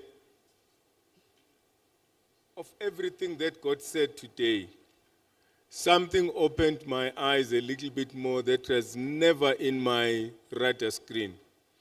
And that is how we are not using communities to actually build the capacity for economic development, employment opportunities in the manner that Ubaba Ndlovu was speaking about.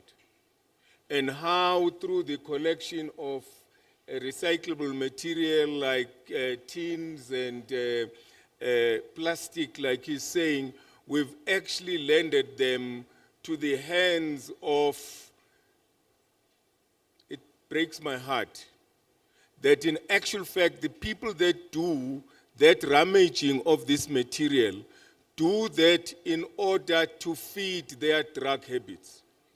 We are not, as this collective, looking at how we are creating communities, entrepreneurs, and cooperatives that are actually going to be the recyclers themselves, not just the collectors of tins to take them and give them to somebody that gives them a pittance that they then go and buy drugs and be dependent on. It is indeed what has been said, a huge indictment on us. And I think personally it's one of the things that, as the minister was saying, we must put at the top, like we put rural, amongst the things that we're going to have to look at. We must deal with the drug addicts by ensuring that our communities do the recycling themselves. Over to you, Chair. Victor. Good afternoon, ladies and gentlemen. I'm not too sure, I cannot see them. Yeah, we've got some here. Should we reposition it? Oh, the screen is unreliable. It keeps going on and off. But yes, I think it's better if we can see them on the screen. If you can make it live. It's been like this the whole day now, I have to say. It's been like this all day, but I hope it's now going to be stable. Thank you. Over to you, Sita. Okay, thank you. Thank you, Chair. Let me first introduce my panelists. The first one is the Auditor General, Ms. Tsakani Maluleke, Ms. Lisa Seftel, the CEO of NEDLEC, and Mr. Xolani Mdoda from COSATU.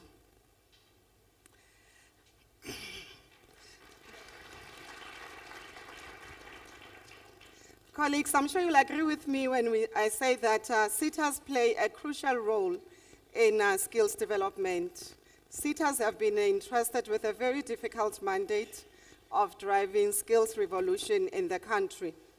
Chapter 4 of the National Development Plan deals with education, training, and innovation.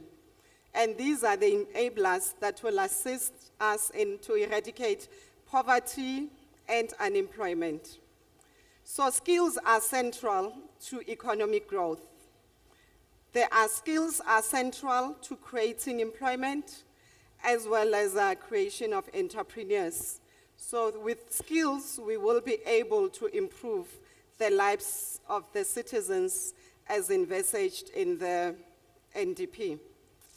The DG in his address this morning spoke about the socio-economic challenges that are facing the country. That is unemployment, poverty, inequalities, gender-based violence, and femicide.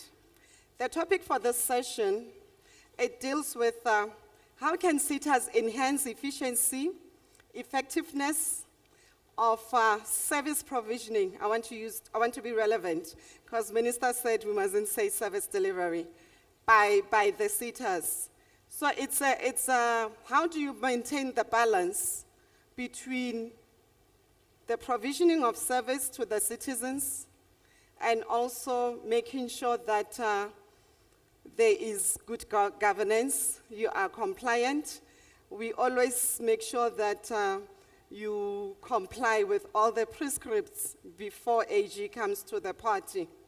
So the objective of this session is really to explore the strategies that can enhance efficiency and effectiveness of SETAs in implementing skills development interventions and mandates. Like I said, just how can we better maintain the balance between the two? My first question is to the Auditor General. Good governance leads to improved service delivery. AG, in the past, your office was criticized from being too compliance-driven and not being developmental, because we say it's like a tick box exercise. You check whether we've complied. So how is the AG or the strategy of the Culture Shift Strategy 2030 impacting and the culture of auditees or the culture of SETAs to enhance efficiency and effectiveness in addressing service delivery challenges? Great, thank you. Thank you very much for that very kind introduction and that rather spicy questioning. A warm greeting to my fellow panelists and importantly to the audience, all the dignitaries and colleagues that are in the room. I do apologize that I can't interact with you physically. I had so wished to do so, and I hope that another opportunity to do that will arise soon. So let me start by locating the AGSA in this question. So our mandate, as you know, is to audit independently and to report on governance arrangements of the government. Specifically, we're required to conduct annual audits that cover an opinion on financial statements, whether financial statements are credible, an opinion on the performance information or a conclusion on whether or not the performance information is reliable. And then the third aspect of our annual audit is the view on compliance, specifically on laws and regulations that relate to financial and performance management. That's what the law says. If you look at Section 25 of the Public Audit Act, that's what we're required to do. And then there was the letter amendment effective from April 2019, which gave us additional powers, introducing the idea of a material irregularity, which now forms part of our annual regularity audit, right? The work we do is conducted by audit teams that make up 3,600 people of the AGSA, 850 of whom are chartered accountants, 1,000 of whom are individuals that are in training to become chartered accountants. In fact, our training is one of the biggest in the country, our training platform. And graduates arrive and they train and they pass their board exams and qualify as C8.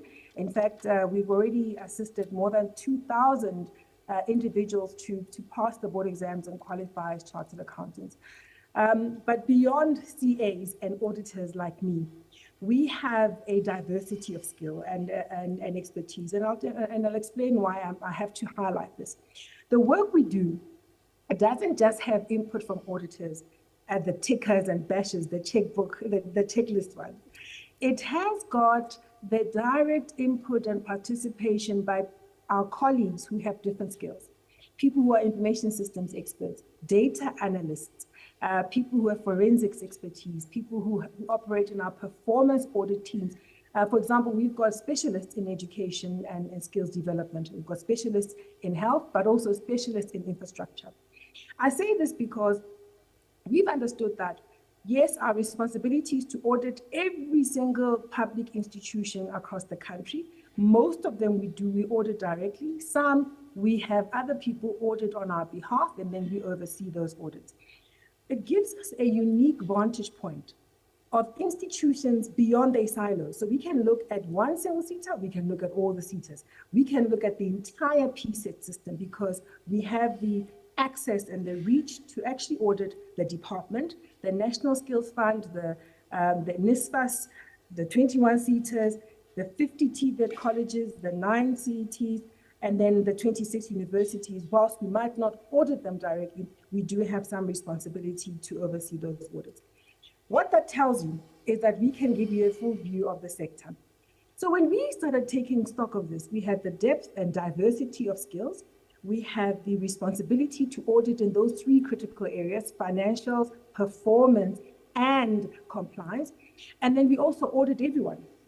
We started to ask ourselves, how can we add more value into the system of governance? How can we contribute better insight, more meaningful, richer insight that can hopefully influence better choices and decisions by the people that run these institutions, such as yourself?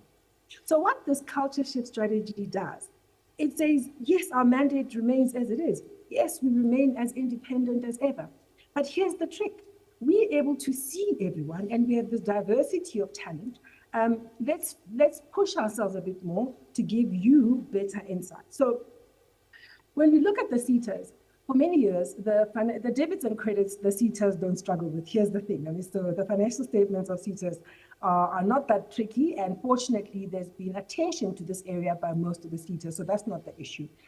The performance information of SETAs, from a tick box point of view, tends to be okay. And then compliance tends to trip many of the SETAs, right? But then we started to ask ourselves, if design of the governance arrangements within SETAs is appropriate, if the ability to at least indicate where money is gone is there, what else can we do differently as the auditors of the SETAs to shape the type of recommendations, to offer the type of insights that will help SETAs perform better, deliver on their mandate even better, make sure they do more effective, efficient, and sustainable service provisioning, as you're saying.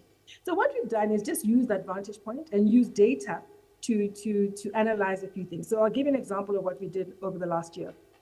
So we said, if we look at where SETAs operate, so in the last panel, there was a big discussion about the link between SETAs and the TVET colleges, right?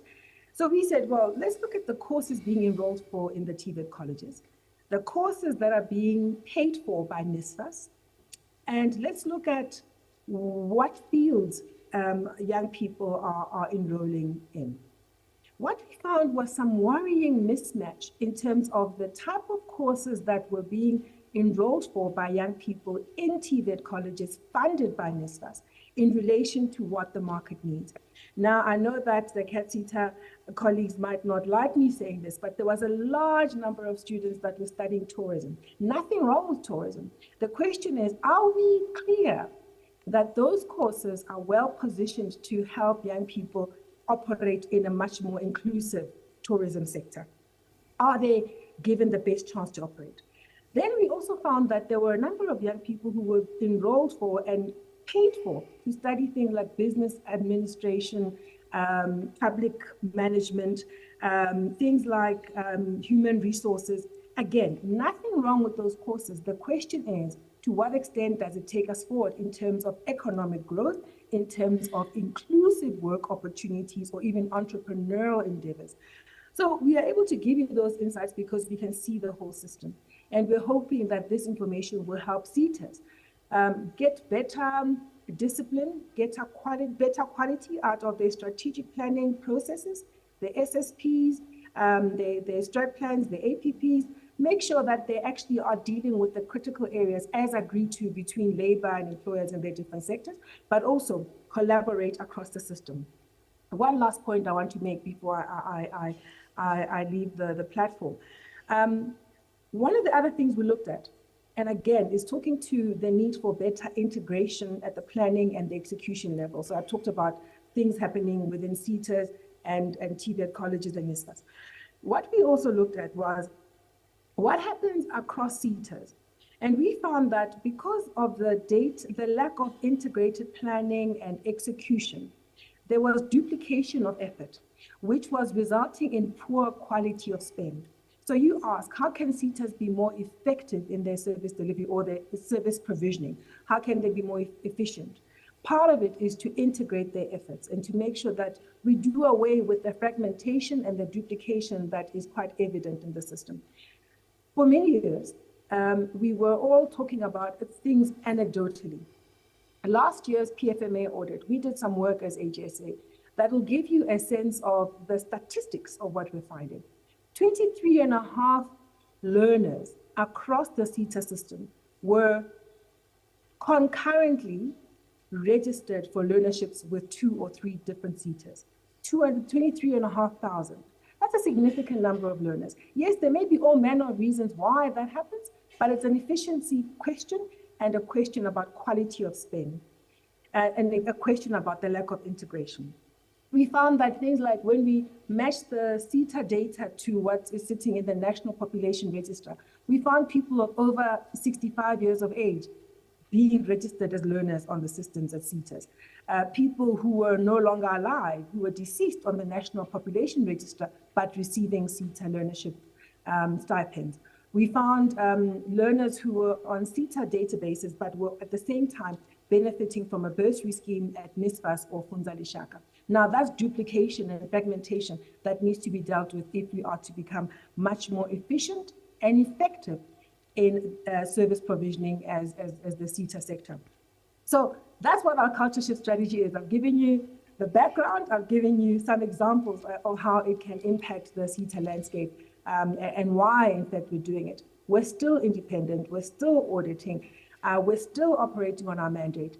What we're trying to do is make sure we give you richer insights that can hopefully inspire very different choices that will drive better efficiency and effectiveness of the sector. Thank you very much. Thank you, Ajin. I wish I could listen to you talking the whole day. But in essence, I think you're saying to us as SETAs, we are on the right path by having this summit, and there's a need for better integration, planning, and execution of our work. I know last year some of us were running around trying to respond to audit findings that dealt with double dipping of learners or even learners that are not alive. What I've noted from your remarks, AG, is that AG is the biggest training platform in the country. So well done to that. We need more skilled auditors, as in most instances, the auditees will be complaining that the auditors don't understand our work. They don't understand what they are doing. So it is refreshing to hear that AG is the biggest training platform. I will come back to you again, AG. Let me go then to Ms. Lisa Saftal. Ms. Saftal, to what extent can the private sector and public entities collaborate with SETAs in the promotion of good governance to improve service delivery? Yes, thank you very much. And I also want to apologize for not being able to be with you this afternoon. And thank you for inviting me to address this meeting.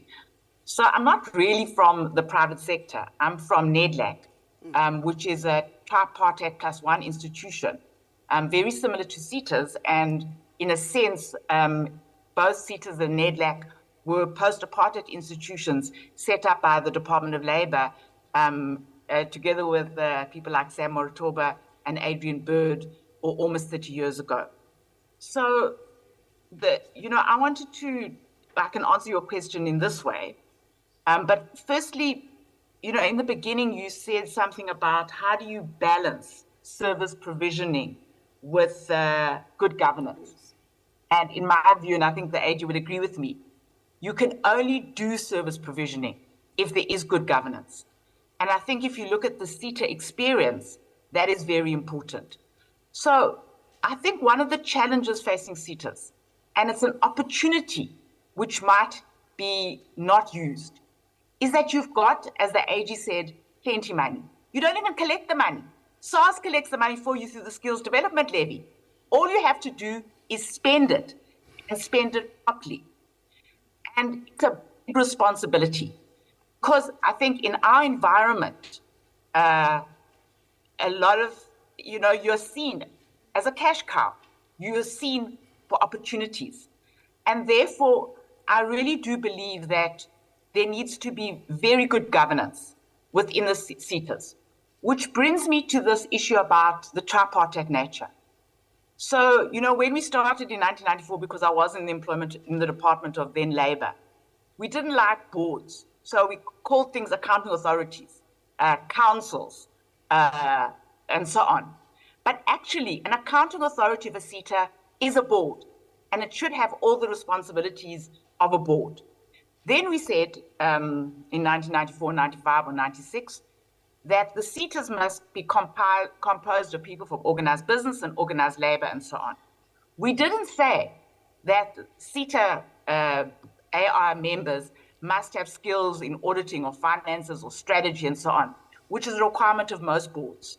And I think that's now possibly a challenge. From where I sit in NEDLAC, we often ask social partners, please send representatives. And social partners sometimes struggle, so they send a training manager. They don't really think about somebody with the right skills.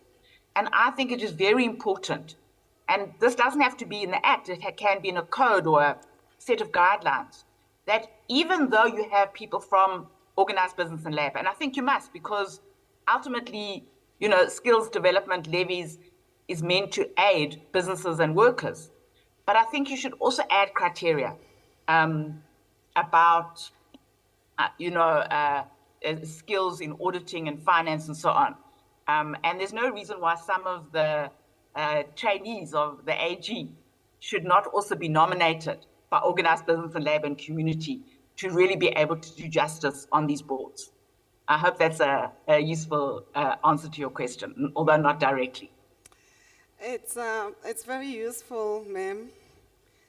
But DDG, I don't want to repeat what she said because it's career limiting for me. The issues of board members with the necessary skills, but I've noted your comment where you're saying that maybe we need to make sure that we have board members with diverse skills. I think that's the point that you are driving at. So thank you for your input. And then Mr. Kolani Mdoda, my good sir, what are some of the key governance concerns of labor with regards to SETAs? In other words, is labor happy with the SETAs or not? Thank you very much, firstly to you, Chairperson. and then the facilitator, and all protocols observed. The government concern from our side really are there and they are existing. I just want to actually state categorically clear that the minister has actually summarized, our input in this particular gathering. And his speech was really on point, Comrade Mvalo, because he touched on a number of very key and fundamental issues that he indicated that they need to be prioritized and actually to be integrated on the National Skills Plan. He made mention of infrastructure development, rural development, SME, unemployment reduction, digitization, community infrastructure, and so on and so forth. Those are the fundamental issues really that we are concerned about as labor. If you remember, on our side, as you have indicated earlier, skills is not just an exercise ticking the box. Skills development is a revolution to us. And we do think that this is one of the tools that can be utilized for us to achieve the developmental state. And in so doing, we are aware that is a building block towards us achieving a socialist state as labor, progressive labor movement. We also questioning and want to know, in terms of strengthening governance in the area of responsibility that we are gathered here about, where is the support for workplace colleges? If you remember in your olden days, veterans, CEO Mamnesi, and all of you, you will know that very well that in the olden days, there used to be state-owned colleges. Where are those colleges to assist us so that we can be able to strengthen and empower, the labor movement? The TVET colleges focus is on old apartheid communities for funding.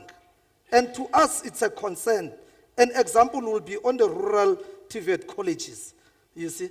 But when you look at where are our, sorry, not necessarily on the rural part, where mostly, the dominant class forces are at, what about our own, particularly the black and poor? So those are the issues that we are raising into this gathering. The issue of cross-subsidization between NSF and NSFAS, because we are aware that there's an 18 billion roaming around those areas of responsibilities, that this funding can be utilized to address the key fundamental issues that are facing us as labor. The balance between the employed learners and unemployed, in terms of subsidy, needs to be actually achieved, because unemployed end up being subsidized more than those that are employed. And those people that are employed, actually, they are in dire need, of those skills. If I really have to remind you, as a revolutionary, that in our endeavor to achieve these plans for us to achieve the National Democratic Revolution, as labor, we are reminding you that the National Democratic Revolution has affirmed the working class as a primary motive force that stand to benefit from the proceeds of the revolution. You see, nowadays, the things have turned the other way around. Instead, primary class enemy of the NDR is benefiting, and hard work of that we've won politically, which is our gains, you see, is the other way around. Instead, the class interests of the ruling white monopoly capitalist is still in charge. Therefore, we are saying that the policy position must not hesitate in these areas of responsibilities. It must address our core fundamental issues. By so doing, is that the SETAs must also stop this thing of dominating the government. The government should be the one that is giving directive to the SETAs, not the other way around. You see, those are the things that we are actually observing, and which is frustrating the governance in this area. So we are saying, in lastly, the support for worker education by the SETAs needs to really be prioritized. The minister before once made mention of this and put it as number 2 of the priorities, that the SETAs need to support worker education. so that we are able to work together and achieve the good governance. I'll come for the next round. I thank you.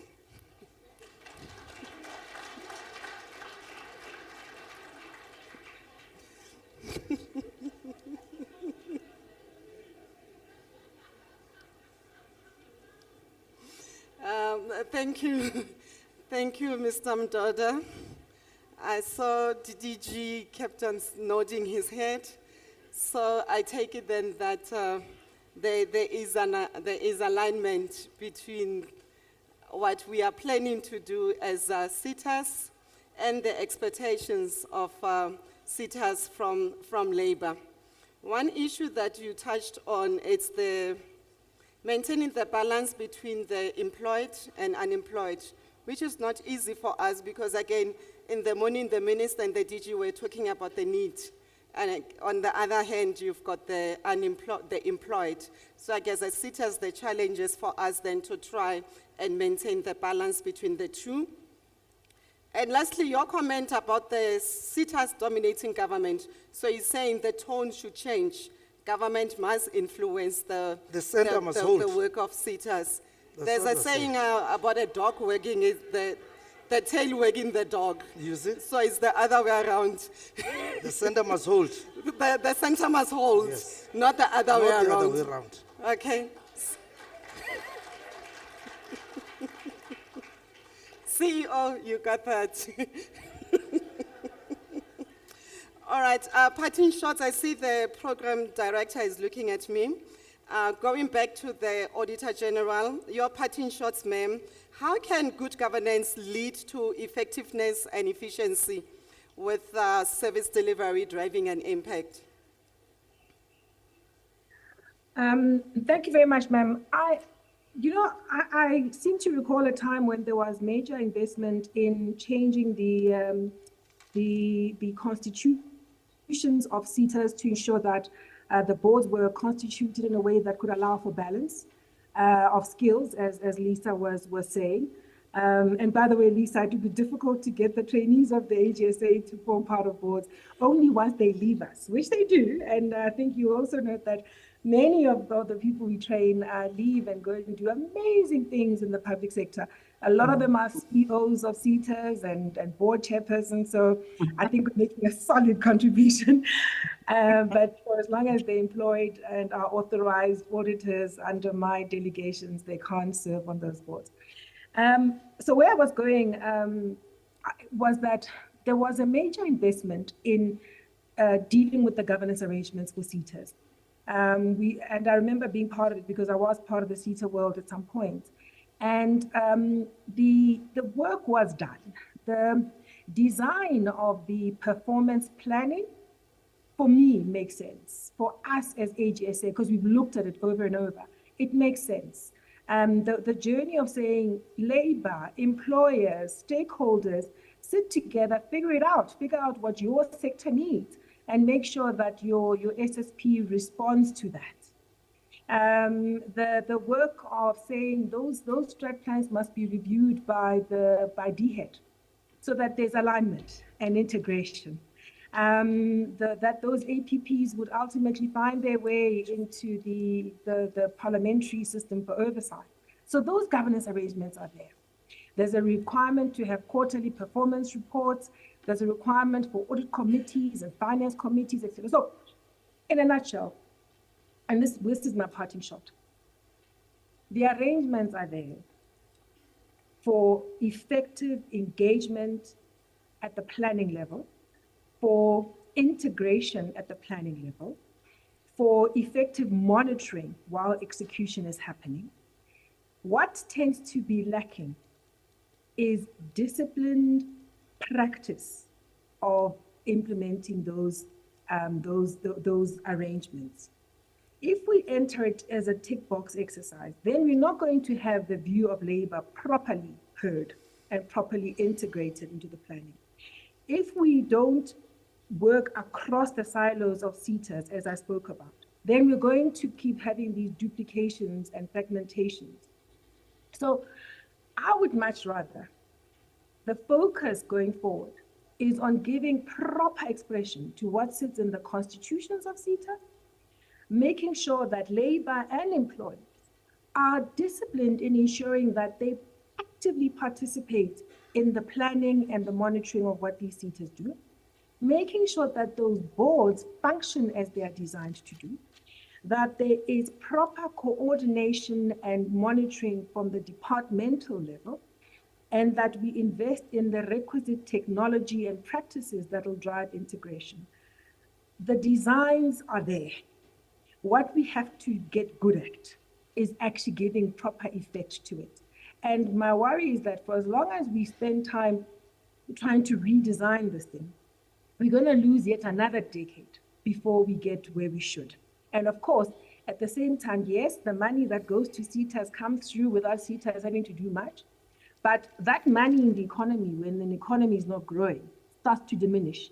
And then the growing needs and wants will continue to be a burden for people who are employed and those who are not employed, people who are in training and those who are not in training. So my plea is let's get disciplined at implementing the governance arrangements as they currently stand. Thank you very much. Thank you, AG. Unfortunately, to the other two panelists, we've run out of time. We would have loved to engage with you on this matter. And I think what AG is saying is that the systems are there. All that we need to do is to focus more on the implementation side. So thank you very much, colleagues. Then it brings us to the end of our session. Thank you, Program Director. Thank you, Buntle. I really am sorry to do this, and it becomes difficult as you go towards the end of the day. If I intimidated Minister and intimidated DDG, it means I've harassed this team, and it's not the right thing to do. I really, truly am sorry. But we now go into the last panel discussion, topic 5. We should be good because we have 2 panelists. We're going to give them 20 minutes so that we can make up for the last 10. And the last team to do the feedback from the panel discussions, if they can please move to this end as we speak so that we can also caucus the time and the engagement that they will give whilst this panel is leading. I would really appreciate that. Thank you very much. Over to you. Thank you, Chair. Firstly, I would like to acknowledge chairs of chairs, the board members who are here, the CEOs, and colleagues. Our topic is more on modernizing technologies. As you all know that we all have our phones with you, we all have our laptops with you, we all talk 4IR, we all talk more on technology. So we want to dwell more on this and look into how best can we try to integrate that in our SETAs and make an impact. For today, my panelist is Professor Piers Olowawi. He's from Swan University of Technology, and we really want to also acknowledge his work in terms of the learner management system that was presented in the morning, being the designer of that learner management system. Can you really give me a round of applause? In our opening questions, I would like just firstly maybe give us a background of technology evolution so that when we dwell into it and try to integrate it, we have an understanding of actually what transpired in terms of the evolution of technology in our country and in the world as large. Thank you very much. I'm sure, am I audible? Am I audible? Not yet. Am I audible?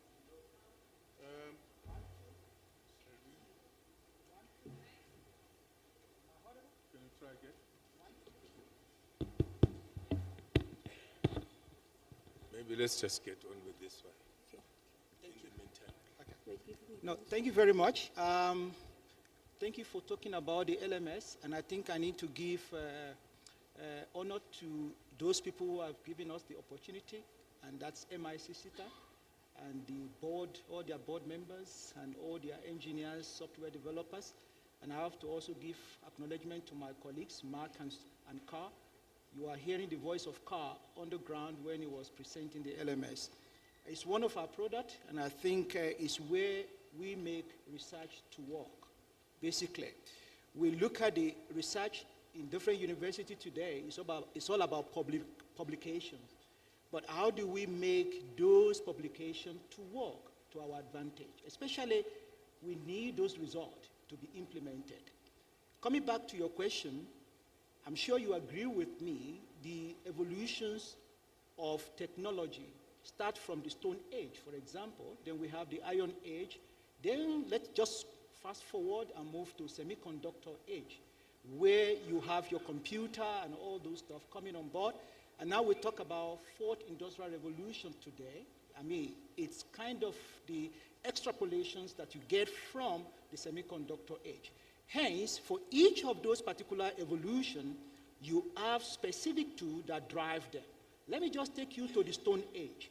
The power of stone then is to light, to give us light, because they spark them together, then it gives, the first electricity was from the stone. Then we move then into a semiconductor, which is production of computer today. Therefore, computer become tools to everybody, either doctor, engineer, or everybody. They use computer today. But now, what is exact tools for current day technology? We're talking about the AI. Now, when we talk about the AI, I will just give you a simple definition that I have the AI. It's just machine thinking like human and machine acting like human. Now, I have my two other definitions under it. When they act rationally, and they also think rationally. Therefore, there are four definitions to AI. One, action like human. Two, thinking like human. Three, rational thinking and rational action. Therefore, whatever you develop around the AI must fall within those four components. Now, the blessing of AI in this generation definitely have opportunity to open a lot of opportunities to our unemployed youth, but it's high time we tap into that. Now, when we talk about the AI, we also have different categories of that, but we only talk about the narrow AI, which is applicable to all the solutions you see today. And we need to tap into all those blessings. Thank you very much. Thank you so much. Taking that into consideration, how does technology influence traditional SETA business? For example, in most SETAs, we're still using more manual than being technological. For example, in Agri-SETA, which is a primary SETA, I'll talk more of Agri-SETA because being the board chair of Agri-SETA. If we look into the current technology vis-a-vis what we have, how can it come and improve and influence the businesses of the SETAs? Yeah, I've been hearing this conversation that the AI will take jobs, but definitely AI will create more jobs. But what is going to happen are three components. The first one is reskilling. Skilling also, that's the second one, and upskilling. Those three components have to come as a factor that then influence your efficiency. Therefore, what you do before in 1 hour, you can actually do them in 1 second. I will give you one example, which most of you are using also in the office today. If you look at your ChatGPT, I'm sure you always take 10 minutes to write a mail. You can take ChatGPT by prompt engineering to write that email for you. That takes your time to write 100 emails per day. Then you can use your remaining time to efficiently deal with crucial problems at work. Therefore, there are so many ways in which the AI complement what we do.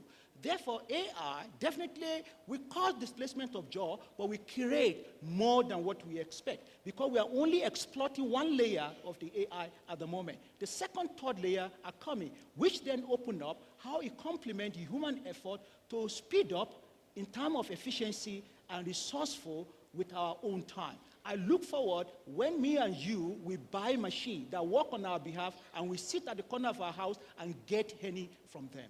That's thanks. Okay, with that into consideration, can we maybe zoom into the agricultural business and with regards to technology or any other SETA, with regards to the technology that is currently in place so that we can learn to explore more on those areas? Yeah, no, thank you very much. I think one of my national mandate now in national, I'm sure you know National Institute for AI, one of the mandate they gave me is to look at the application of AI, especially in agriculture. I'm an engineer by profession, but they want me to look at that aspect. I think it's a mandate between TUT and the UJ. And my focus is just to make sure how do we develop applications that enhance the productivities in agricultural sector. You know, you were talking about the agri-tech, for example.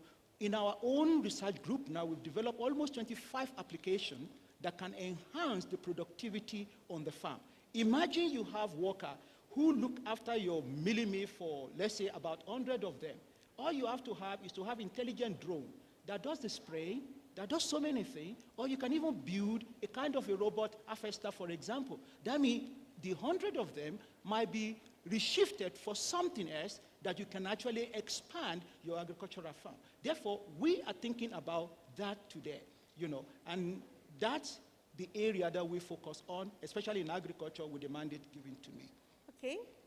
Out of interest, how can we now synchronize the current youth unemployment? You know, we have a high rate of unemployment in our country with technology and with a more emphasis on graduate readiness for workplaces. Yeah, thank you. Like I said, I think we try to map our current unemployment with traditional business that we have now. We've not explored the available tech-driven businesses. And I will give you one example, which was sponsored by the MIC SETA. When we developed the LMS came with about 22 bursary for the student, that we should train them on that particular application. When we are developing it, we develop it with them. And can I tell you today, the old 22 were absorbed, even at the moment, they all gain employment. That is a kind of a training that is a product-based training. That means that they gain the skill, they understand the whole full suite development of the system, and then a lot of employers actually get them on board because of their skill they've gained. That means if we change the system of our business in terms of the way we train these young people, we consider a product-driven approach, especially for unemployment candidate. What we can also do is that those ones that have graduated, for example, we can look at what are their current skill set.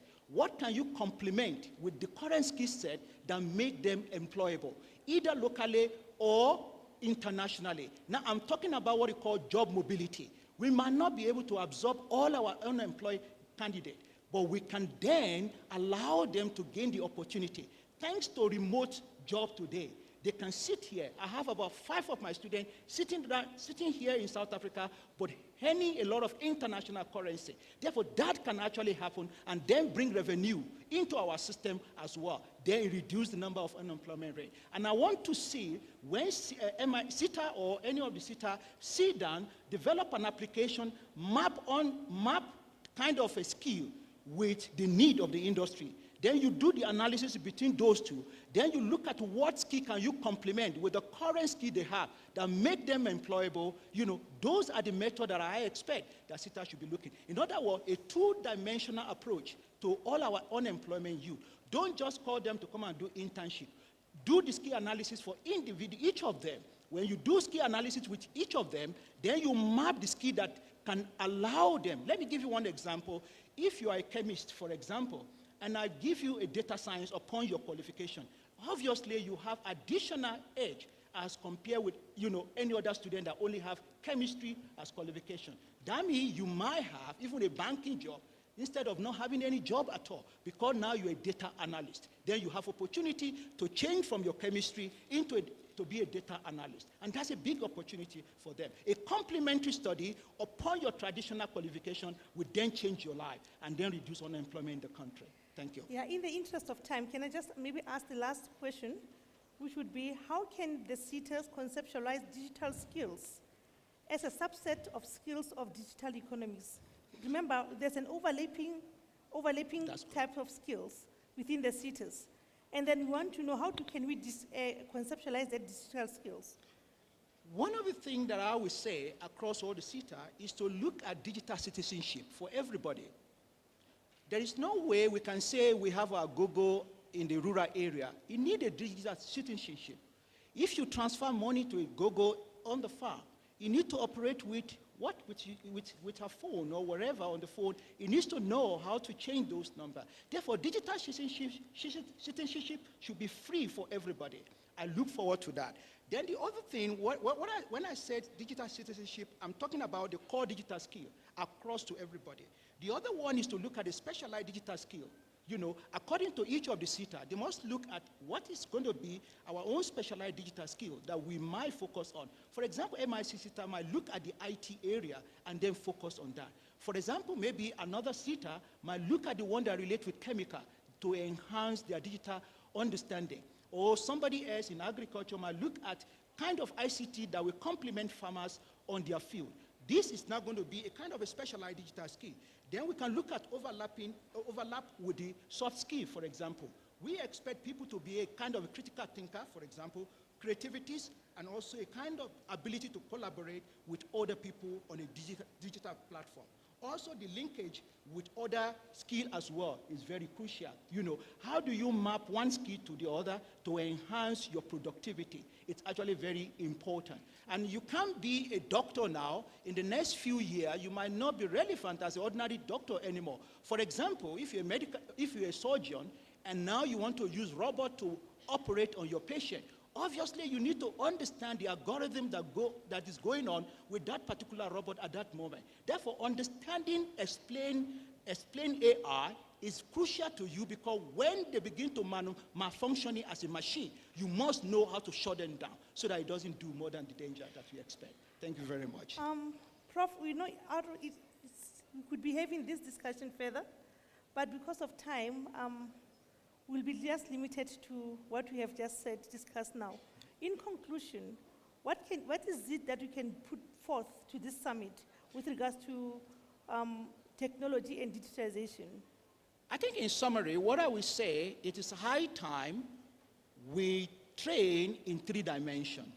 One, conceptual thinking in training, which is your thinking. The second one is the processing of your brain. And the last one is the demonstration of your hand. The 3 have to work hand in hand. What is you see happening, you put theory on the student head and you leave them like that. What about the demonstration part? And that's what will change the landscape of how our students become productive in their lives. You see a lot of people with PhD, they have publication. That's the end of the story. They are sitting down in the library, useless. But each of those particular theses can be converted to something that create a new job in the market, if we then move further to turn those things into a useful resources. And we must begin to go back to the university, taking everybody's thesis and look at the commercial value, innovation that are there. You cannot have a philosophy when you don't produce something new. That new thing needs to be converted into a product that changes our economy. Thank you very much. Thank you so much. Chair, out of interest, we really want to thank you and thank you for the opportunity for giving. Thank you so much. Thank you. Have a good day. We kept to our time. Thank you very much, Prof. Please give the Prof and the chairperson another big round of applause. How I wish I could rewind my years. I can catch up on these issues myself. Can I check whether the ready? Okay, that is good news. We seem to be doing exceptionally well on catching up on time. So if anything goes wrong now, it will be because of this next group. So we are now going through. If they can please come and join us on stage, the last bit of our engagement now, which is where we get feedback from the discussions. We are starting at 4:10. I expect us to finish by 4:30, so that we catch up our time with the program. We have 5 speakers that will give us the feedback in the order of their appearance on the program. They were carefully chosen in Mr. Mashabane of the Bank SETA, Mr. Mashongwane of the MQA, Mr. Yeshen,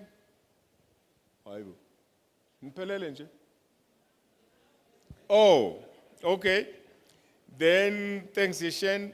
Then Miss Elaine Brass and Dr. Innocent Ogcinangci, CEO of AgriSETA. Now, what we did here, we were careful in saying there can't be a chairperson here. Not that chairperson don't know what they're talking about, but the people that are here are people that are really the hub, the heart, the hands, and the feet of the sector. So they would be able to pull all of the things that after the chairpersons have howled, they then actually get in and do the job in a technical manner. I'm not going to stand up and call on them one by one. I will simply sit down now and ask them to take their 3 minutes each from my immediate left, right down and end up with Ishem. It will be fine if we go that way, or you want to follow the program? You want to be a sweeper, Ishem? Yeah. All right, that's fine. So there we go. We'll get the summary in this way. And I want to propose that the last 15 minutes that was given to the program director to sum up actually doesn't get to be done after these experts have done it. So what I'll do, I'll take 3 minutes to tell you how I'm going to enjoy my cognac after this. Thank you very much. Over to you. Thank you, Program Director. Panel 1 colleagues dealt with the role of SETAs in building a capable workforce as well as a developmental state.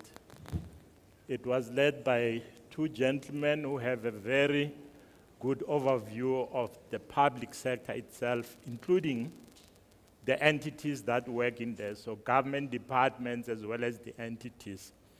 So what they said here is that there are a few preambles that we need to take into account.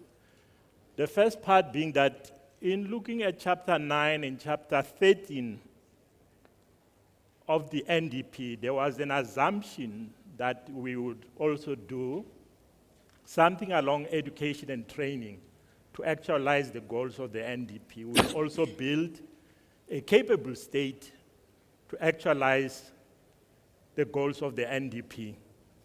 It looks like now in review that those assumptions were either miscalculated, exaggerated, or even misplaced, because we are far from realizing the dream as envisaged in the NDP. So there are then opportunities, I'll call them opportunities in inverted commas, and they are saying those opportunities come in the form of burning platforms. So we are all sitting in that burning platforms of strikes and the country being on fire because of declining levels or unsatisfactory levels of service delivery.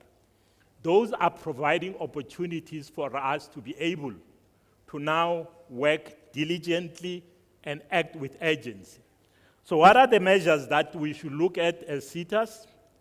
One is that we should move with speed and urgency.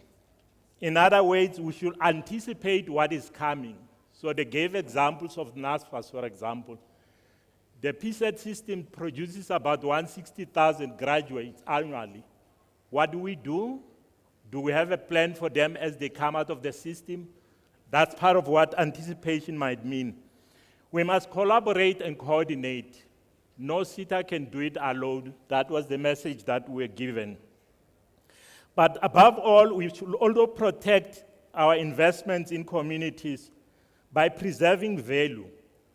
In other words, we should rein in on what are called distressed assets, where we have built centers, skill centers. Today, they are sitting empty. We are moving into the next community and building another asset. So we need to do something about that. But more importantly, we should also look at grants that are distributive. In other words, when you invest in a community, try and make sure that some of that money stays in there. If you send the consultants in KwaMhlaba Lingana, after paying them, all of the money that you pay them doesn't stay in KwaMhlaba Lingana. Distributive grants.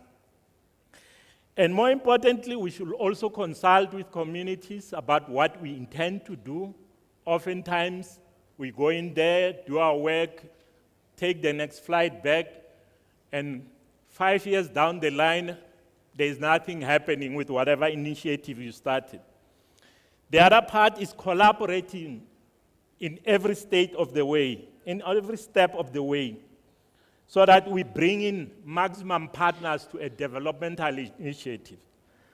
And then lastly, we should also then focus on outcomes, not just the outputs, the tick boxes that are part of our reporting framework. Thank you again, colleagues. Thank you, Program Director.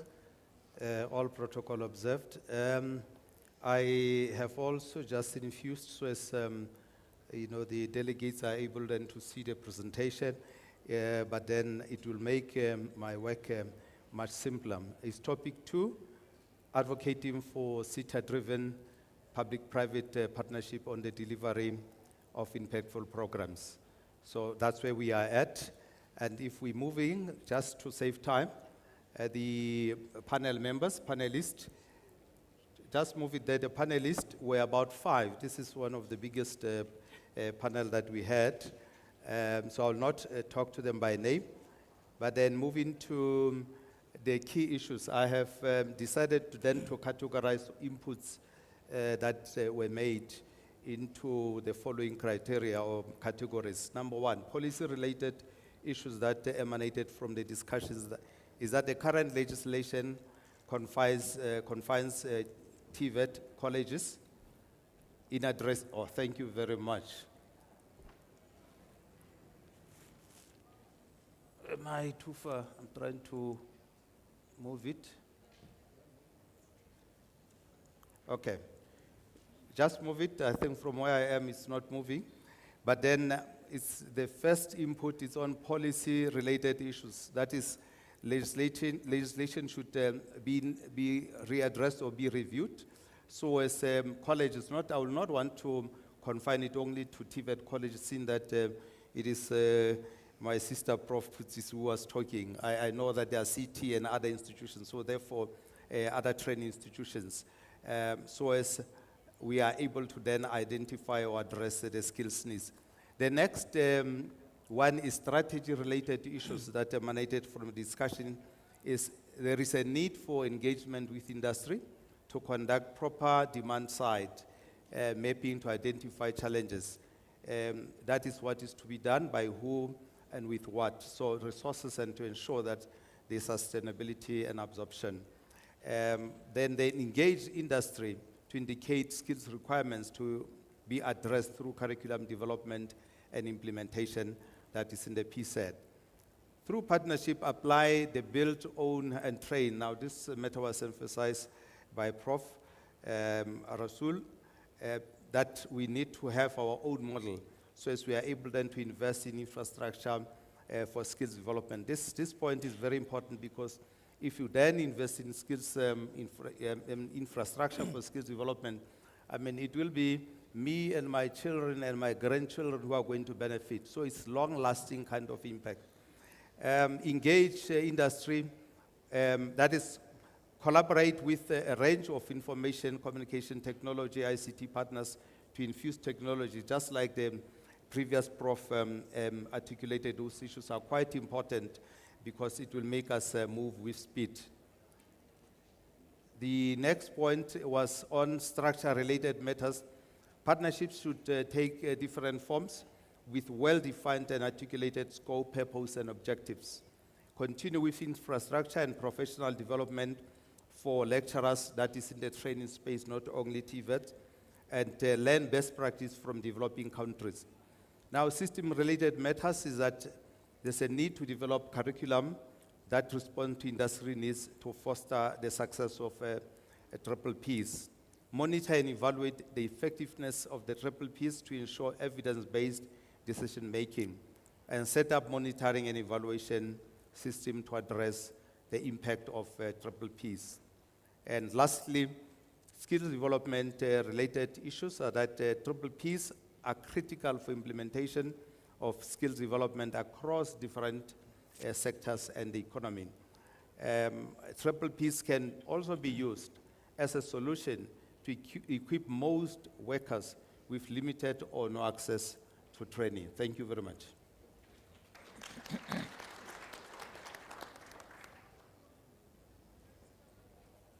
Greetings go to board members, board chairs, and colleagues, CEOs, and all the invitees here. The mic.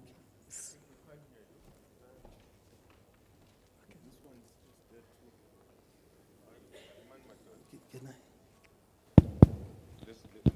Let's try this one. You're going to be able to. Okay. Greetings go to all board members who are here, chairpersons and colleagues, CEOs, and all the invitees.